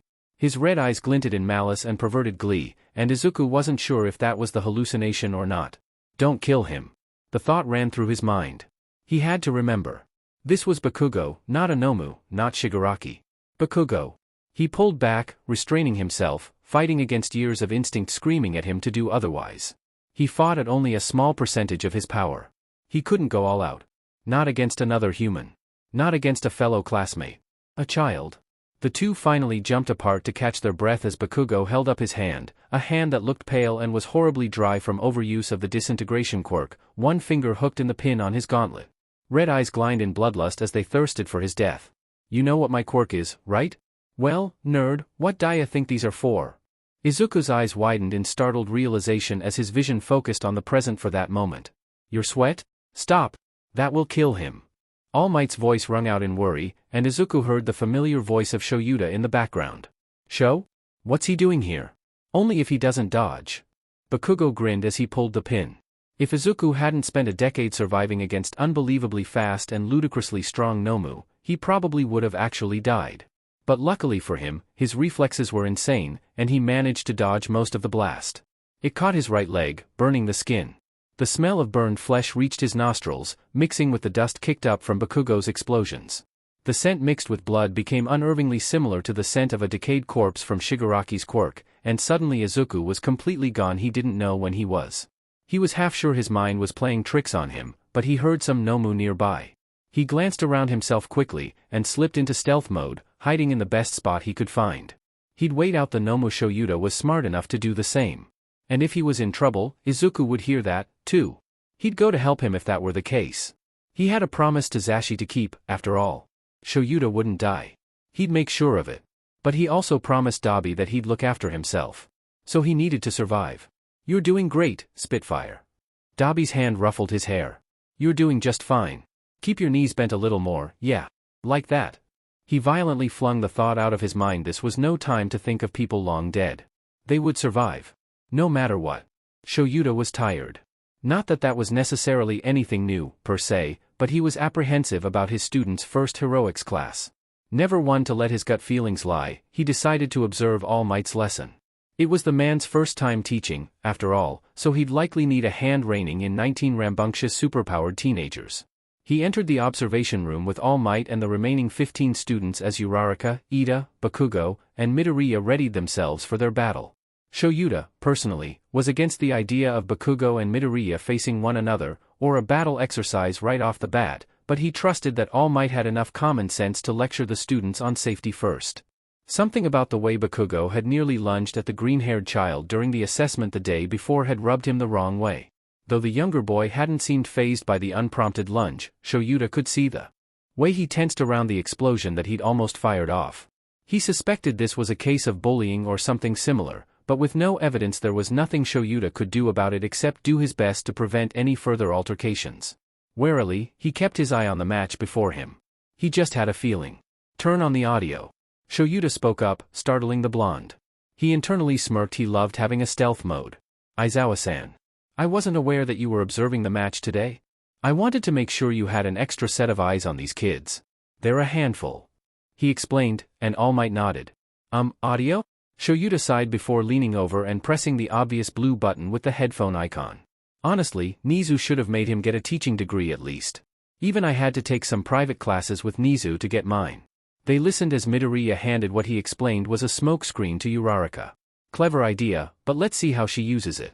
Unfortunately, it wasn't long until Midoriya met with Bakugo, and the results were as explosive as Shoyuta had feared.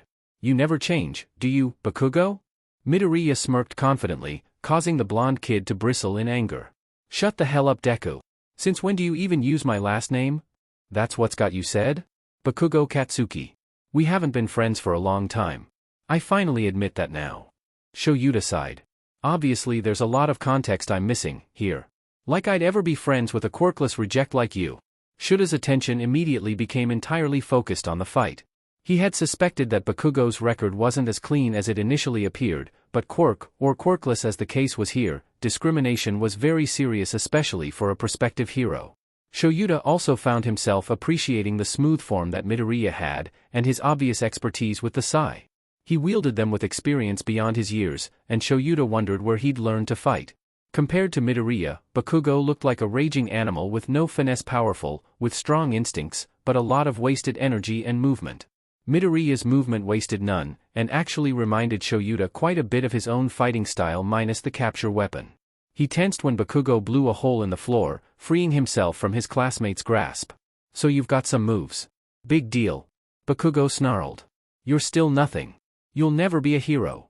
Shura's eyes narrowed. This was a personal statement. He knew right there that both of these students would need to talk to Hound Dog, Bakugo for his anger and pride, and Midoriya for what was sure to be low self-esteem or trauma. Bakugo. Midoriya flinched as another explosion went off, and Shoyuta took a deep breath.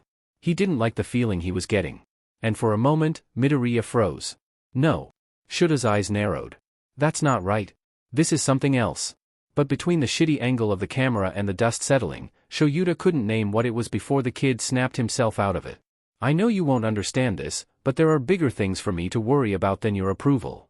Something's not right. The dust settled and he could see a lot more clearly.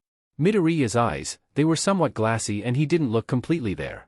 It was as if he didn't completely recognize where he was beyond the fight. That worried Shoyuta. A lot. And then something changed. It was subtle, and the shift was one that Shoyuta only barely noticed, but Midoriya went from a sparring fighting style to a fighting for your lifestyle. He caught Midoriya altering several moves at the last minute that would have been lethal for Bakugo if he hadn't changed course. That was when he decided that enough was enough. He moved to stop the match before someone got killed, when Bakugo spoke up. You know what my quirk is, right?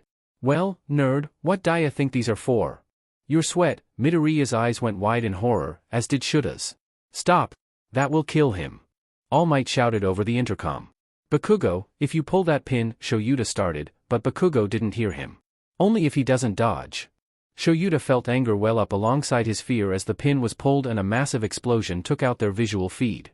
Young Bakugo? Is everyone okay? All Might asked, but Shoyuta hit a button on the panel instead. Stop the exercise. Anyone continuing to fight will be expelled. Shoyuta promised as All Might sent him an affronted look. I'm going to go check on Midoriya and Bakugo. Call recovery girl, there's sure to be injuries. All Might nodded meekly and went to do as told. Stay put. Shoyuta glared at the remaining students, who nodded and planted their feet where they stood. They looked half terrified, and if that was of Shoyuta, then good, he'd done something right. His heart pounded in worry. Bakugo was leaning casually against a wall, acting like nothing was wrong. You are going to wait for me in Nizu's office. We will have a nice long discussion on why that was not okay. Argue or attempt to go elsewhere, and you'll find yourself expelled. Shoyuta glared, and Bakugo straightened in shock and nodded. I get the feeling this kid's never been reprimanded before. Newsflash, brat, UA doesn't cater to your inflated ego. Ida and Uraraka came down the stairs, worry evident on their faces.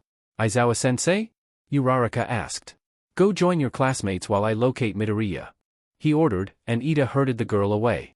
Shoyuta was good at finding people he had to be to find the crooks and RPSTS lurking in back alleyways at 2 in the morning. But he couldn't for the life of him find Midoriya. And that scared him. It wasn't until he finally caught sight of a few drops of blood on the floor, likely from cutting himself on rubble, that his eyes focused on a deathly still figure hiding in the rubble. Wide green eyes stared around his environment, as if tracking unseen enemies. He flinched, twitched, more like at unheard sounds, and his breathing was almost non-existent. Shoyuta realized that his student was stuck in some kind of flashback. Midoriya. No reaction. Midoriya Izuku. He tried again, noticing that his student twitched a little at the sound of his given name. Shoyuta? Shoyuta blinked. Why was the kid using his given name? He decided not to question it right now. Yeah, kid. It's me. He carefully made his way over to him. Can you tell me where you are right now? Abandoned building. I can hear them nearby. Making a break for it would be too dangerous. Though. Too many. Are you hurt? Midoriya's voice was scarcely a whisper, and Shoyuta couldn't help but feel a little heartbroken to see the hardened and fearful look on his face. Just what had happened to this kid? He looked like a soldier in a war zone. I'm okay. Listen to me. You're at UA. You're safe, it's okay. Nobody is going to hurt you. He kept his voice calm and soft, and the kid blinked a few times in confusion. There's no one here but us. But I can hear them. Hear who? The Nomu. There was a pause. Was that the name of some kind of group? Shoyuta? Are they okay? Zashi. And Namiri. And Maijima? Why is this kid calling us by our given names? And Power Loader, too? Yeah. Everyone's okay, Izuku. He rolled with it, calling him by his given name. The kid relaxed substantially, so Shoyuta assumed it was the right call. Recovery girl is waiting for you. Recovery girl? But his brows furrowed together before his eyes cleared a bit. Shoyuta carefully placed a hand on the kid's shoulder, and he found Midoriya's hand grasping his arm like a lifeline. When am I? He asked desperately. The question made Shoyuta falter for a moment. Not where am I, but when. It's Tuesday. You just started your first year of UA Hero course. He answered quietly, and the boy froze for a moment before he melted into his arms. I'm sorry. I'm so sorry. I didn't mean to. Shoyuta ignored the tears that were soaking into his capture weapon as he held his student. He reached up to his radio. All Might, I found him. He's hurt, but nothing life-threatening. I'm taking him to Recovery Girl myself. He then turned his attention back to the obviously traumatized child. It's all right, Midoriya. You have nothing to apologize for. I must have confused you so much, and I'm so sorry. Shoyuta didn't know why, but he got the distinct impression that the kid was apologizing for something more than his breakdown. Regardless, he wasn't about to let his classmates see him like this, so he took an alternate route to Recovery Girl's office. Oh dear. She said the moment she saw Shoyuta with an injured student passed out in his arms. The kid had a death grip on him even in his sleep. Training accident ended up triggering some sort of flashback. Shoyuta explained. He seemed to recognize me, though, and asked after Mike, Midnight, and Power Loader. Strange, her brows furrowed before she turned to tend to his injuries. Shoyuta was barely able to tear the kid from his arms, and when he did, the boy whimpered lightly. He seems very attached to you. Chio grinned, giggling under her breath. I have to inform the other teachers about this development. He sighed. Call me when he wakes up. If he's still in the flashback, I should be able to bring him out of it. Right, dearie. Thank you for the heads up. With that, Shoyuta closed the door behind him. Ugh, today SCKS already. He shook his head. He still had to deal with Bakugo. But first, he needed to inform the other teachers of the now obvious PTSD that Midoriya had. And had neglected to inform them of. He'd chew the kid out for that later. He sent off a quick text to his coworkers. Luckily, it was most everyone's free PRD, so Cementos, Snipe, Present Mike, Ectoplasm, Midnight and 13 were all in the staff room. He'd have to inform Power Loader of the situation later. Shoyuta? What's wrong? I thought you were observing your class. Hisashi's eyes flashed in concern when he noted the dust and blood on his costume. There was an incident. Bakugo disobeyed a direct order and used an attack of lethal force on Midoriya. The room stiffened. He's fine. Somehow the kid managed to dodge it, but his leg was burned pretty badly. He's with Chio, now. But the attack triggered a flashback. I was only barely able to pull him out of it. A flashback? Cementos asked in concern. He was talking about hearing Nomo nearby, whatever that is, and his eyes were tracking invisible enemies. Kid was so quiet I almost didn't find him. But he seemed to recognize me. His brows knitted together in concern. Isn't that a good thing? Midnight asked.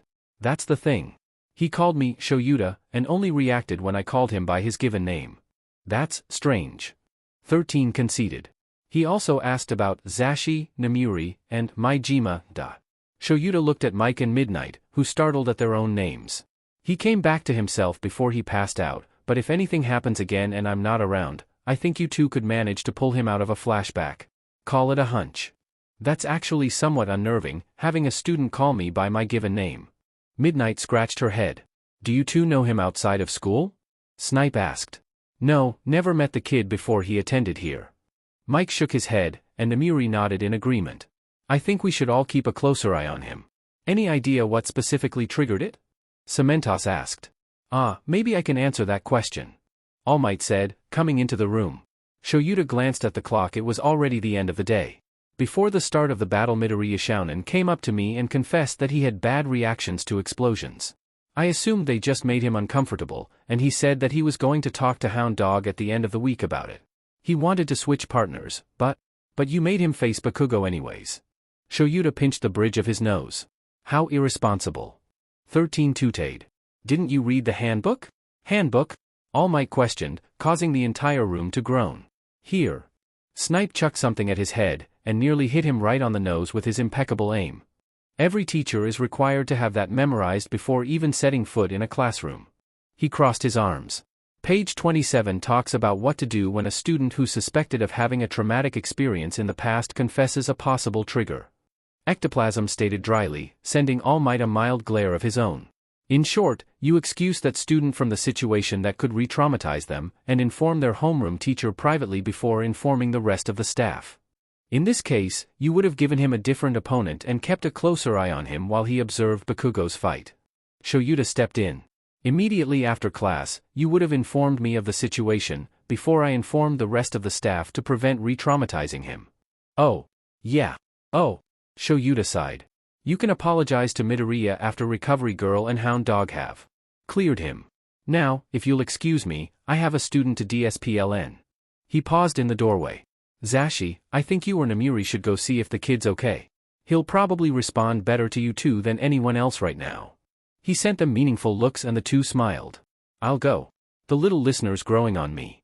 Hizashi grinned, heading out the door, closing it behind him with a soft click. I'll inform Power Loader. Ectoplasm sighed. Thank you. Shoyuta sighed as he watched Bakugo leave the office. His punishment was light, in Shuta's opinion, but there wasn't much they could do for a first offense. So he'd be on restriction for 2 weeks. Allowed to observe and participate in team-building activities while attending counseling with Hound Dog every day. He looked up when the door opened.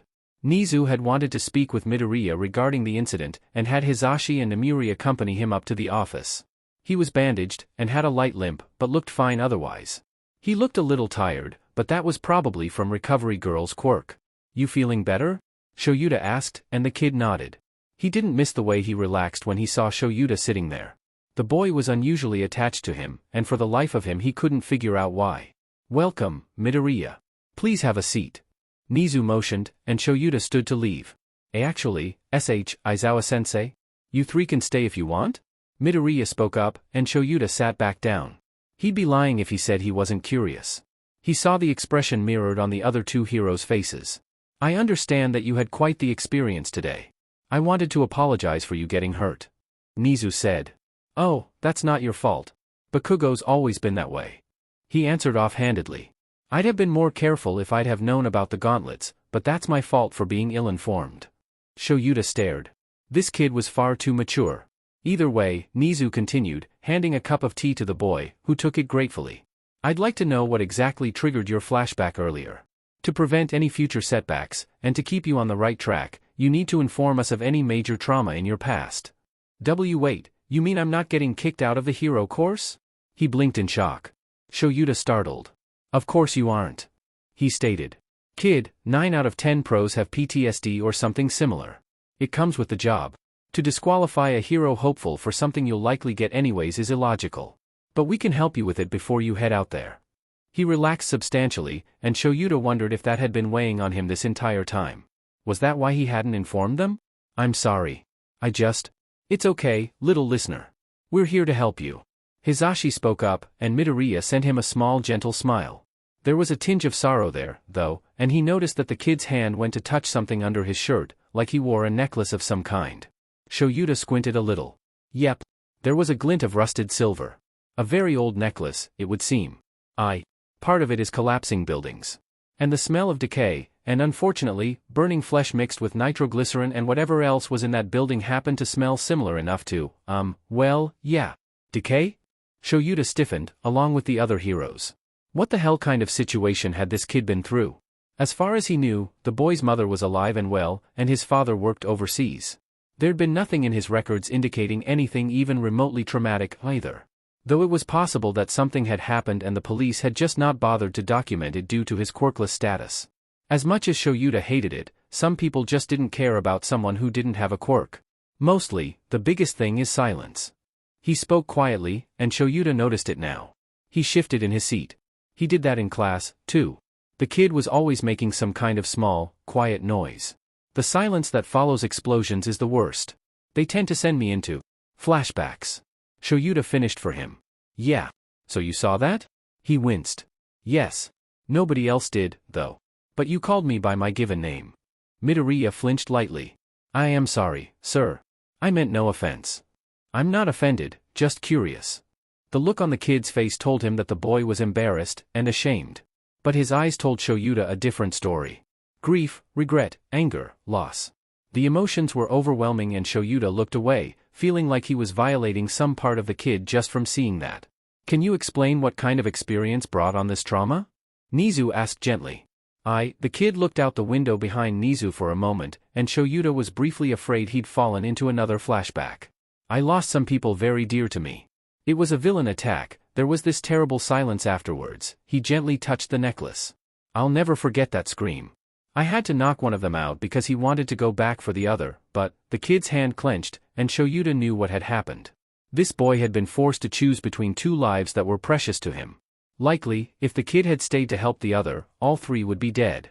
This kid was way too young to have an experience like that. To have to make that kind of choice? Namuri looked ready to cry, and Hisashi looked heartbroken. Even Nizu looked mildly disturbed, though he quickly masked it before the kid could notice. At the very least, this kid already had what it took to be a pro, of that Shoyuta was now certain. Not many people could even make that kind of choice. Nizu took a moment to digest this information.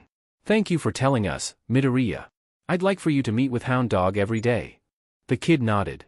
I was going to go to him at the end of the week. Good, you'll start those meetings tomorrow during your free PRD, then. Nizu smiled. Now, on to the topic originally scheduled for today, the entrance exams.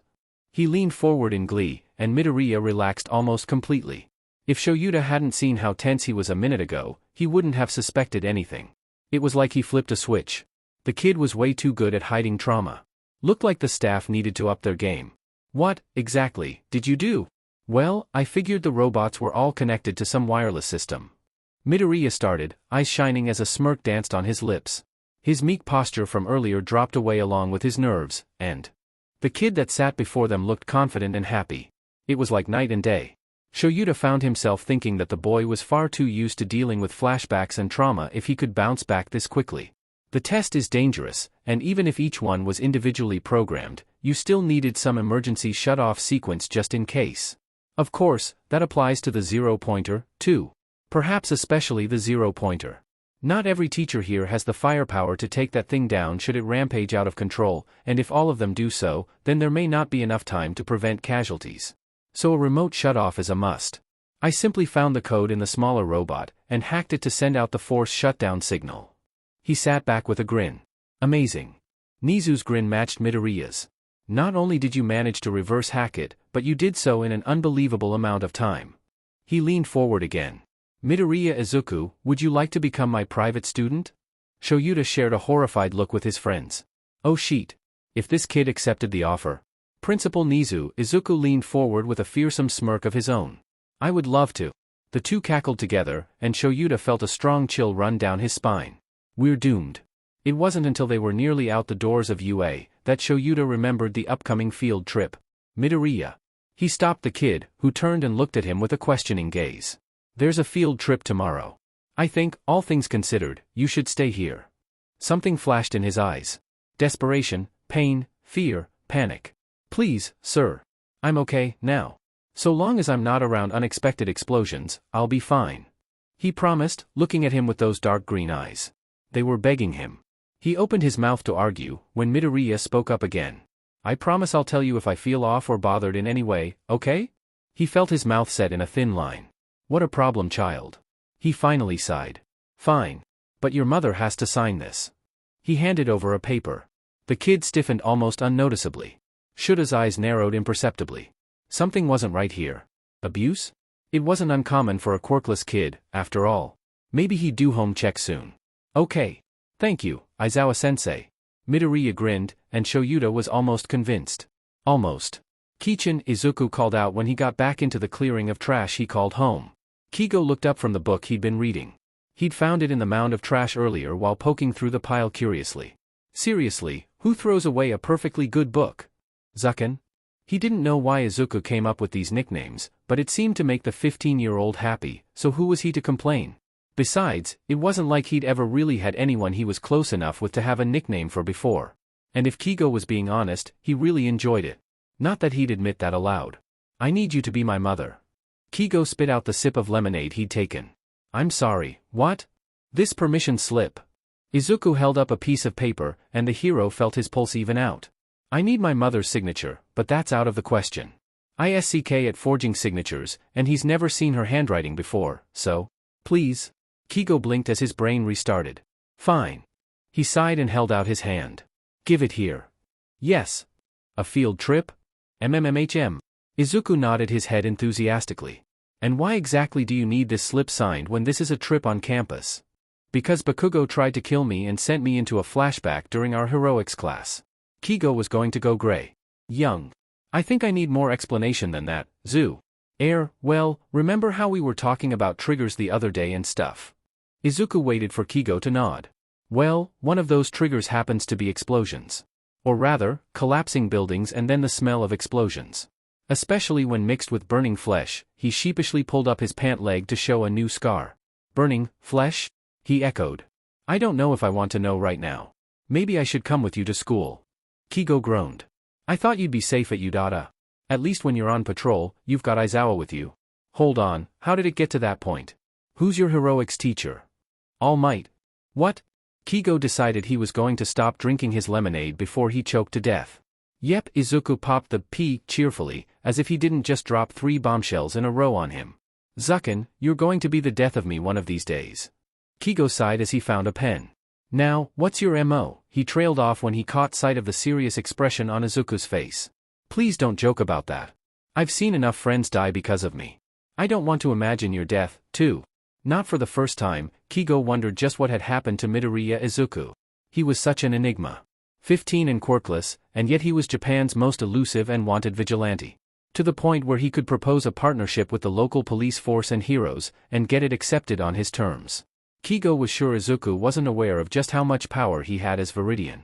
Not only that, but he had a mysterious and dark past that reeked of blood and death. Kigo hoped that whatever it was wouldn't come back to bite him in the butt, because Kigo had no plans to leave his newfound brother to fend for himself. He just hoped that Izuku would tell him about it before it became a necessary thing. Sorry. He apologized awkwardly. I need your mother's name to forge her signature. Oh, right. Midoriya Izuku. That was another thing. Kigo realized a while back that Izuku's parents were still alive. He did a little digging around and found that his mother was still living in Mizurufu. I've been meaning to ask, but why do you live alone? Kigo handed back the permission slip. You mean why don't I live with my mother and father? Yeah. My father hates the Quirkless. He explained carefully as he sat down. He twisted my mother's views on the Quirkless until she stopped caring about me. In all honesty, she hasn't looked at me since I was 8. She doesn't care if I'm alive or dead, and whenever my father comes home, it's not pretty. Kigo shuddered at the image his friend was painting for him. So I figured I was safer on my own. I packed up my stuff and came here where nobody would bother me. You know, until you showed up. Izuku playfully shoved Kigo, and just like that the lighter atmosphere was back. Well, I've got the wings for it, so I guess I'll be your mother hen for now. He smirked back. Hey, I'm not a kid. Izuku pouted. You're 15. You're a kid. Oh yeah? How do you forget your age? A backlash of trauma. Izuku carefully answered. That makes no sense. It wasn't supposed to. Get some rest, Zucken. You've got a long day tomorrow. You can say that again. Hello everyone. How are you surviving today? Laughing face. Here's another update. We've finally hit USJ. What? Listening to Zelda OST as I type this XD at any rate, it's shorter than the last chapter, but I'm not overly experienced with fight scenes. So I apologize if it's confusing. I've been so happy with the fan art you guys have been sending me. OMT, it's amazing and makes me squee, seriously, just ask my group chat members on Telegram, they can attest to that. If you've got some, and you'd like me to link post it in a relevant chapter, email me at aizawa@email.com, smiley face. I'm eagerly awaiting the arrival of my new Eraserhead goggles in the mail. I'm so excited. Yo! Any BNHA cosplayers in Riverside County, CA? Cause I need cosplayer friends. TAT, if you're there, we need to meet up after quarantine is done, yeah? Shout out. Who here likes that French anime, Code Lyoko? That sheet was my childhood, and I'm going to eventually write a crossover of BNHA with that. Check it out, guys. It's pretty awesome. Oh, and if you want to cry, I recommend the anime Eren. Watched it years ago, and I remember sobbing like a baby inconsolably for an hour. I hope everyone's staying safe with corona out there. I heard that there's about 11 cases in the town I live, and 18 cases in the town I work. Yeah, still working both jobs. Oof. So wish me luck. Even if I get sick, I'll do my best to update. Now, I'm off to eat at 8 p.m. for the first time today. Who didn't get up till noon anyhow? Izuku woke up the morning of the USJ field trip a jittery mess. Yesterday had been a disaster, and now the teachers were sure to watch him with an even sharper eye. He understood that they were concerned, and that this wasn't actually a setback in his hero career, but it was bound to be nothing short of annoying. Especially with what was going to happen today. Yamada-sensei had caught him after he'd left Aizawa-sensei the other day. He'd been curious as to why Izuku had used his first name and he'd mentally scrambled for a believable excuse. You don't have to answer it now, if you don't want to, I'm just curious. He'd said, waving off his paranoia. If it makes you more comfortable, little listener, you can call me Hizashi outside of class. He'd grinned as he said it, and Izuku wasn't sure if he was grateful or heartbroken. Grateful, because this made it infinitely easier on him if he slipped up, and he was getting closer to one of the only older brother figures he'd ever known, but heartbroken because it wasn't Hizashi. This Hizashi wasn't Hizashi, and he never could be. And that thought made him almost break down right there. He was also a little angry, because little listener was Zashi's nickname for him. Nobody else could call him that. Nobody, not even his younger self. Thank goodness he'd spent a decade with Shoyuta learning how to handle his emotions.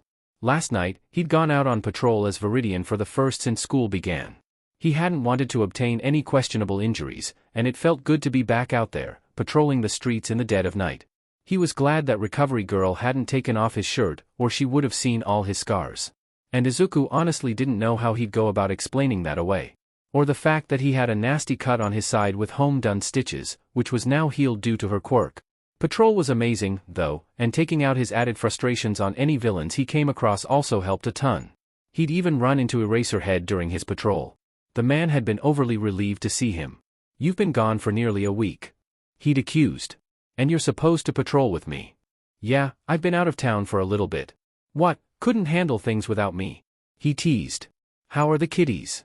A handful. Any favorites? I don't play favorites. He grunted. So there is one that's caught your eye. Viridian's eyes gleamed. I do have a problem child this year. He admitted, and Izuku's heart clenched. You'll know he trusts you when he calls you problem child. But he didn't call me problem child, not to my face. I'm getting closer, but I may not even have to tell him, if all goes well tomorrow. You seem distracted. Aizawa noted. I'm worried about you. Viridian started slowly. I've come across some concerning intel. I believe someone's planning an attack on UA. He couldn't prevent the USJ incident. It was his best chance for killing Shigaraki, but he might be able to help keep Shoyuta from getting too injured. He noted how the man stiffened at the information. Please. Shoyuta, be careful. Wear extra equipment, bring extra weapons, something. Like I said before, I don't want you to die. I enjoy your company.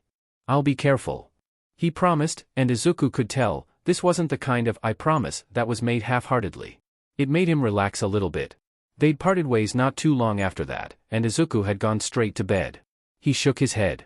Now wasn't the time to dwell on yesterday. He'd woken up a few hours earlier than expected due to the nightmares memories that had haunted his dreams last night. He felt exhausted. Coffee should do me some good. He smiled softly as he scribbled down a note for Kigo, should he decide to stop by, and left his humble abode. He'd taken to putting a fat gum hoodie on over his school uniform so nobody stopped or targeted him on the streets. UA students were surprisingly popular, and Izuku didn't like dealing with the odd stares and do your best well wishes from people that would only sneer if they knew he was quirkless. He heard a bit of a commotion down the street, and vigilante instinct kicked in. He dashed into a dimly lit alley and ducked behind a dumpster as he quickly donned his Viridian outfit, something he carried with him at all times in a hidden compartment of his backpack. He wasted no time in running towards the yell he'd heard. It led him to a convenience store. A villain held a cashier at gunpoint, and Viridian internally cursed. He hated hostage situations. Let's see. One armed man, quirk unknown. One hostage, technically the entire store could be. Whatever. Okay, think. What's the best way to go about this? Viridian noticed a young boy likely around 10 hiding in one of the aisles. He was holding a can of beans with a determined gleam in his eye. Viridian silently made his way over to the kid. Don't do it, kid. He warned quietly, making the boy startle. His eyes were wide as he took in the vigilante. I don't want you to get hurt, guns are dangerous. He winked at the boy. But you already knew that, huh? I saw what you were aiming to do, thank you. But I'll take care of it, yeah? Just stay safe. He waited for the boy to nod before he grabbed a bag of flour and casually walked up to the register. Excuse me, I'd like to purchase this. The villain, cashier, and another teenaged customer stared at him incredulously. You think you're real funny, kid? The robber snarled. Just 'cause you've got on some fancy Halloween costume? I don't know what you're talking about. Viridian tilted his head. He mentally cursed as he realized he forgot to activate his voice changer. He still sounded like a kid. Oh well, this could work in his favor. Please, just take the money. The cashier removed the entire drawer from the register and dumped it into the bag of the robber. No. I want the safe, too. I can't. It's on a time lock. Even if I knew the code, it wouldn't open at this hour. He pleaded. You're really starting to PSS me, oh. Sir, are you in line? Viridian continued on, drawing attention back to himself again. I mean, some of us have other places to be, you know. Not everyone has the luxury of standing around and doing nothing. He said with a smirk as the robber finally got fed up enough with Izuku to train the gun on him. What did you say, punk? Perfect. Before anyone could say anything, Viridian punched the open bag of flour, creating an impromptu smokescreen as he grappled the gun away from the robber, just as a shot fired out. He winced when he felt it hit his arm, but better him than a civilian. Not 20 seconds later, the guy was out cold. Well, that's probably not the best way to start out the morning. Viridian muttered to himself, turning the voice changer back on. He turned to the cashier and civilian. You guys okay? They did a double take at the voice, before the civilian's eyes widened. You're Viridian. That new hero everyone's talking about online. He grinned. See, can I have your autograph? Am I wa? Oh yeah. I've heard people talking about you. Thank you so much for saving us. The cashier grinned. This was weird. People were treating him like a hero. Even in his original timeline, people were never this happy to see him. Sure. He took the notebook the civilian had and scribbled down his signature in a daze. Thank you. He bowed. I'll treasure it forever. Viridian had a sense of déjà vu. Freeze. Police. Someone shouted as the cops stormed the building. Masa. He grinned, turning to face one of his favorite people. Viridian, why are you always at the scene of trouble? I just happen to need a couple of things. Is grocery shopping illegal, now? Somehow, I doubt you shop in your vigilante uniform. He stared dryly. Sir? A kid, no older than 10, stepped out from one of the aisles. He was looking at Viridian. You okay, kid? Why yeah, he looked down for a moment. I was wondering. Secan? Go on, it's okay. He had a feeling he knew what this kid was going to ask. He eyed Eraserhead leaning against a wall. Masa must have called him in. I've admired you for a while. The kid started, looking at his shoes. Ever since you started popping up online, and I want to be a hero. Like you. The words made Izuku's heart nearly stop in his chest. Someone called him a hero. He swore he saw Masa and Eraser smirking. But, nobody thinks I can. Viridian waited patiently for the kid to continue as the other cops took statements and secured the robber. He was having minor flashbacks to the rooftop with All Might. Can a quirkless nobody like me become a hero like you? Viridian couldn't stop the intake of breath as the room stilled. This kid was just like him. The kid looked down again, discouraged. Izuku had never met another quirkless child. I am sorry, I really shouldn't have. What's your name, kid? Viridian cut him off. He'd be mad if he was going to be the same as All Might. He was not going to crush this kid's dreams. He was not going to create another him. Why Yasu? Yasukun. He started, and the boy looked up at him as he crouched before him. Being a hero is not easy. It's dangerous, especially without a quirk. The kid's eyes started to fill with tears. But he cut off what he was sure were negative thoughts. With enough hard work and dedication, then yes. You can become a hero. He grinned and the kid's eyes widened in awe. Why, you really mean it? Of course. Quirkless is not worthless. I'm not a hypocrite, you know. He winked at the kid. I'm quirkless, too. Later on, he'd realized that the civilian he'd saved earlier had recorded the entire thing on his phone. The video of the mysterious vigilante hero Viridian admitting he was quirkless would take the internet by storm. Several thousand people around the world would become inspired by Viridian, and set out to make a better life for themselves.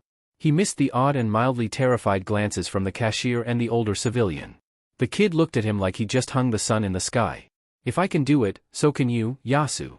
He ruffled the kid's hair, and was met with a shining smile. Never give up on your dreams. And always strive to help others. Hi. He watched the kid as he left, herded off to be checked over by the medic, something Viridian was keeping an eye on. Time knew how many times he was a victim of malpractice because of his quirkless status. After Yasu had left, Eraserhead glared at Viridian. You're hurt. Again. Huh? Viridian looked down at his arm, which had been shot. Oh yeah. Naomasa facepalmed. You're incorrigible. How do you forget that you got shot? No running off this time. Eraserhead scowled, and Viridian put his hands up in surrender. Fine. Fine. I'll let you take me to a hospital or whatever. But the mask stays on. And so does the shirt. If that's what it takes to get you proper medical treatment, then so be it. Naomasa sighed. Okay, then let's go. Viridian sighed. I'd better not be late to school for this. Eraserhead stayed with them on the way to said hospital, and while the staff wasn't happy about him keeping his shirt and mask on, they listened to Naomasa when he insisted it was okay. Viridian couldn't help but look around in interest. You act like you've never been in a hospital before. Eraserhead raised an eyebrow. I haven't really been in one since I was pronounced Quirkless at 4. He admitted, and Naomasa discreetly popped some headache medication. Right, so you need an entirely new medical file. Awesome.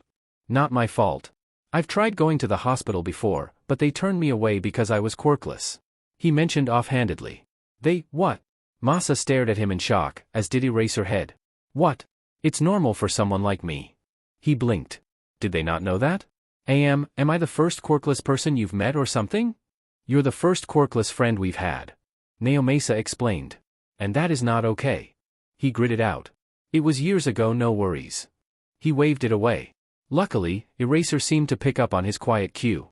Out of curiosity, Eraser started. Why are you so protective of your identity? I mean, I actually plan to do stuff with my civilian persona. Viridian admitted. Other than become a hero? If you knew my identity, that'd make everything infinitely more complicated, and I honestly have no intentions of giving you that kind of migraine. Plus, you wouldn't let me do half the shit I do. I get away with a lot more with my two identities separate. That just makes us even more curious. Naomasa sighed. Look, I promise I'll tell you someday, but for now. Do we know your civilian persona?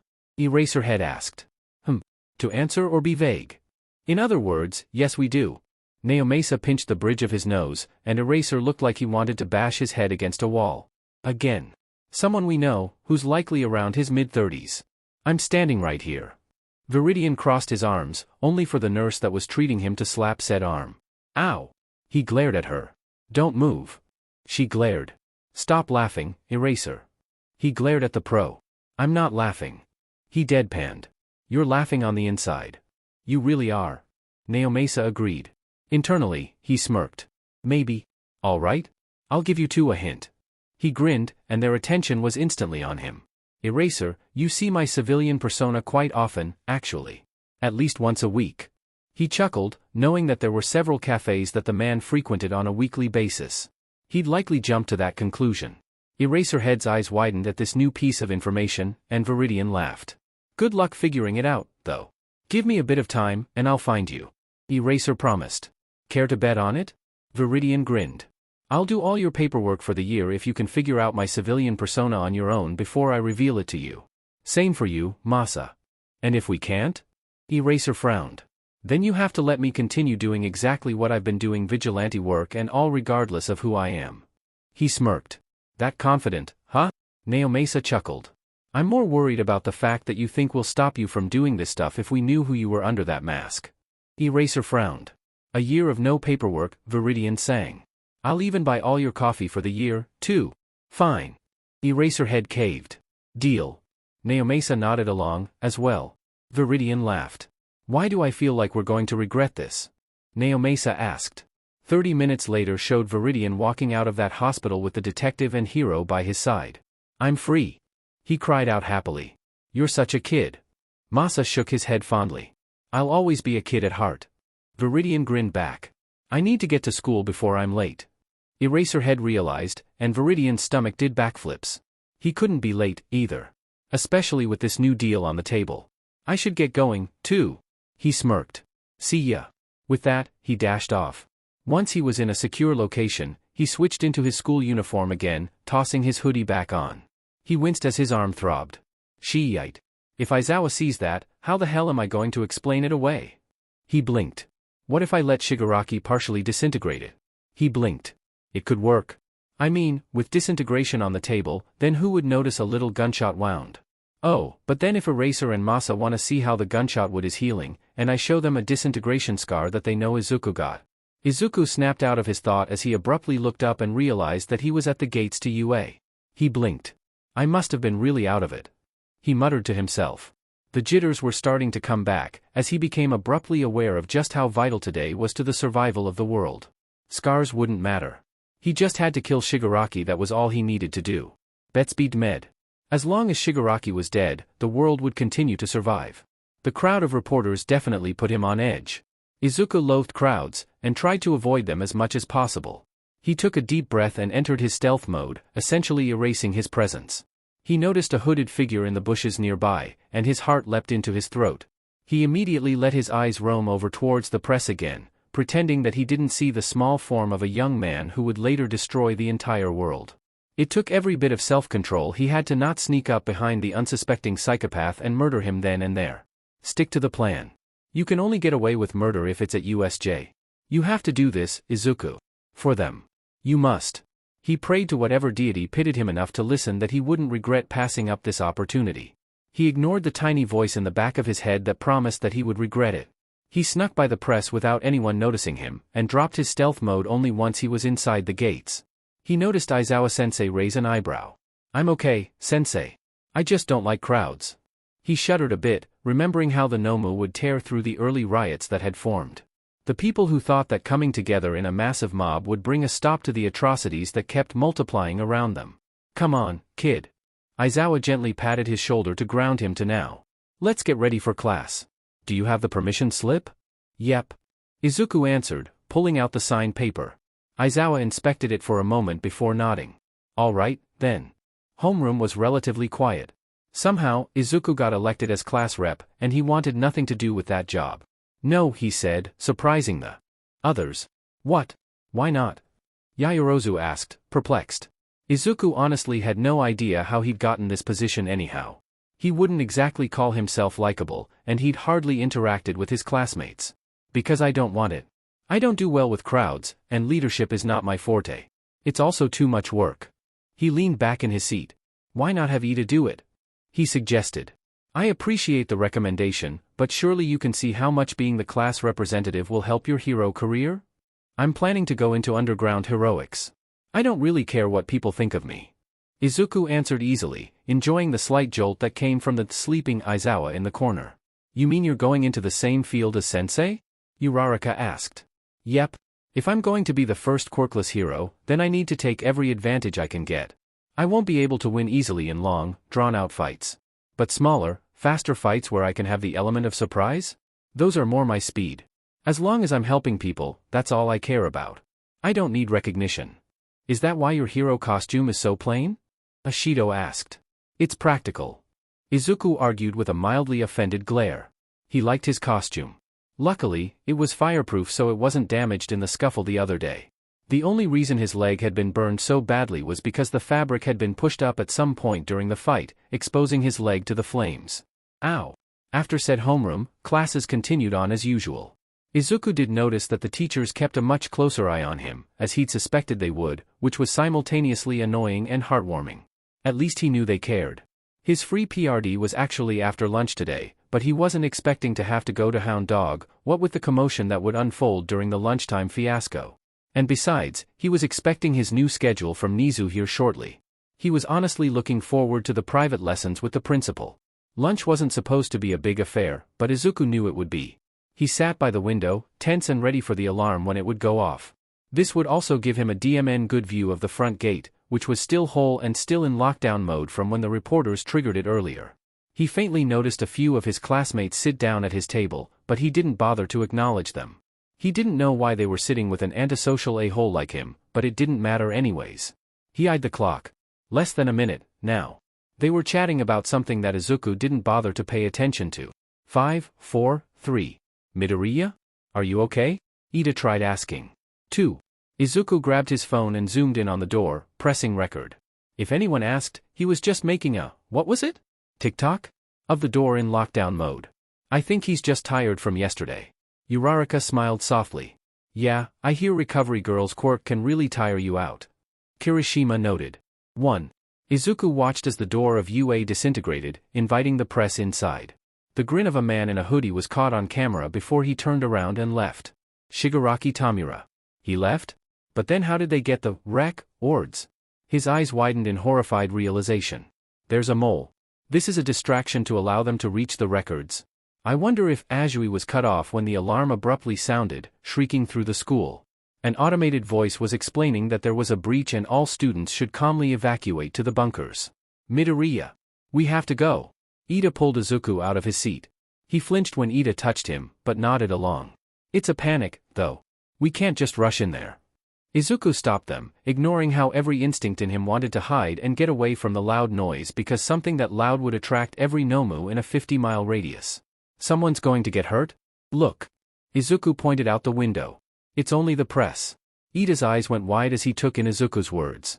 With a smirk, Izuku let him go and use Uraraka's quirk to calm down the student body. Azui watched Izuku with a sidelong look. You played him, Midoriya. So? He'll be a good class rep, and nobody's hurt from the stampede, so it's a win-win. He shrugged, ignoring the appraising look the girl was giving him. We should head out too. Also, call me Tsu, Karo. All right, Tsu. Call me Aizu, he smiled as they followed the rest of their classmates. After everything had calmed down and everyone was back in class, Izuku was going to show Aizawa the video. Unfortunately, he didn't get the opportunity. He attempted to stay back and talk to him, but Ida shooed him out and onto the bus, now as the official class rep. The bus ride was nerve-wracking, but Izuku made himself stay calm. His nerves were still a little shot from the alarm earlier, and knowing what was to come didn't make things any easier. He fingered the extra items he'd snuck into school.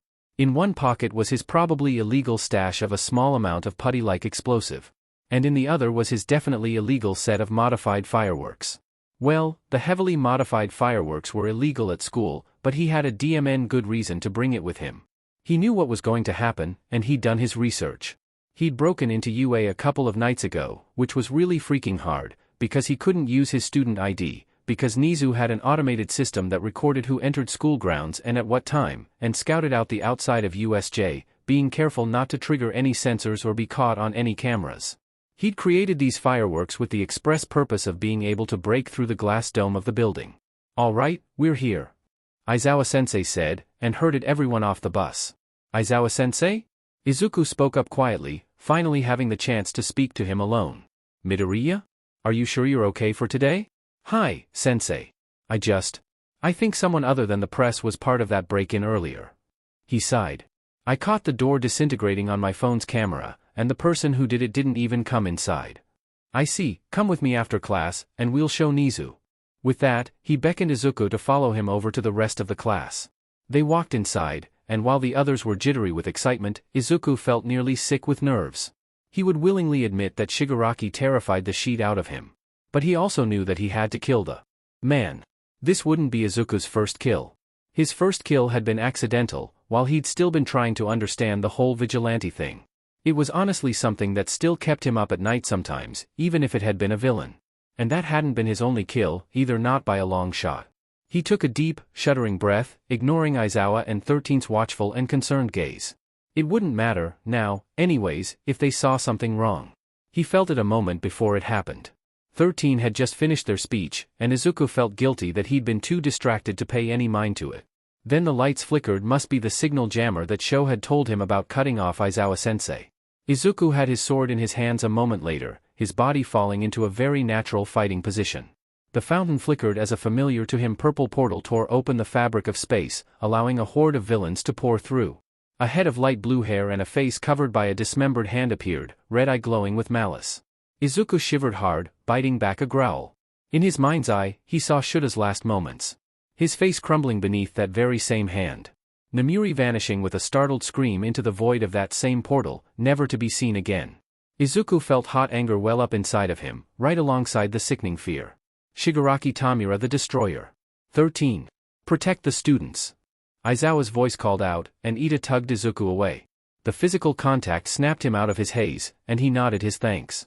13 shot him a concerned glance, but said nothing. There was no time, anyways. In the original timeline, Azui, who'd been sent to the shipwreck zone alone, had died. Izuku had promised Shoyuta that he'd prevent as many deaths from the cursed Class 1A as he could. He intended to at least keep this promise, since he failed his promise to Zashi. This in mind, he stuck close to Azui as Kurojairi blocked their exit. Izuku clenched his fists. Kurojairi was second on his kill list. He's the reason Namuri? Before he could get too caught up in his anger, the ground beneath him vanished. He latched onto Azui, ensuring his arrival at the shipwreck zone, but only realized belatedly that Kirishima had also latched onto him. What? But he was supposed to go to the ruin zone with Bakugo. He managed to angle himself when he hit the water to minimize damage. Fortunately, it wasn't his first time being dropped from a good height into a large body of water, so he quickly released a small amount of air and followed the bubbles. He noticed a guy with a shark quirk swimming up towards him, his fang-filled maw open wide to bite Izuku in half. Izuku raised his sword, ready to plunge it up into the guy's brain. Okay, so maybe he was a little too used to killing by this point in his life. Whatever, it was legal right now. A moment later, a thick something wrapped around his midsection and pulled him up onto the boat. Azui hopped up a moment later, Kirishima in tow. You okay, Aizu? She asked as Kirishima coughed a bit. Yeah, thanks to you. He sent her a smile. This is bad, Kirishima swallowed. We're surrounded by actual villains. It'll be okay. Izuku reassured them. How can you be so DMN calm? These are actual FING villains. He snapped back, before meekly apologizing. Sorry. I'm just. It's okay to be on edge, Karo. Azui reassured the redhead. Though you're awfully calm, Karo. She turned to Izuku. I wouldn't exactly call this my first encounter with villains. Izuku answered after a moment. He looked at the two frazzled and high-strung students. It's okay. He repeated, voice low and calm. He looked them both in the eye. I'll protect you. Something flashed in Kirishima's eye, and he calmed significantly. Even Azui looked calmer. I have a plan. Izuku smirked as he pulled out a small bit of the explosive putty. What is that? Azui eyed it carefully. The closest thing I could get to see, thought it might be useful for heroics. You brought an explosive to school? Kirishima gawked. Sure. We just need to throw it in the middle of them without them realizing it. It'll float, and blow them unconscious. Izuku explained. Or kill them, Karo. Azui looked uneasy. I'll take full responsibility for whatever happens. Izuku stated, though Azui didn't look overly relieved at that. I don't think we have much of a choice here. Kirishima swallowed as their situation really started to set in. So you just need to get that in the middle without them realizing it? Yeah. Awesome. Leave it to me. Kirishima grinned as he grabbed the offered putty. My quirk will protect me from the explosion, even if it makes me sink. Be careful. Izuku warned. Always. Izuku and Azui then started distracting the villains while Kirishima quietly slid off the boat and under the water. His red hair was unfortunately eye-catching, so he'd have to stay under. Izuku wasn't used to working with people, and didn't know if Kirishima would actually hold up his side of the plan. Turned out, he worried for nothing. The kid had an amazing lung capacity, and managed to get in the middle of the villains before letting go of the putty, which promptly floated to the surface. Izuku saw the small grayish substance bobbing in the water amidst the villains as Kirishima snuck back onto the boat. Izuku grinned. Now it was the fun part. Now, we need to throw something there. He held up a heavy-looking ball that he'd found on the boat. Be ready to cover your ears, this could be loud. I haven't tested it before. You're sure this'll work, Karo? Azui asked, as the ship gave an ominous creaking sound. The villains were getting impatient, and Izuku knew it wouldn't be long before they launched an attack of their own. It has to. Izuku steeled himself and threw it right into the middle of the group. I won't let you die. Almost instantaneously, the explosives went off, setting off one another in a massive chain reaction. The sound was deafening, and water, some of it red, rained down upon them. Azui and Kirishima had closed their eyes with the sound, but Izuku kept his eyes and ears as open as he could to survey for survivors or danger. After a long silent moment and DMN that silence was hard on him, he finally deemed the enemies incapacitated or dead. There were a few limbs floating in the water, and he really didn't want these two kids to see that. He gently put a hand on Azui and Kirishima's shoulders. It's just me. He reassured them, while blocking their view. They would still see red in the water, but nothing more. Let's go. They're taken care of, we've survived. There's so much red. Kirishima went to look around Izuku, but he stopped him. You don't want to look. Izuku argued, physically turning the boy around to face the other direction. We need to go. I take full responsibility for this. All right, Karo. Azui looked a little pale and very uncomfortable, but she didn't try to look. Eventually, the three made it past the carnage in the water, the two without looking, and slowly made their way towards the square. Of course, Azui and Kirishima weren't about to leave him alone, much to his annoyance. He wanted them to just go off to safety by the stairs, but either way, they had to circle around the plaza where Aizawa was fighting. Izuku had known that Shoyuta got hurt pretty badly during the USJ incident. That he'd been touch and go for a little bit, and almost didn't make it. He hadn't been prepared to see a Nomu smash his skull into the pavement, though. Izuku went still, fighting his instinct of protection, as he knew running out to help him would only put Azui and Kirishima in danger. The two students watched on in horror as blood flew through the air, and yellow goggles fell to the ground, broken. The Nomu snapped Aizawa's arms like they were twigs, and Izuku almost ran out at the all-too-familiar sound of his brother crying out in pain. He stilled himself, though. Don't attack. Get the students to safety. Izuku did react when Shigaraki lunged for Azui. He leapt out of the water and met him halfway, stopping him from putting the other two in danger. He allowed those 5 fingers to brush his left cheek for the briefest of moments, wincing at the familiar bite of disintegration. He smirked. Now it was self-defense. Now, he could legally kill this BSTRD. His mental gears switched from defend to attack. He noticed Aizawa was still awake, trying to make sense of his environment through his concussion. Izuku pulled out his sai and tried impaling Shigaraki, only succeeding in piercing his shoulder, which was still massively satisfying. He managed to twist it before pulling it back out, causing the manchild to grunt in pain. "Nomu!" he cried out, jumping back. Izuku's smirk widened, grateful for his previous encounters with the white Nomu, who were a fair bit faster than the dark Nomu. He swiftly dodged the blow that would have surely flattened him. The monster kept coming, though, and Izuku smoothly dodged. He was gearing up to attack, when Kurogyri formed a small portal under his left foot, throwing him off balance. The Nomu punched him, sending him flying into the fountain with a mighty crash. He didn't waste time with the pain, though. If anything, it only made him sharper. He was used to fighting injured. This was familiar. He grinned through bloodied teeth as he charged the Nomu through the settling dust. He dodged a punch, and rolled behind the dark Nomu before scaling the back of the beast in an old familiar pattern.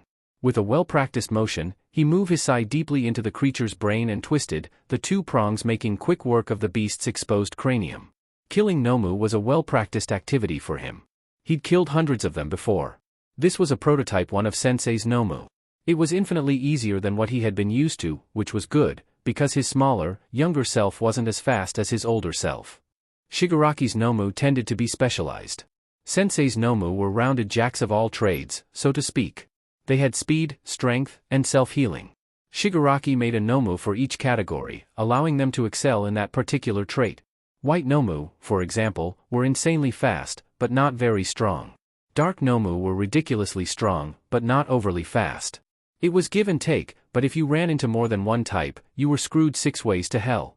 With a horrifying ear-piercing screech, the creature fell forwards and lay still. The original Nomu were a lot more tame. He noted. Obedient, they couldn't think for themselves or adapt to a battle on their own. That was good to know. Shigaraki stared at him wide-eyed, his expression mirrored by a flabbergasted Kurogyri, Azui, Kirishima, and Aizawa. Nobody dared speak, but Izuku used their stupor to his advantage as he pulled the homemade flare from his bag. Luckily, he'd kept it in waterproof packaging. It was small, about the size of a book, but it packed one hell of a punch. "Forgive me for breaking the school rules, Sensei." He smirked as he lit it, sending it through the weakest point of the glass dome. "But backup should be here shortly." He laughed as the glass rained down upon them. The angered and disbelieving glare set into Shigaraki's face would surely give him nightmares, but the adrenaline in his system right now helped quell the fear. He flashed the man a peace sign, before dusting the glass and rubble off his person far too casually as he got to his feet. "Who are you, brat? You're not just some NPC. Are you a boss? A hack?" Shigaraki glared. "Gamer talk? Okay, he could handle that. Hate to break it to you, Shigaraki, but I'm player 2, and I refuse to let you win." He glared back, grip on his sai tightening.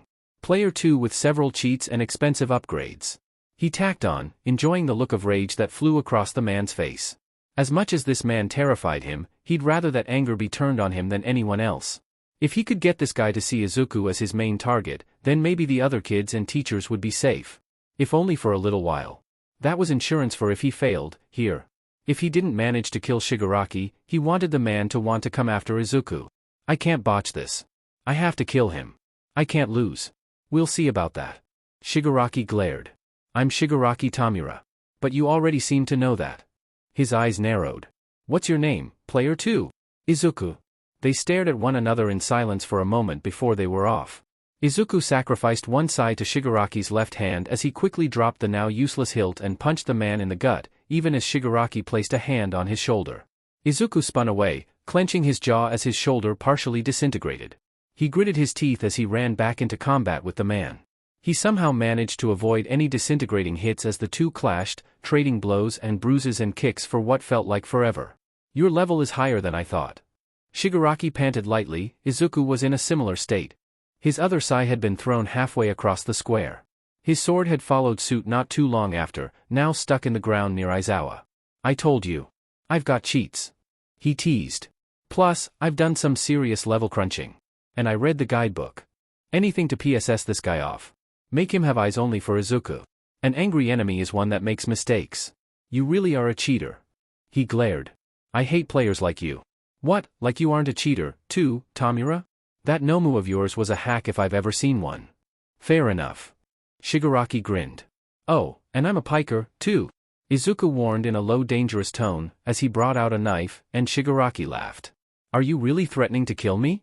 Aren't you planning to become a hero? He laughed, dodging Izuku's swipe to his jugular. The hand on his face flew off, and Shigaraki's enraged expression became clear as day for Izuku. Izuku glared at him with one of his own. For a moment, he saw the man who murdered his family. The man who disintegrated children and left helpless infants laying next to their half-decayed mothers to starve to death. The man that would destroy the world. Izuku saw red. I am going to be a hero. Izuku promised. By ending you, Shigaraki Tamura. Shigaraki stiffened at the sheer amount of killing intent that Izuku gave off. That gave Izuku the opportunity he'd been waiting for. Just as the doors flew open with a mighty bang, as the teachers came upon the scene of one coworker laying in a pool of blood surrounded by worried students and one student fighting a rather nasty-looking villain. Izuku buried the hilt of a knife in Shigaraki's gut and twisted. He knew instantly that he'd missed the vital organs the man had moved at the last minute. In a moment of instinct, he brought up his hidden blade from his sleeve and slashed just to the right of his own ear, hitting Shigaraki's palm and nearly severing a finger. Damn it. So close. You really do want me dead. He stared at Izuku for a moment like he was a new and interesting puzzle. Then he grinned, reaching out a hand to disintegrate some other part of Izuku, as the time-traveling vigilante readied himself for another chance to kill this BSTRD. A gunshot snipe, more than likely rang through the air as Shigaraki's shoulder was hit, causing the man to stumble back. Izuku was stopped from chasing after him when Cementos built up a wall around him and the other students, protecting them from the villains. Izuku almost sent the teacher a fierce glare. Almost. He watched, helpless, as Shigaraki made his escape with Kurogyri. Izuku, Shigaraki spoke with one foot in the portal. Next time, one of our health bars will hit 0. And it won't be me. Then, he was gone. At least I got him to focus his attention on me for the time being. Izuku was angry and fiercely disappointed. This was their best shot, and he blew it, like a goddamned idiot. You okay, little listener? Ainz's Yamada-sensei made his way towards him. You're hurt pretty bad. He swallowed down his disappointment. He wanted his Zashi. Not this fake. Because that's what he felt like, to Izuku. A fake. A pretender. Because it wasn't his Hizashi.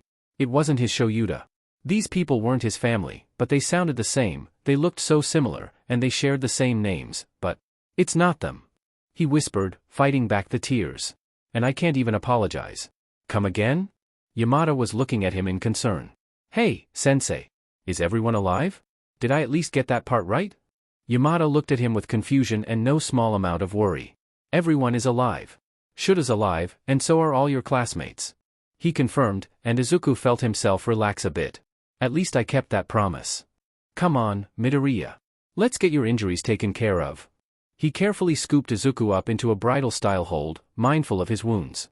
Izuku didn't honestly care, at that point. I guess I should get that taken care of. He winced as his hand brushed the side of his face. His shoulder hurt, too, now that he thought about it. With a heavy sigh, he rested his aching head against Hizashi's chest, letting the familiar sound of his heartbeat lull him to sleep. Yamada Hizashi hadn't known what to expect when he saw fireworks of all things go up from the USJ building. While fireworks weren't allowed on campus for obvious reasons, a few defenses around the school had flares built in as a failsafe in case the electronic alarms failed. That was why nearly every teacher's podium had a view of the sky, and even the teacher's lounge could see it. And while this wasn't a flare, fireworks could also work in a pinch. He couldn't take the chance that someone really needed help. He had to go, classes beat med. He knew he wasn't the only teacher who'd think that way. This was a hero school, after all.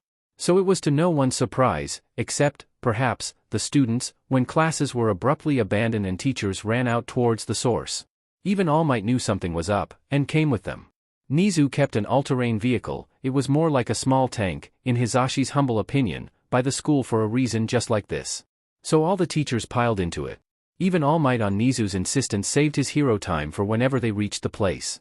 Hisashi had been the first to spot Ida running towards them in a panic, and that alone set alarm bells ringing. "Sensei!" he called desperately. "Villain attack at USJ. Please hurry." Whatever they'd expected, it was not this. A villain attack on the first-year heroics class 1A? Shura's class? His heart tightened in his chest as they all drove faster. "You okay, Ida?" Midnight asked in concern, seeing his bright red face. I just left them there. They told me to get reinforcements, but there's a warp villain that scattered everyone around the building." He shuddered. And there were hundreds of them all over the courtyard. Aizawa-sensei jumped right in to subdue them, but Hisashi's gut twisted uncomfortably. That was not Shura's fighting style. The situation must have been truly desperate if he jumped into a massive unknown situation headfirst like that. He prayed his husband would be okay. He was going to chew him out for that stupid move later. "It'll be okay, Ida-kun." Cementos smiled reassuringly at him. "You did the right thing, coming to get us. How did you know to come find us, though?" Ida's brows furrowed. There was something blocking the signals. Someone sent up fireworks. Nizu explained. "I'm not sure how a student would have gotten a hold of them, or why they would have brought them to school, but I'm not going to question that right now." Nobody wasted any time in jumping out of the vehicle the moment they arrived. Hisashi held back a wince when he saw 13 unconscious on the ground, several students surrounding them in worry. But it was then that they could all see Midoriya fighting a villain with hands all over his body. His movements were fluid and practiced despite his obvious injuries. It was somewhat entrancing to watch him fight like a dancer. It was also unnerving to see a child move with the grace and surety that few pros could lay claim to. Like he'd been fighting villains all his life. It wasn't normal, and it made his concern spike for the kid. The body of a monster was discarded not too far from them, and Hisashi couldn't help but wonder what had happened there. Midoriya buried a knife into the villain's gut without flinching. He then swiftly brought up his right hand in a slashing motion, hitting the villain's palm as he tried attacking from an angle that Midoriya couldn't have possibly seen. The two separated for a moment, talking. Then they tensed, ready to continue fighting. Snipe didn't hesitate in shooting the villain's shoulder, giving Midoriya the space he needed to disengage and flee. Only the kid didn't. He tried to attack the villain again. Why? This looked personal to Hisashi. Midoriya must have known this villain, to be attacking him so ruthlessly. Hisashi's heart nearly stopped when he saw Shoyuta laying in a pool of blood not too far off. Or maybe the kids just said about Sho. He looked over to the students to ask if he was alive, when Shoyuta himself sent him a glassy-eyed glare. He let out a breath of relief. Shoyuta was alive. He noticed Midoriya trembling. Cementos had made a wall to separate him from the villains, so Hisashi made his way over. "You okay, little listener?" Hisashi winced as he took in Midoriya's injuries. He could literally see the bone in his shoulder. "You're hurt pretty bad." The kid swallowed thickly for a moment. His eyes looked far away, and Hisashi was afraid he'd fallen into one of those flashbacks Shoyuta had warned them about. "It's not them," he whispered, and Hisashi barely caught it. "Come again? Not them? Who's not them? Who's not who?" He was very confused. "Hey, sensei. Is everyone alive? Did I at least get that part right?" Hisashi felt his heart crack. This kid, even as injured as he was already acting like a seasoned pro, and it hurt to see. He wasn't even worried about himself. Get it right? What is he talking about? He filed away that part for later. "Everyone is alive. Shura's alive, and so are all your classmates." He confirmed, and he saw the kid relax a bit. "At least I kept that promise. Come on, Midoriya. Let's get your injuries taken care of." He carefully scooped Midoriya up into a bridal-style hold, mindful of his wounds. The kid was way too light. Did he ever even eat? "I guess I should get that taken care of." He winced as his hand brushed the side of his face. Hisashi only noticed the blood in his dark hair when he rested his head against Hisashi's chest. The light reflected a little, and he brought up a hand. It came away red, and alarm bells went off. "Hey, little listener." He gently tapped Midoriya's face. "Nothing. Sheet. Is he all right?" Cementos asked as he came over with Snipe. "Kid's got a concussion, but he's already fallen asleep." Hisashi quickened his pace as he made his way outside to the ambulance. Once he was loaded in the ambulance Shura's had already left. He shot Cementos a look. "I'll head over to the hospital with Midoriya and Shoyuta. I'll keep you informed. Until then, please keep everyone under control." "Right." With that, the doors of the ambulance closed, and Hisashi listened to the familiar sound of the sirens as they headed to the hospital. Cult of Viridian chat. Gay Fanami Boy is online. Gay Fanami Boy, did you hear about UA? Noise Gardily, your brother's okay, right? Barbie Zawar, yeah, villains attacked it, right? Is he okay? It was class 1A, wasn't it? Gay Fanami boy, yeah, 1A, that's my brother's class. He's fine, scared and shaken, but he wasn't hurt at all. Moldy broccoli, oh, thank Viridian. The Kakisalai, thank Viridian? Was he part of this fight and I just didn't know it? Moldy broccoli, no, but since we're the cult of Viridian, I am now acknowledging Viridian as my god. So instead of god, I'm going to say Viridian. Smiley face. Dragonina dress, hold up, wasn't Deku also in 1A? At Deku, are you okay?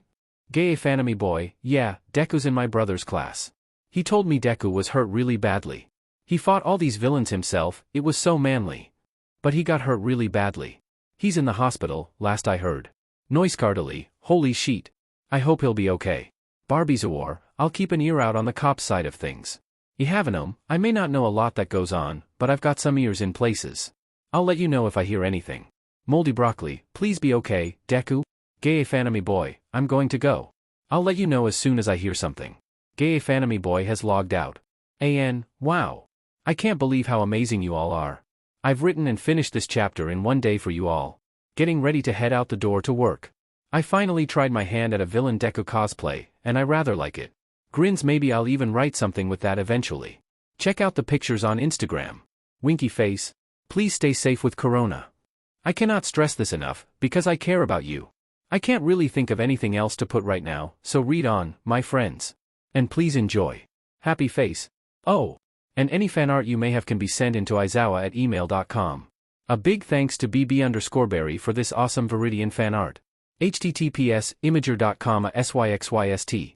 This chapter has been edited and reposted as of July 12, 2020. Izuku looked over to Shoyuta. He was filthy, covered in dirt and grime and blood, but Izuku wasn't much better either.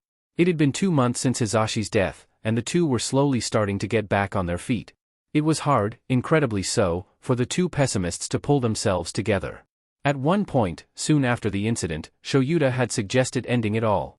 And Izuku had nearly agreed. But he'd never been the kind of person to just give up. Besides, he had a promise to keep, even if Shoyuta hated him for what he did. We have to. We were nearly found the other day, and I don't want to just sit around anxiously waiting for them to close in on us.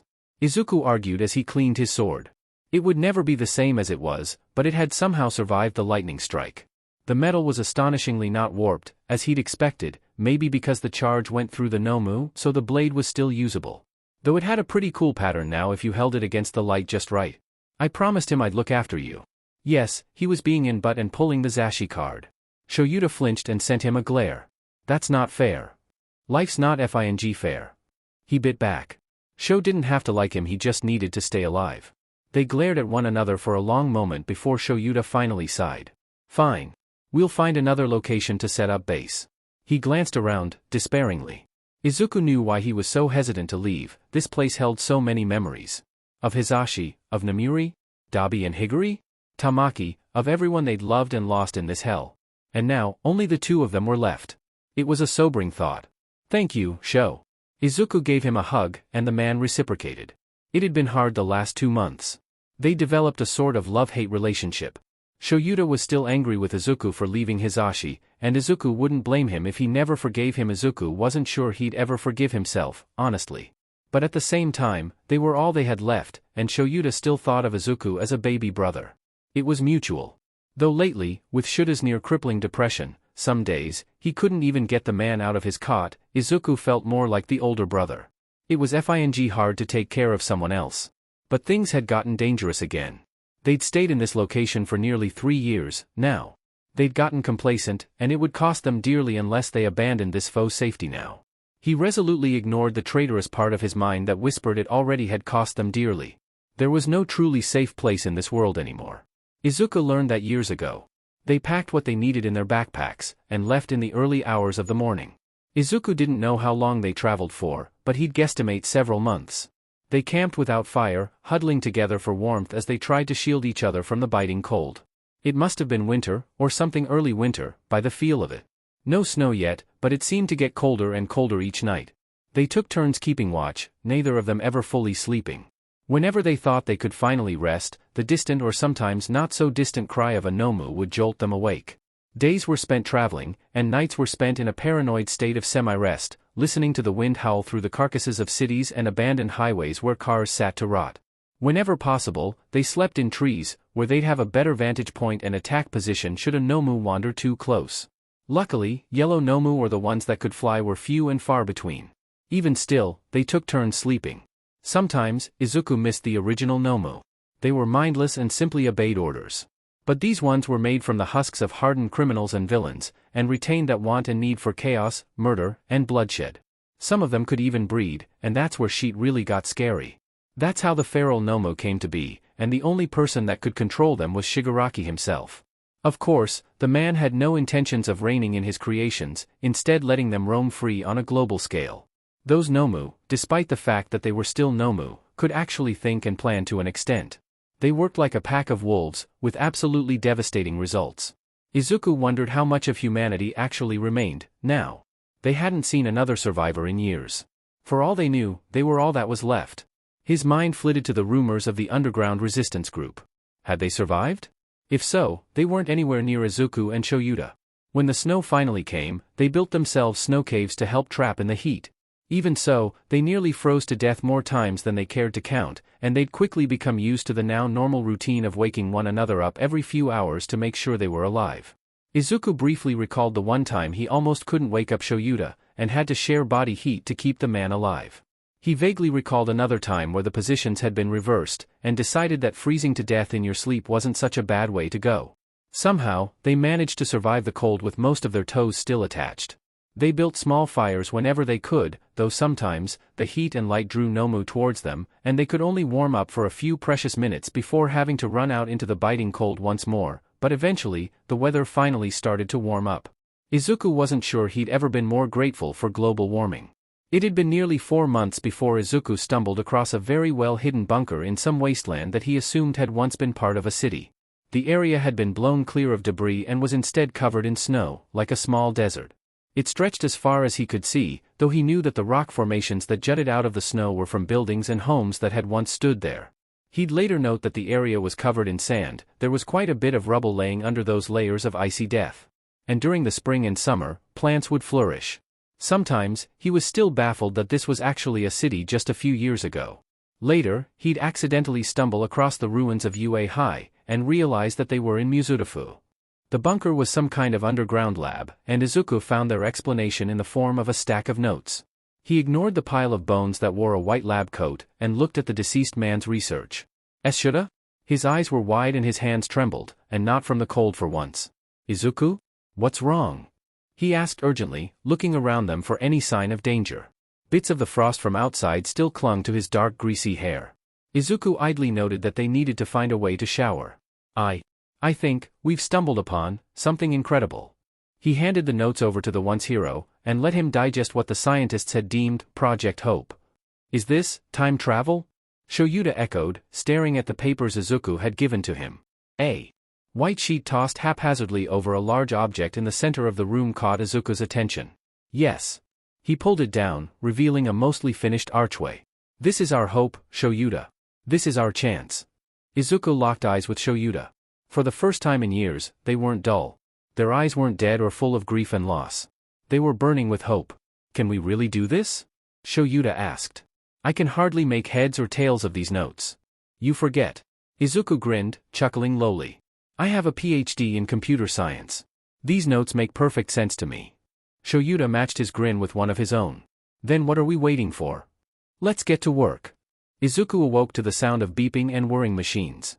Had he fallen asleep working on Project Hope again? He blinked groggily, foreign drags making his brain hazy and sluggish. Hospital? He furrowed his brows. But hospitals had been gone for years, and if any remained, they surely wouldn't be so clean. Solar and wind couldn't run so many machines, either. Then he caught sight of Shoyuta, sitting up in the bed beside him. He was talking with Hizashi and Namuri, and Izuku suddenly remembered. He was in the past. The entire mess hadn't happened yet, and he'd just survived the USJ attack. Oh, he's awake. Hey, little listener. Hizashi shot Izuku a grin, and he couldn't help but smile back softly. Hey, little listener, I'm glad you're still with us. Zashi smiled softly as he helped Izuku sit up in bed. He blinked away the memory. How are you feeling, Han? Namuri asked. You got hurt pretty bad, you were touch and go for a while. Namuri smiled softly, pulling Izuku into a hug. I was so worried my baby boy's gonna be okay, though. Mum. Izuku complained with a fond smile. I'm a grown adult. You're still a kid to us, problem child. Shoyuta ruffled his hair gently. You had us all worried. Tamaki wouldn't stop crying. Dabi chimed in, and Izuku sent his brothers a smile. Hey! Tamaki glared at Dabi, who just shrugged nonchalantly. What? It's true. I'm okay, now. Thanks. Izuku smiled. Izuku shook his head to bring himself back to reality, noting the concerned expressions on the three teachers. I am okay. A little sore, and kinda out of it, but I think that's the painkillers. He reached over and grabbed a glass of water from his bedside table, pushing himself into a sitting position with a small wince. The sheet slid down around him, though he hardly paid it any mind. The room wasn't that cold, not after surviving 4 months in the dead of winter with nothing but the hole-ridden coat on your back. Hey, take it easy, Yamada admonished. You're hurt pretty badly. Izuku didn't notice his gaze trained on his torso. I've had worse. Izuku shrugged as he drained the glass. He was still trying to shake off the memories. He felt like Tamaki or Dabi could burst into the room at any moment. Had worse. Kayama echoed in disbelief. You really are a problem child. Aizawa sighed, and Izuku's heart stuttered for a moment as he looked over at him. He locked eyes with all too familiar black. It was hidden well, but there was a shine of affection. Protective concern. He finally called me problem child. All those scars. Midnight's eyes were wide in horror as she looked at Izuku, who abruptly realized why having no shirt on was a bad thing. Yamada and Aizawa stared in transfixed horror for a moment as well. Izuku was going to say something when Nizu came in, a familiar detective trailing in behind him. It. Izuku tilted his head. Am I in trouble? No, not at all. The detective reassured, eyes flickering to his scarred torso for a moment. I am Detective Tsukachi Naomasa. I know it's a little short notice, but I need your statement of the USJ incident. Oh. Izuku racked his brain. It was so strange to be before Tsukachi as Midoriya and not Viridian. Now, I'm required to inform you, before we start, my quirk is called Human Lie Detector, and I'll be able to tell if you lie at any time. Nothing I didn't already know. Izuku mentally sighed. How was he going to play this? He could think of several scenarios. He could reveal himself as a time traveler, and possibly recruit them to help him in his quest to kill Shigaraki, but then there was also the drawback that they'd think he's crazy, or blame the concussion. He wasn't sure if Naomasa's quirk revealed the actual truth, or just what that person thought was true. Maybe he'd inquire about that as Viridian later. It was a pretty far stretch, and while he was fairly sure they'd trust him, they'd trust Viridian. He mentally corrected. Not Midoriya Izuku. Either way, he didn't want to risk it. Not today, at least. Not until he had proof. Like the papers he kept in the camper. He could also reveal himself as Viridian, and explain himself that way, but again, Shuta's too soft on children, and would limit his movements as a vigilante. Plus, that'd call his living arrangements into question, and he rather liked living alone. Kigo didn't count, he was a part-time freeloader. Not to mention all the questions that'd be brought up regarding his age, as he hadn't lied when he told Naomasa about failing all those exams. Which would bring him back to the time travel dilemma. Nope. Izuku did not have the energy to open that can of worms today. First off, your name. Midoriya Izuku. All right. Now, in your own words, recount the USJ incident. Well, it was supposed to be a class field trip. 13 gave us a speech that I can't really remember clearly, and then, his eyes darkened a little. And then a portal opened. Villains spilled out into the plaza, and Kurogyri, the guy with the warp quirk, scattered all of us students. Izuku closed his eyes for a moment. He wasn't traumatized by this incident, but he should be. If he was a normal kid, he should be completely wrecked by this near-death experience. But they already knew he had trauma, so maybe he could use that? I ended up in the shipwreck zone with Tsu and Kirishima. He winced. How was he going to explain away the explosives? Azui and Kirishima both attested to you bringing explosives to school. Mind explaining? Naomasa raised an eyebrow as he spoke. Nizu also looked curious. The 3 other teachers in the room turned to stare at Izuku incredulously. I had a really bad feeling this morning. Izuku sighed. And something told me to take it with me. I like working on support items in my spare time, so I made some explosive putty. It was a precaution. He mentally patted himself on the back for his wording, not a single lie. 6 villains died in that explosion. Naomasa's tone wasn't accusatory. Izuku thought he was looking for a reaction. Izuku looked down for a moment. Sure, it wasn't his first kill, but he still didn't like having to do so. I hate it. He clenched the sheets for a moment. Killing isn't right, but if it was between my classmates and the villains, I couldn't think of any other way out of that situation that didn't involve serious injuries on our side. They attacked us first, it was self-defense. He looked the detective in the eye. I know. You won't be charged with anything, due to the circumstances, I just wanted you to know. He stated, but Izuku saw the shine of concern in everyone's eyes. I'm going to have so many after-school discussions with this sheet. After that, we tried to get back to the front doors to regroup with our class, but we had to skirt around the plaza. I saw Aizawa-sensei fighting, and that Nomu was bashing his head into the ground. I wanted to help, but I knew that jumping into that would have drawn attention to my classmates. He winced. And then Shigaraki, the man with the disintegration quirk. Or is it decay? Tried attacking Tsu, and I just reacted. Izuku briefly ran a hand over the new scar on his left cheek. He'd have to be extra careful as Viridian when he stopped for coffee breaks with Aizawa. It was on his left cheekbone. After that, it was mostly fighting. A few people said you looked like you were ready to kill. Do you know Shigaraki Tamura personally? No. I don't know him personally. Izuku answered honestly. I was scared. For my classmates and Shoyuta. Right. Naomasa nodded, and put his notebook away. Thank you for your time. That's it for the questions on USJ. But there's just one more thing I wanted to ask you about. Izuku stiffened. Is it about the scars? Did they see my gunshot wound? Does he have suspicions about me being Viridian? Did they search my backpack and find my vigilante outfit in the hidden compartment? Are you safe at home? Izuku blinked in surprise. They think these scars are? Oh. He relaxed a little internally. I'm safe at home. I live alone in a trash heap, of course I'm safe. And those scars? Izuku self-consciously brought the sheets up to hide them, especially the gunshot wound on his arm that the detective had thankfully not yet seen. He flicked his eyes to Aizawa and Nizu. I've been through a lot of stuff that I'm not comfortable talking about yet. It's still too fresh. Yes, he was playing the trauma card. And it was going to FING work. Shuta's eyes flashed red as he glared at Izuku. You left him. How could you? He asked me to. I couldn't let you both die. Izuku argued, but Shoyuta gritted his teeth. A sharp pain in his cheek made him stumble back, and it took Izuku a moment to realize that Shoyuta had slapped him. He looked at his brother in shocked betrayal. Shoyuta had hit him. No. You just didn't want to be alone again. You were being selfish, and because of that, I will never see my husband again. Shoyuta stopped, catching his breath for a moment. His face became one of stone, as he spoke his next words as deliberately as he possibly could. I will never forgive you for this, Midoriya Izuku. Never. A soft furry something on his arm made him startle, and Izuku's fist froze inches from his principal's head. He quickly flinched away. I am sorry. I didn't mean to almost attack you. It's all right, Midoriya. You were in a flashback, it's to be expected. The principal patted his arm comfortingly. Huh. He really is soft. Kinda like a bunny. You don't have to talk about it now, but you will have to eventually. I know. He brought his hand up to his cheeks and roughly scrubbed the tears away. His hand went to the necklace before he abruptly realized that it was gone, and it took more self-control than he thought he'd had not to freak out. My things, are they here? All your things are safe. The principal assured him, before handing him the necklace, careful to keep the others from seeing it.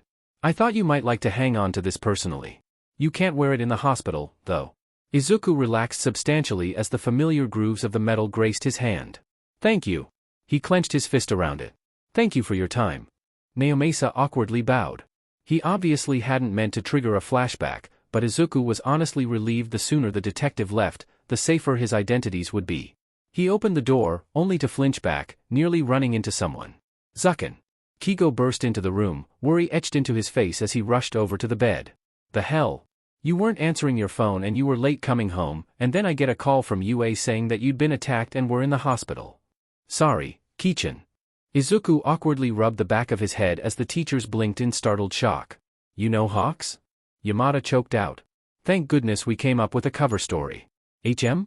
Oh, yeah. Izuku and I are good friends. Kigo grinned. And I'll expect the full story later. He added on with a meaningful look towards Izuku.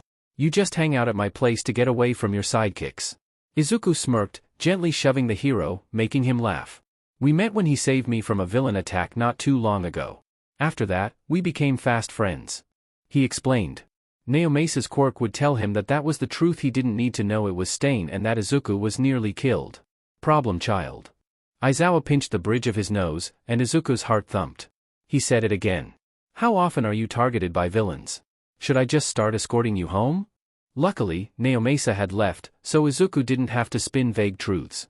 Not too often. And I don't need a babysitter, sensei. Izuku stuck out his tongue. Oi.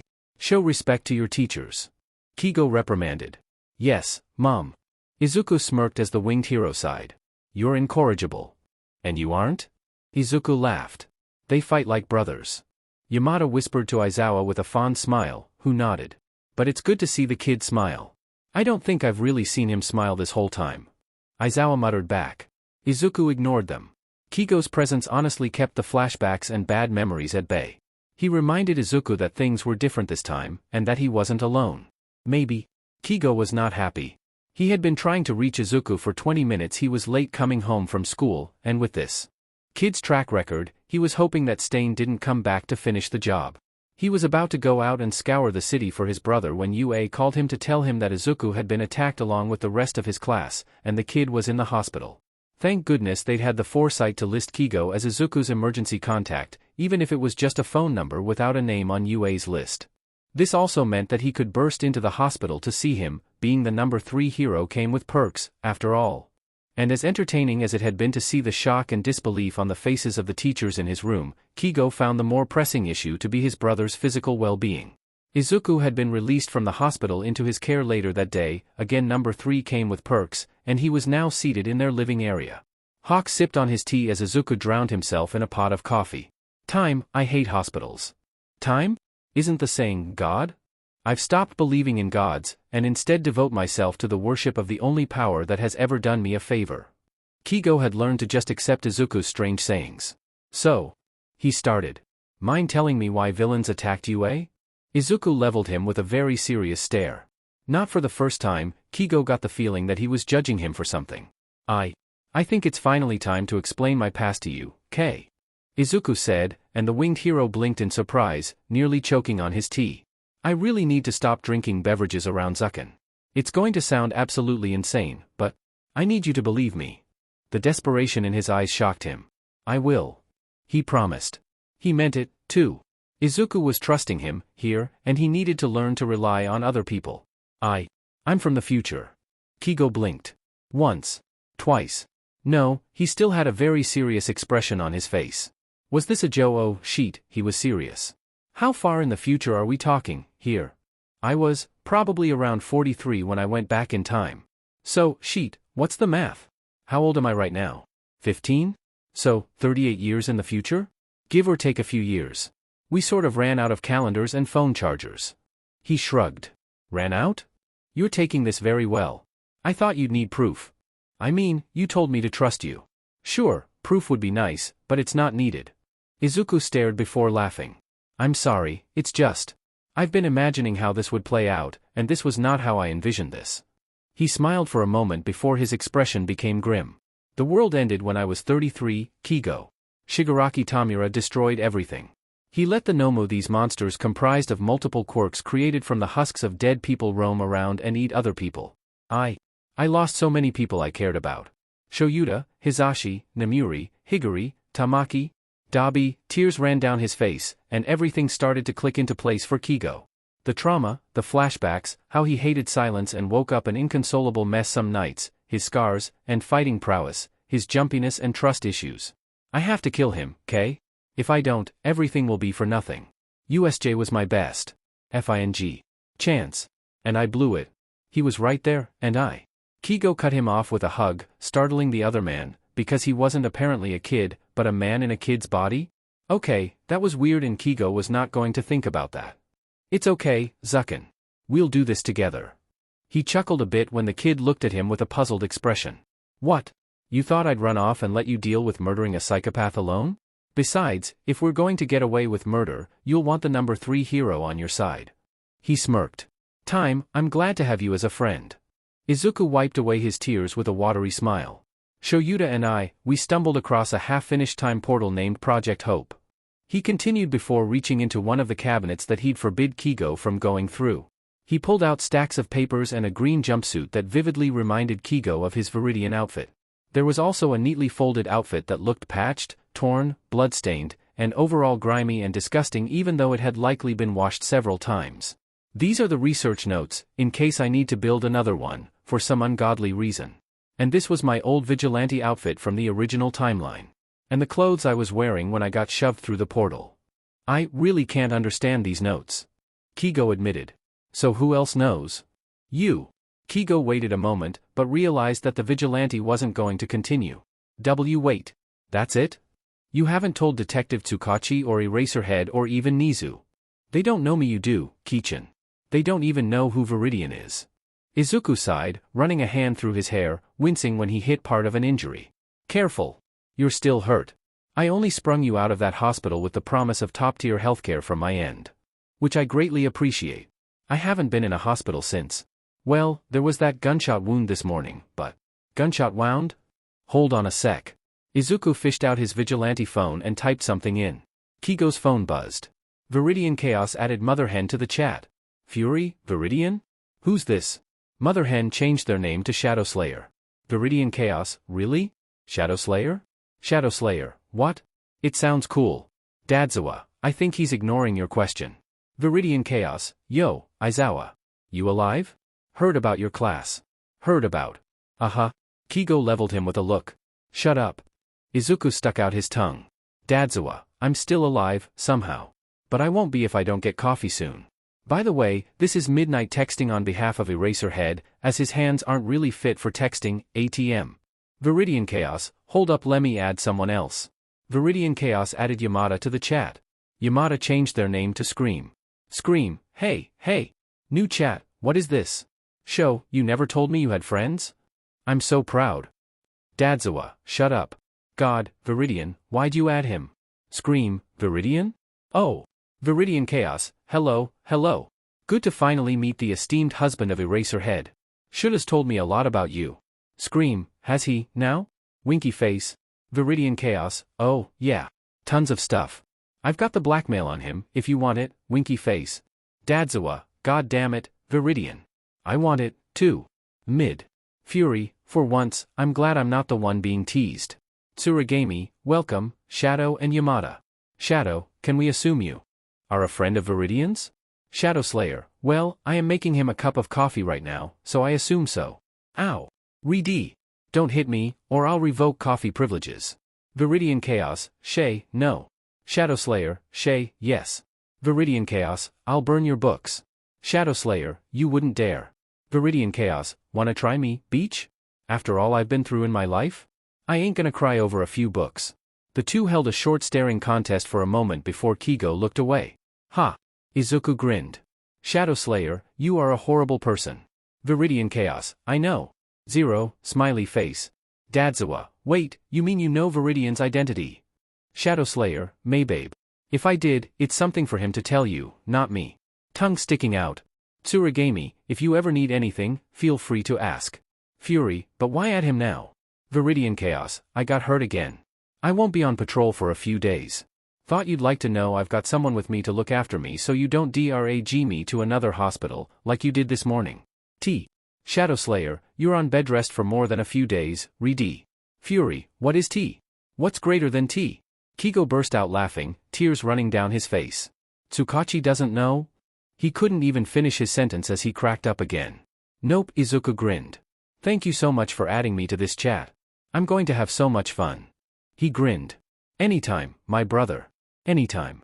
Izuku smirked as he watched Kigo immerse himself in the chat. Attention diversion was successful, and now he didn't have to explain the gunshot wound to his friend. He leaned back against the shitty mattress, which was covered in clean new sheets bought by Kigo. He smiled contentedly as his eyelids drooped. There's always tomorrow. Cult of Viridian chat. Gay Fanami Boy is online.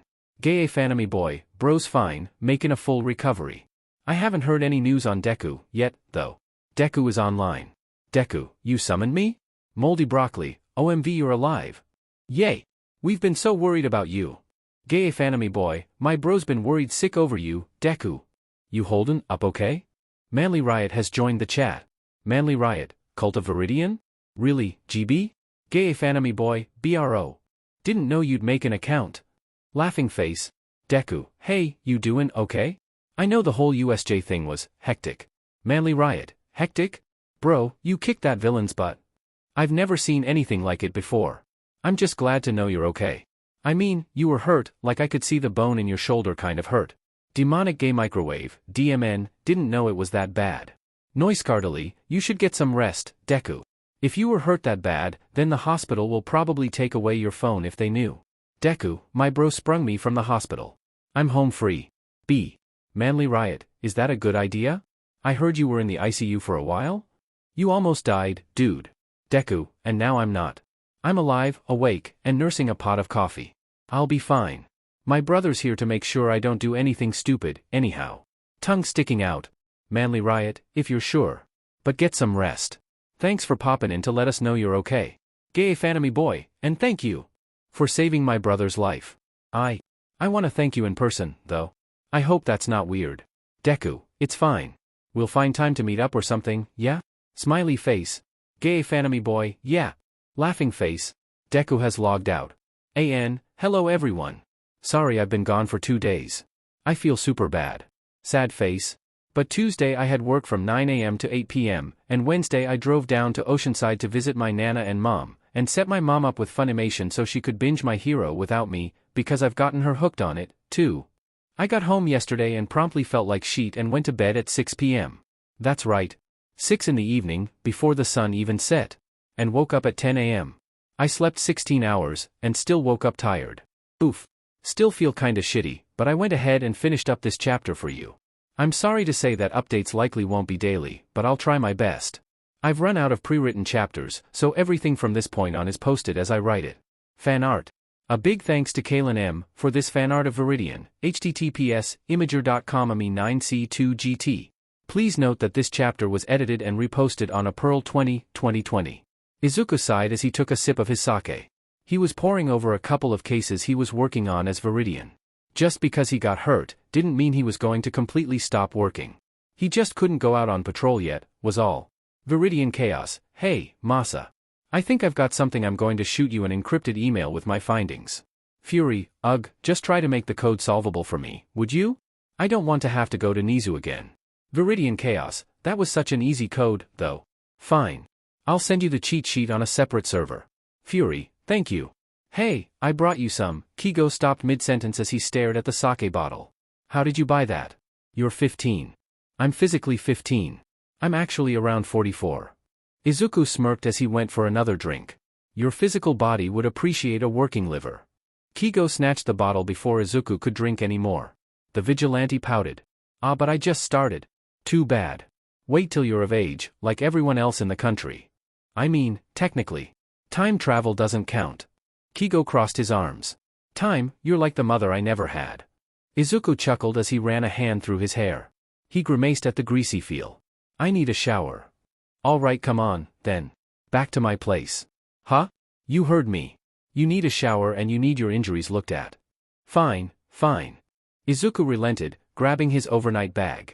He was fairly used to staying over at Kigo's place, by this point. You know, Kigo tilted his head. You could totally move in with me? I mean, the teachers know that we're good friends, and... No. Not only would that paint a really big target on you and your agency, but it'd also call up questions about my home life I'd rather not answer. Izuku rejected immediately. Besides, there's no guarantee I'd even be allowed to live with you, if they knew. I suppose that's true. What if I work out the paperwork on my end first? Kigo brightened again. Izuku groaned. Why couldn't he just drop it? Izuku liked being alone. I'm a grown adult of nearly half a century. I think I can live alone, yeah? I mean, legally, Kigo smirked as he held up the sake bottle. You can't even drink, so. I hate you. No you don't. He watched bemused as Izuku gathered his papers and stuffed it into his worn rescued duffel bag. Oh, yeah. There's a new video of Viridian circling the web. It's super popular, too. Oh? Izuku was only half paying attention. Yeah. Remember when you told that kid you were quirkless? Izuku dropped the book he'd picked up. What? Kigo handed him the phone. Turned out, that entire conversation had been recorded. And it went viral. The world knows you're quirkless. Viridian the quirkless vigilante. Kigo chuckled. How is this funny? Izuku stared at his friend in disbelief. I mean, now that they know. They'll underestimate you. Kigo finished, making Izuku pause. They'll underestimate you since nobody's really seen how well you can fight. They'll think you're just really good at staying hidden. You're the most elusive vigilante, not the most combative. The villains will get complacent. Maybe the League will even reach out and offer to you, believing you to be closer to them than a hero. Izuku mulled over his friend's words. If the League of Villains comes to me, then you can kill Shigaraki. Kigo nodded. But you DMN well better have me on standby for backup if shit goes south, you hear me? Promise. Izuku grinned. Izuku sighed as he walked down the street. He was staying at Kigo's for the moment, but the hero had some other shit to do like work. Unfortunately, he was just as bad at adulting as Izuku was, so his fridge was practically empty, sans some 10-day-old chicken. Izuku was not going to touch that. So here he was grocery shopping with the money Kigo left him for this express purpose. He decided to swing by the mall for once, just to browse. He was looking over some interesting books on coding when a massive explosion shook the building. People started screaming, and Izuku quickly found a bathroom to change into his Viridian outfit.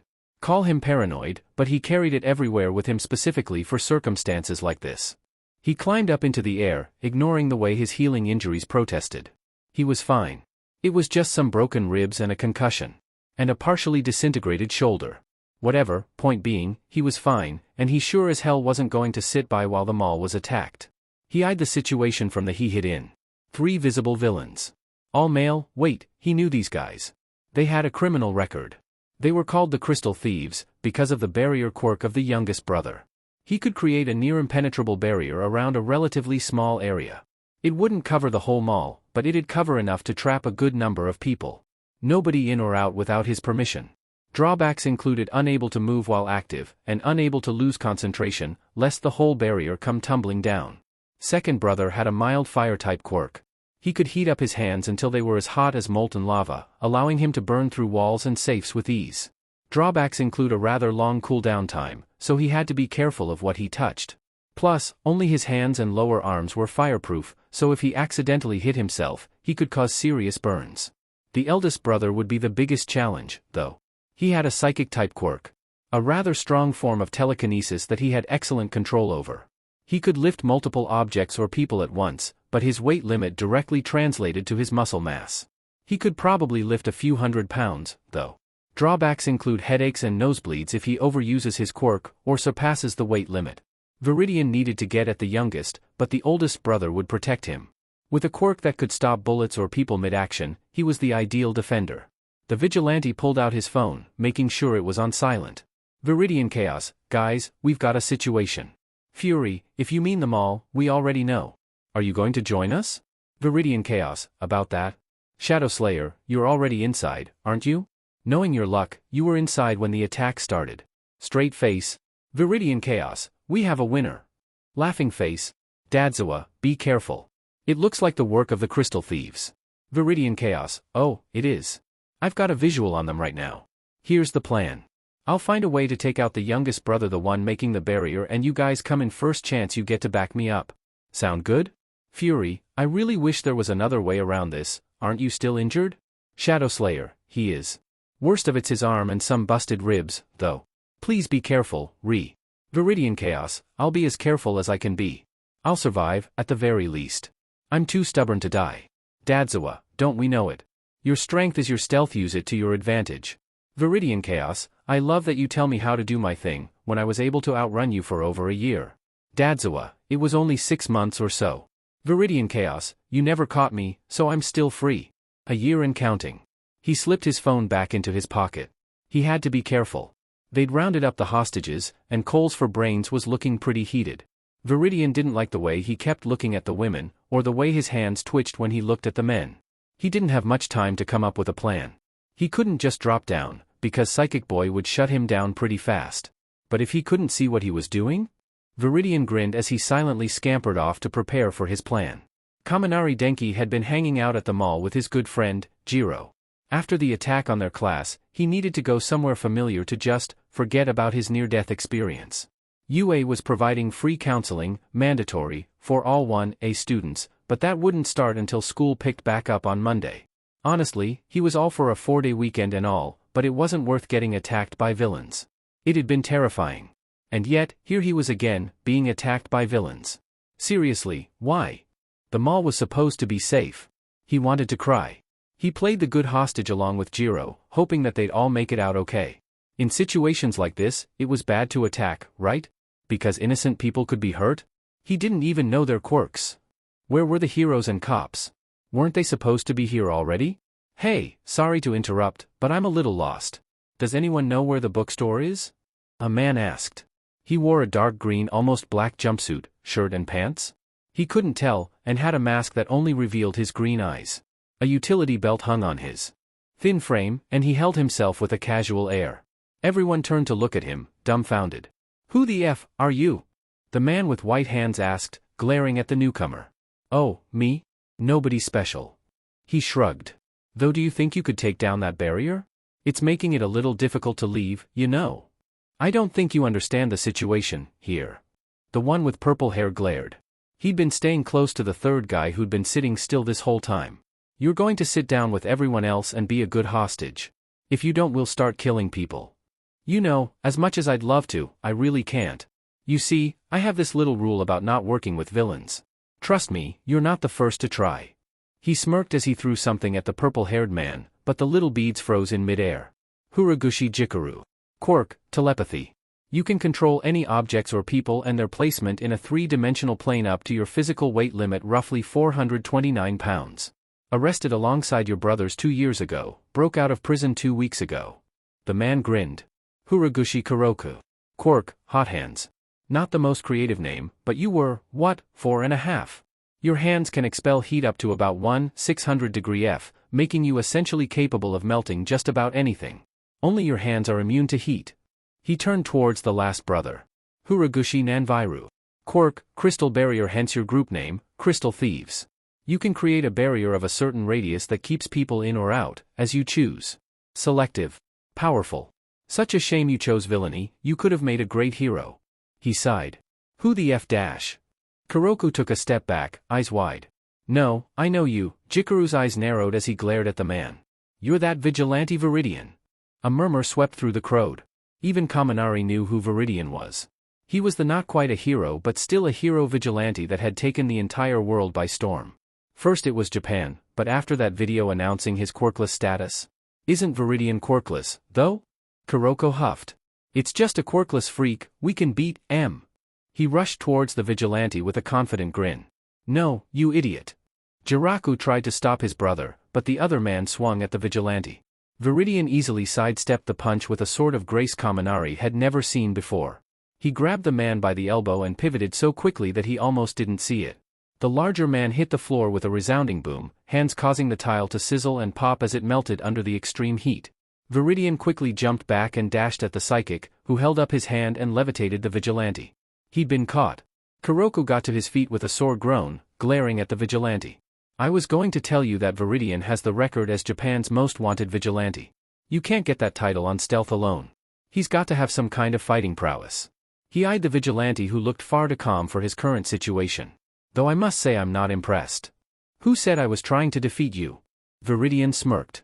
Boom. He whispered, and a moment later, a loud boom sounded right from the forgotten third brother's seat. The man jumped and toppled over with a startled yelp, allowing the barrier that kept heroes and police at bay to shatter. No! Jiraku glared, lunging for the vigilante. A gunshot stopped the villain's advance as the police rushed onto the scene. Kaminari recognized several heroes, including the number 3 hero, Hawks. The winged hero rushed right into the fight, taking out Kuroku with ease. Viridian, how do you keep getting yourself into these messes? Hawks asked, a teasing tone to his voice. I'm just that talented, Birdie. Viridian replied with an easy smirk. Trouble just loves me. Yes, well you're still hurt. I'll have you know, I've been treated at an actual hospital this time. So there. The vigilante seemed to stick out his tongue at the number 3 hero. Wow, that guy had guts? Viridian, how much extra paperwork did you cause me? A detective groaned as police apprehended the criminals. Come on, Masa. I only borrowed some supplies from a few stores. You stole? To make a makeshift bomb. I had to distract them somehow. Kaminari stared. He'd planned that? All of that? You're giving us gray hairs. Hawks groaned. You know, I did originally come here to look at books. Plus I still need to pick up some groceries, so I'm going to head out, now. Viridian waved a hand over his shoulder as he walked away. Just email me your statement. The detective sighed. Will do, Masa. Izuku wasn't ready. He stood before the door of Class 1A. It was the first day back at school, and he was wondering how his classmates had taken everything. After all, the last time he'd seen them, he was being carted off to the hospital in critical condition after going toe-to-toe with a monster and villain that had incapacitated their sensei. Yeah, he was going to have a lot of bullshitting to do. With a deep breath, he opened the door to the classroom. At once, the students became silent as they looked at him. He supposed he was a bit of a sight for sore eyes. He sported a new scar on his left cheek that looked like he set off the wrong dude armed with a switchblade, and his arm was still in a sling from his shoulder being partially disintegrated. Well, that, and he'd apparently stressed his shoulder with the mall incident, but that wasn't his fault. And he had to take that sling off to fight as Viridian. Yo! Midoriya! You're alive! Kirishima grinned as he jumped to his feet and ran over to meet him. I mean, I already told you I was alive via the chat, but, Izuku smiled at Kirishima. He was also glad to see Kaminari and Jiro were okay. He'd been worried because of the whole mall thing. Glad to see you're up and about, Karo. You scared us. Tsu flashed him a grin. The Deku? Bakugo glared, getting to his feet. This is why you never should have become a hero. You can't do shit. Look at you. You're the only one of us that got hurt. He ignored Kirishima's attempt to calm him down and shrugged off Kaminari's hand. His eyes were set on Izuku, whose face had become cool and detached. That's because I fought the ringleader. Sensei got hurt, too. He pointed out. Yeah, but he took on dozens of villains alone. That's different. At least he's got a queer. Bakugo, you will report to Nizu's office after school for detention. We do not tolerate bullying or quirk discrimination at UA. Do I make myself clear? Aizawa-sensei glared at the startled blonde as he came into the classroom. His mummified hand gently rested on Izuku's shoulder for the briefest of moments, and the greenette instantly recognized it as a form of comfort from the antisocial man. Thank you, sensei. Izuku quietly muttered to his teacher, who nodded gruffly. Now everyone get to your seats, we've got homeroom. Everyone scrambled to take their seats, and Izuku reluctantly sat behind the fuming blonde.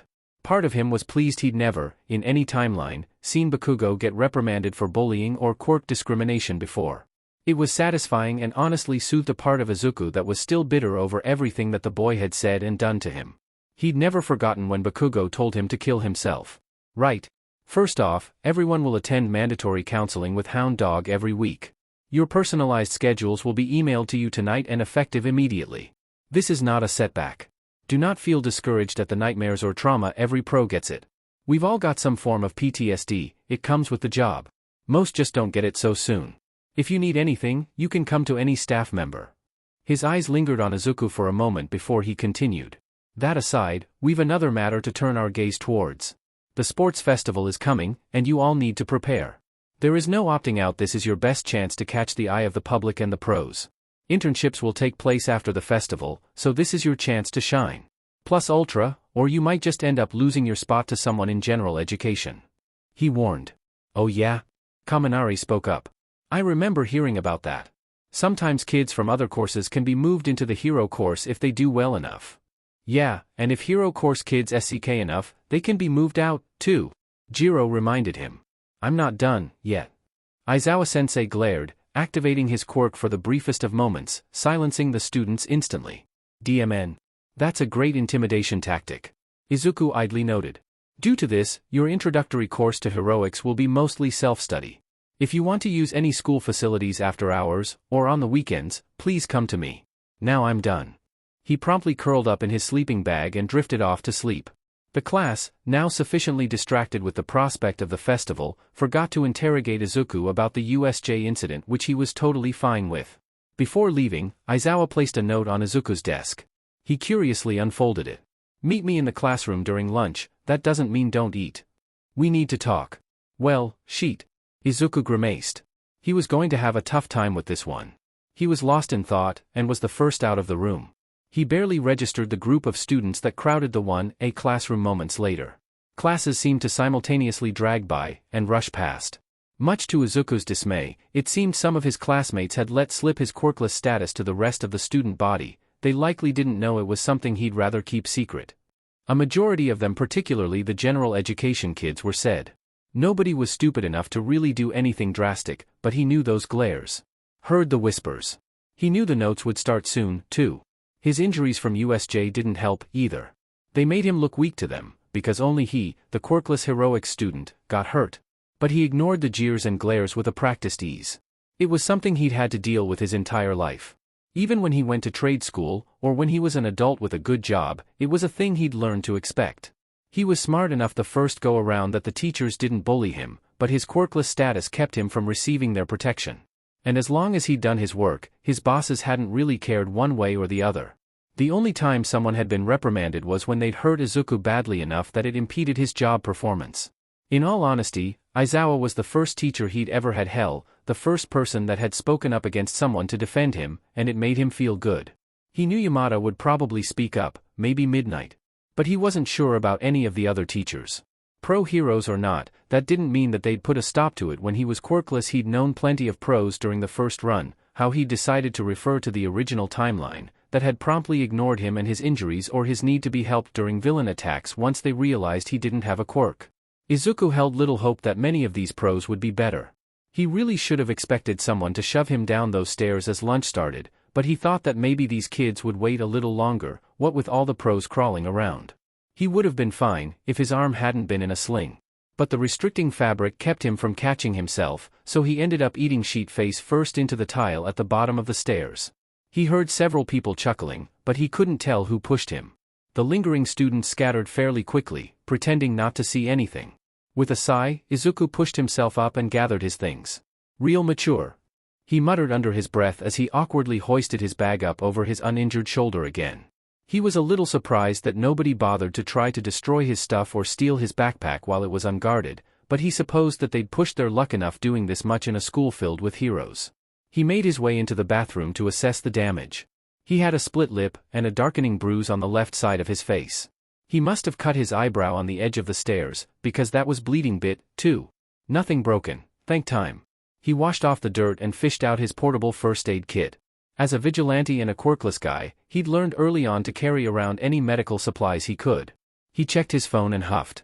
He would be a little late to his meeting with Aizawa. Oh well. Sensei will have to learn to deal with it. He did tell me to eat, after all. I wonder if eating sheet down the stairs counts. He idly wondered aloud as he made his way to the classroom. Midoriya, thank you for Komi. Aizawa stopped when he saw Izuku's face. What happened? Fell down the stairs. He answered swiftly. That's the oldest excuse in the book. Aizawa sent him a mild glare as Izuku closed the doors. Doesn't mean it's any less true. Did you fall down the stairs, or did someone make you fall? I mean, I'm pretty sure someone pushed me, but I didn't see who. Izuku shrugged. No sense in lying to him more than he had to. It doesn't matter anyways. Aizawa looked like he really wanted to pinch the bridge of his nose. It does matter. That's bullying. And it's nothing I'm not used to. Honestly, I'm surprised nobody's left me. Izuku's eyes fell upon his desk, where he saw something barely poking out. Aizawa must have left the room to grab himself food, because that had not been there when he left. Oh, never mind.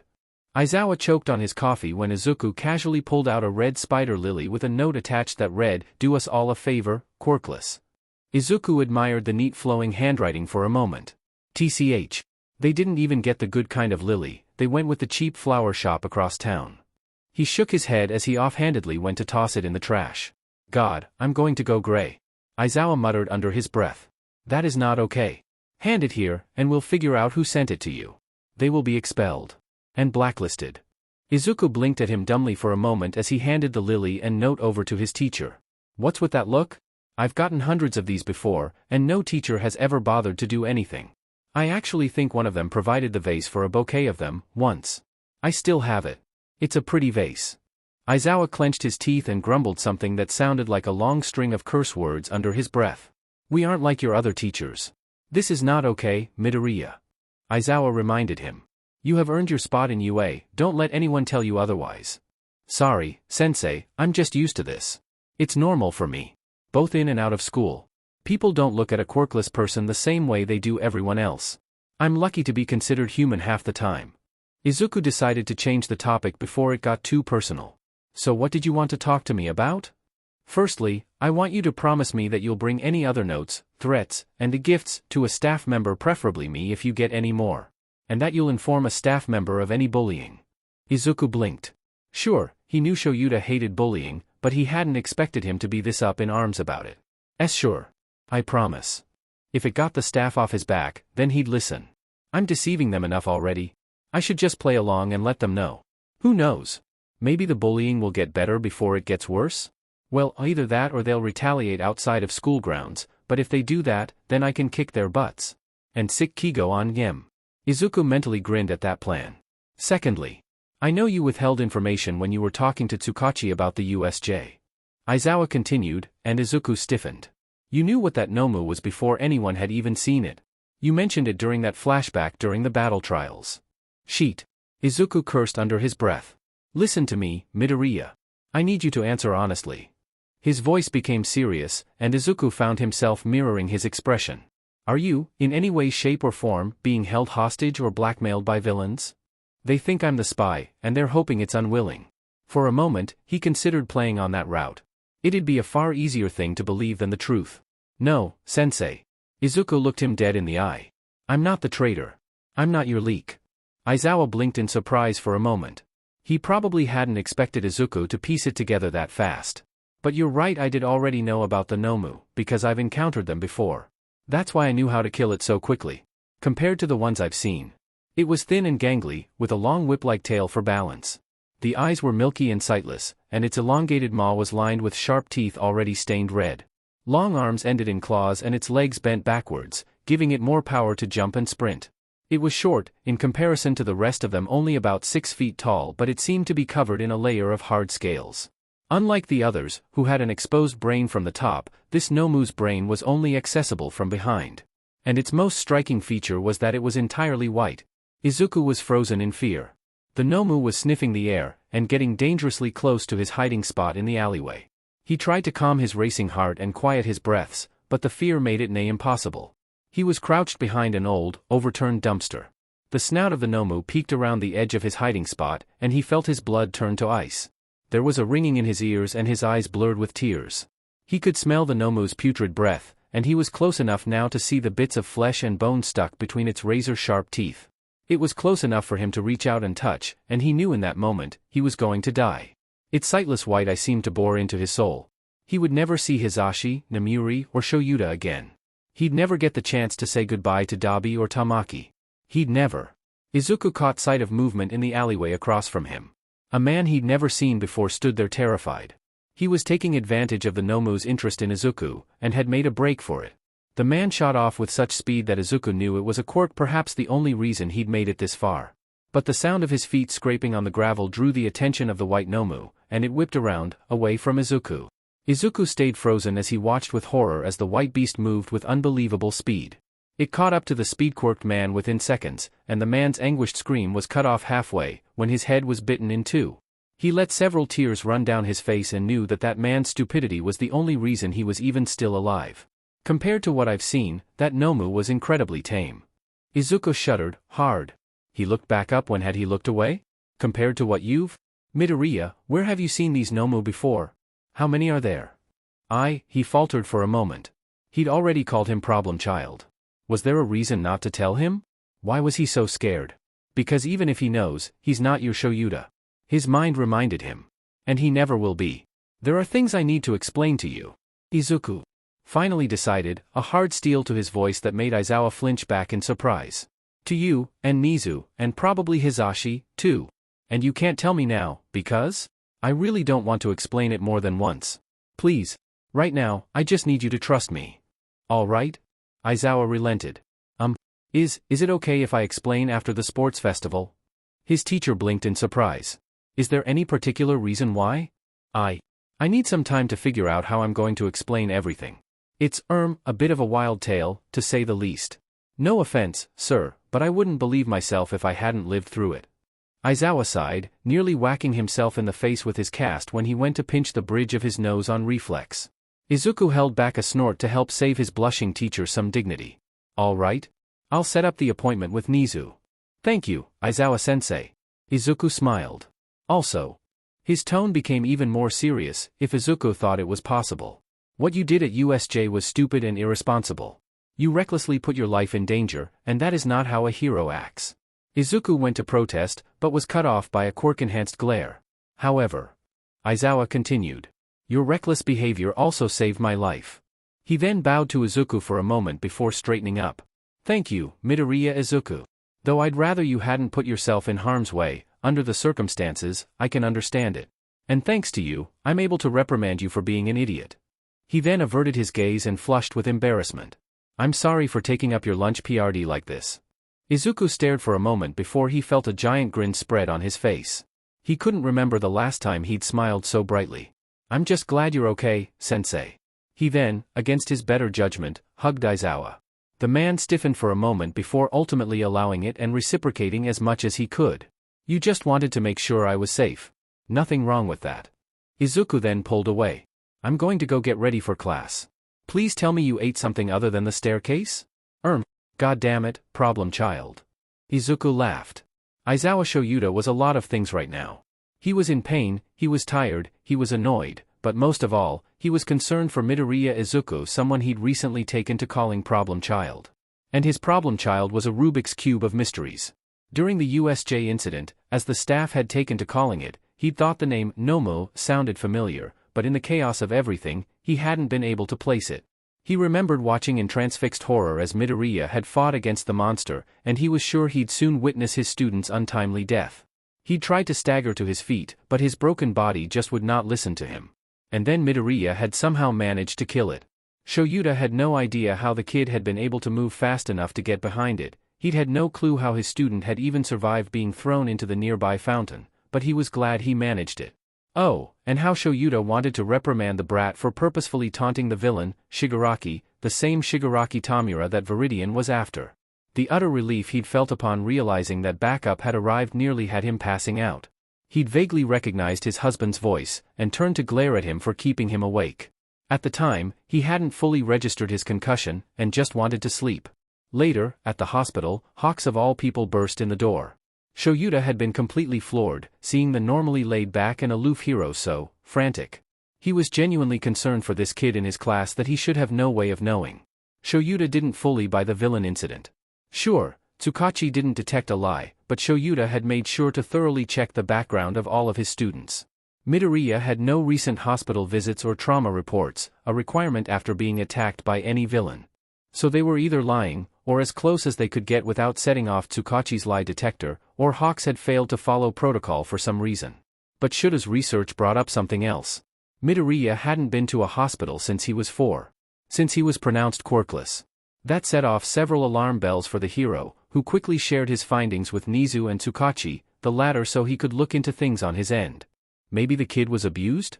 But he'd told Tsukachi he was safe at home. Was home perhaps with someone else? The streets? God, he hoped not. It wasn't until after he'd been released from the hospital that Shoyuta recalled where he'd heard the name Nomu before during Midoriya's flashback during All Might's first class. He'd mentioned hearing Nomu around them, which meant that he'd encountered them before. Which also meant that there was more than one. He'd taken this information to Nizu immediately, and the principal had confessed his suspicions of Midoriya being their leak. The thought made Shoyuta simultaneously angry and heartbroken. He'd been growing attached to this brat, whether he wanted to admit it or not. The fact that he was likely a traitor. But hold on, Aizawa. Nizu had said, stopping him from leaving. There's more to my theory. Oh? A ray of hope. I think that, if he is the traitor, he's being held captive by this league of villains. I'm a fair judge of character, and I don't think he wants to hurt any of us. I truly believe that if he is the traitor, it's against his will. After Nizu had told him that, he felt his heart lighten a bit, even if the thought of Midoriya in the hands of villains made him cringe. That was why he asked him to meet him during his lunch break. Asking him to stay after school would raise suspicions, if their hunch was correct. And had that conversation taken a lot of energy from Shoyuta. By the end of it, he felt as emotionally drained and battered as his body. Which was saying something considering he was currently living on Skull Crusher coffee mixed with energy drinks and caffeine powder. If Recovery Girl found out, he'd be skinned. He re-entered the staff room to find only Hisashi and Namiri there. Thank God. Sho? Are you okay? You look like sheep. Hisashi's eyes shone in concern. God, I want to kill somebody, but I don't have the energy to do it. He ummed, burying his face in his husband's shoulder. Okay, what's up? Hisashi's tone was uncharacteristically serious. Midoriya's getting bullied. Badly. Kid walked into our meeting with a beat-up face because someone shoved him down the stairs. What? Namiri and Hisashi cried at the same time. And don't get me started on the note. Shoyuta growled just thinking about how casually Midoriya had tried to throw away that lily. Someone left an actual death threat in his desk, and the kid was so used to it that his first reaction was to criticize where they got their supplies from before attempting to throw it away. Shuda's voice was rising, now, but he didn't really care. He pulled away from Hisashi as he angrily paced, instead. And when I actually intervened and told him that the person responsible would be expelled, he looked at me like I'd grown a second head before explaining that his previous teachers had ignored or encouraged such behavior. Encouraged? If his hands weren't casted, Shoyuta would be pulling at his hair, right now. He says it's normal for him. That he's lucky for people to look at him as a human being. He stopped, suddenly out of breath and even more exhausted than before. Hisashi cautiously approached him. It wasn't often that Shoyuta lost his cool, but when he did, it was typically explosive. Namuri stared at him with wide eyes, having only seen him like this a handful of times. It's all right, Sho. We'll bring it up at the teachers' meeting today, and figure out who sent it. He helped Shoyuta sit back down on the couch. We'll help the little listener. Someone's attached. Namuri smirked. Shoyuta would have normally denied it, but that would require energy he no longer had. So he opted for glaring at his friend instead. You look beyond exhausted, Sho. Hisashi helped him climb into his yellow sleeping bag. Take a nap. I'll wake you later. He sent his husband a mild glare, but he was never one to pass up a nap. And he must have really looked bad if he was actually encouraging Shuda's shitty sleeping habits for once. He half-heartedly muttered some sort of semblance of good night before he slipped into his nightmares again. Nizu was many things. He was a creature of unknown genetic makeup. He was incredibly intelligent, more so than most humans. He was the maker of a million plans. But lately, he'd found himself encountering something entirely new to him. Nizu was confused. And it all came back to one Midoriya Izuku, first Quirkless student of UA. The kid was the biggest and most convoluted puzzle Nizu had ever had the pleasure of coming across.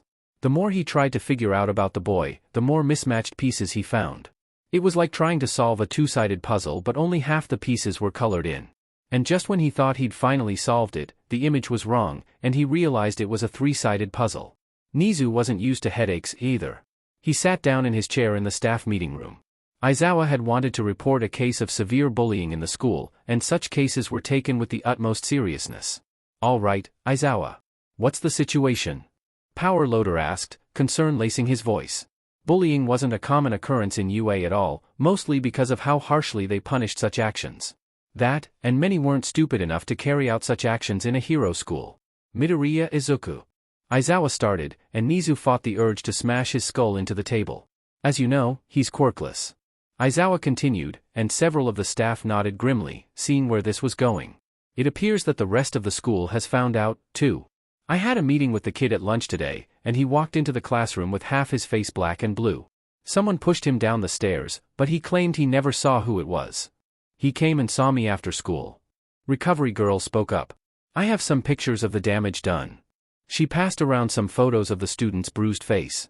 Nizu would definitely be going over the security footage tonight. There's more. Aizawa continued, and the staff looked over in disbelief. It gets worse than shoving the kid down the stairs? Cementos choked out. For a moment, Aizawa's eyes flashed red with anger, and Nizu knew he wasn't going to like this. He found this in his desk. He's apparently so used to it, that he just throws them away. He says this is the first one he's found at UA. He then proceeded to pull out a red spider lily. Several of the staff gasped in shock. There was also this note.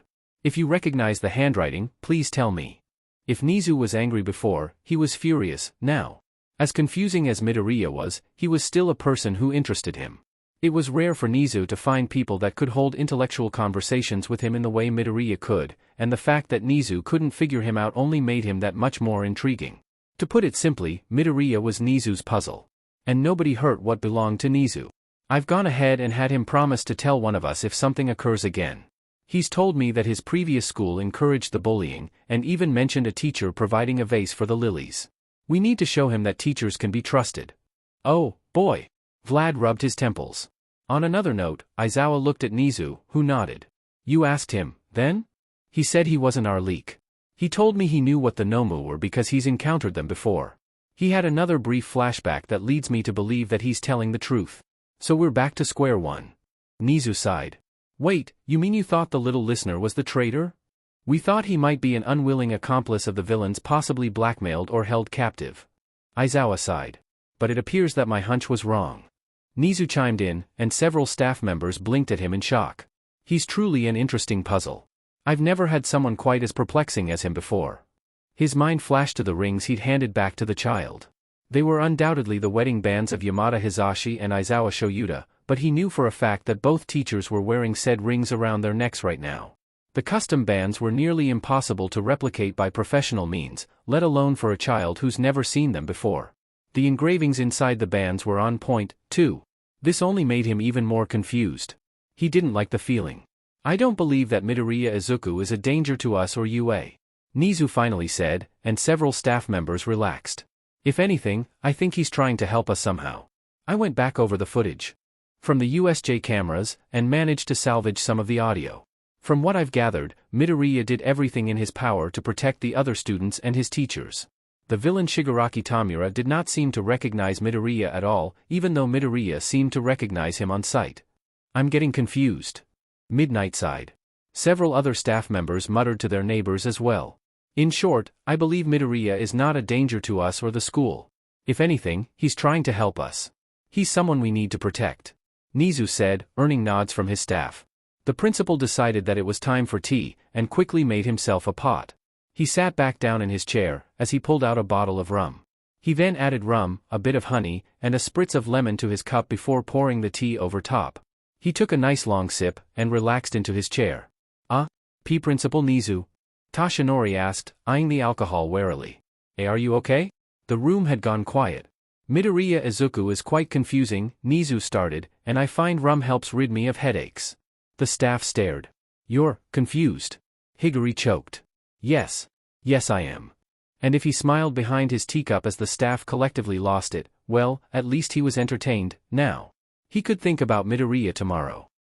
Okay, sadly the chapter is over, and if you enjoyed the video just leave a like, and subscribe with post notification, so when the next chapter is ready, you will be notified. Okay, see you in the next video. Bye.